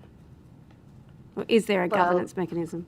Yeah, I just think if you make a university a model employer, like it has written into the Act that it has to be, surely that would then mean they have to really abide by work health and safety, not just tick boxes. And that would be that you shouldn't be expected to do work beyond what you're contracted to do. Mm-hmm. And how do you demonstrate that? Well, you have a model that actually is accurate estimation of the amount of time it takes to do the task. You don't overload people. Mm-hmm. So I think there are ways of actually doing it. I mean, obviously laws don't stop people from doing the wrong thing, but there has to be a mechanism, I think, also for staff to raise things in a way they get listened to outside of the university, because the council won't listen, management won't listen. And I don't know what that pathway is. It seems that, we're trying to get an ombudsman position within the university, which has been another issue through convocation. There needs to be reporting mechanisms that are actually paid attention to. I mean, I've thought with regards to removing a Vice-Chancellor, or, if there's a mechanism in the Act that if there's a staff vote of no confidence in the Vice-Chancellor, or the Chancellor for that matter, the relevant minister should have to investigate. Now, that doesn't preclude what they're going to find, but they should have to investigate. Because we don't do these things willy-nilly. We think very clearly and carefully about, we know a vote of no confidence is a serious matter. It's not something that we're going to just throw about just to get attention. That's not how we work. But something like that would mean there has to be an investigation. They have to talk to the staff. They have to talk to staff representatives like the unions. That would actually make a big difference. We'd feel like there's somewhere to go with something. Yeah. Okay, thank you. Did you want to just tell me a bit more? Sorry, you said that there was a proposal for an ombudsman. Did you want to tell me a bit more? Sorry, the best person to talk to that one. Yeah. Oh, look, I mean, I guess that's just, it's been a proposal for an independent complaint mechanism at the university, which existed from 1976 until 2015, and I guess Daniels thought that it's better just to have complaint mechanisms directly under the control of management through people and culture. So that's just one example of, I guess, an accountability mechanism which staff have suggested. There's been plenty of the other ones, for example, annual anonymous surveys of managers to see if they're actually conforming to the values. Of course, the Vice-Chancellor mentioned that there are some sort of voice surveys and so forth, which are getting a view of, I guess, a general temperature in the place. But I guess we see that as a structural element. We saw, and we do still see, as Liz mentioned, pockets of the university where management is possibly toxic, but there is no data. There is no data to actually indicate that.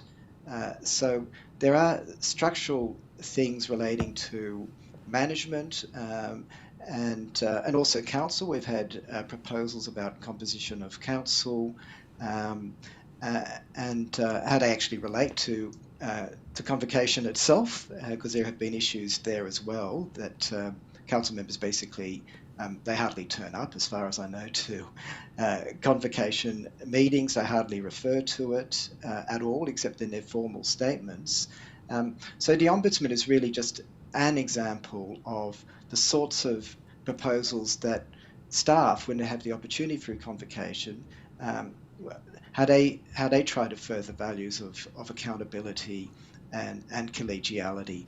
I mean, I can talk a lot more about the Ombudsman, but I just wanted to just put it in context of general governance. So I'll stop here and let you ask any further questions. I guess I'm interested in the timing. So the Ombudsman, you said, went from the 70s to 2015.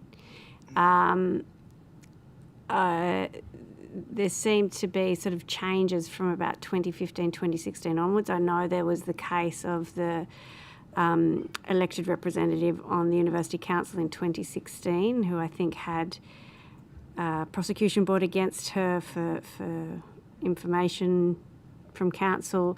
So I just wondered, what do you feel that something happened then? Do you feel like you're back to pre-2015, or do you know that? I mean, maybe you haven't, clearly all haven't been there since then, but I'm just interested in kind of these eras and what are the points of inflection that are good or bad that we could learn from.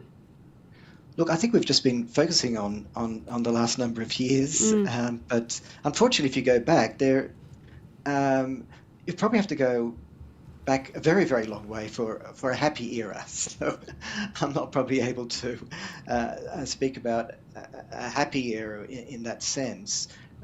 So there've been, 2017 there was the sort of faculty restructure process. We had a flat structure with 10 schools, which people were satisfied about. Then we just had endless rounds of management consultants suggesting we needed a new structure. Things had to be centralised. Academics shouldn't be wasting their time on decision making. They should just focus on their teaching and research and let managers do everything. And so we wouldn't actually need probably much in the way of schools either. Faculties could sort of largely manage things. There was pushback from staff, and we did have some influence in the end, because the actual structure we ended up with, while still a faculty structure, wasn't as bad as what initially appeared was likely. But before then, we've had really quite appalling periods. We had one involving enormous conflict between a chancellor and a vice-chancellor. So that's also interesting because, I was mentioning before about the problem of councils being compliant, but you can also have the opposite problem, where they just basically stymie a vice-chancellor from doing anything. So the chancellor might feel that universities is like running a fish and chip shop, as was suggested at the time, and just basically try to dominate. And so again, it comes down to who is on council. That is such an important aspect on it. Do you have actually staff representatives of a significant number who've got an interest and knowledge of the place so they can actually have some influence, as opposed to practically none? And then, of course, combine that with other collegial structures like convocation. Just having staff representatives on council, more of them, by itself is not enough. It's got to be broader structural change which occurs. Thank you. I've come to the end of my questions, just checking around that everyone else is okay. Are there any final reflections or comments that any of you would like to make before we close out the session? No? Chair, go ahead, Liz, please. Yeah, no, in terms of, with council, the former Chancellor and Deputy Chancellor had both been on council for more than 20 years. And so that's a commonality through some of these problems. I think the other thing that we see a lot at UNE, and I know every university gets a bit of this, all the endless restructures. But it's like we get vice chancellors who come in, they're stepping up to a vice chancellor role to come to us. And it feels like they come in, they're outsiders, they don't really know the university, they don't even necessarily take time to get to know them. I mean, I think the current vice chancellor is a bit different in that situation, but it's felt like for a long time they come to us with a plan in mind that what they're doing at UNE is about setting themselves up for the next university they want to move to. So they come in, they make changes, they don't stick around to see the consequences, and it's just damaging. And that's obviously facilitated by the decisions that are made at council about who they are actually hiring, what budgets and decisions they're backing. And I think with what we saw, people on council need to really be accountable and feel accountable to the university community. I don't know what their thinking is half the time, because they do not seem to show any care, concern or consideration for staff or students. If they're just concerned about financial things, I'm sorry, that just seems really inadequate. So when things are going wrong, they're not talking to us. Where they're getting their information from, they don't come to convocation, like I was saying. We're not getting responses. I feel like the Chancellor should actually come to convocation and tell us what the decision is of council and why, and answer questions. That would be something that would feel a lot more respectful than what we've got at the moment, where we get maybe a paragraph back in response to proposals that might have been passed by like 90% and 99% of convocation, and they might still say no. So council's really, really important, but I kind of feel like, where I'm at in the university stuff at the moment, when we look at all the different things happening, I know it's beyond this current inquiry, is I really feel like, at UNE, I've felt for a long time we've needed like a truth and reconciliation sort of process around the damage that was done, because so many people, like we have staff who left not to go to another job, they didn't have a job to go to, but they left because they had to. We had people whose doctors and psychologists were saying to them, you have to leave the job. You can't stay in that workplace. No. In Armidale, well, there's no university down the road for us. You have to uproot your whole family and move if you're going to leave the university. And realistically, when you look at the census data from the University of Adelaide, which university would you go to where you're not going to get psychosocial harm at this point? So I feel like there really needs to be something more like a royal commission into universities to get to more of this stuff. So I really, really appreciate what this inquiry is doing, and I think it's doing a lot of things, but obviously it's got a particular focus, and I think that universities need to be looked at more clearly, because if the staff are getting broken by the system, we can't support our students very well. We can't do our jobs research-wise. Universities are too important to this state and this country to let this situation continue the way it has been. And so, yeah, I think that we're all here, we're talking for our community at UNE, but more broadly as well, that we desperately need something done about how governance and managerialism is damaging people. And yeah, we're very grateful for this inquiry. Thank you, Associate Professor Temple. Dr. Johnson, did you want to add anything? No, thanks, Chair. I think Liz said it very well. I'll just take the opportunity again to thank the committee and thank you for initiating this inquiry. And yes, we appreciate this chance. Thank you very much. We appreciate you appearing. And I don't know if you took anything on notice, but we might get back to you with some supplementary questions arising once we have a look at the transcript. Thank you once again for taking the time to appear today. Thank you. Thanks for having us. Thank you.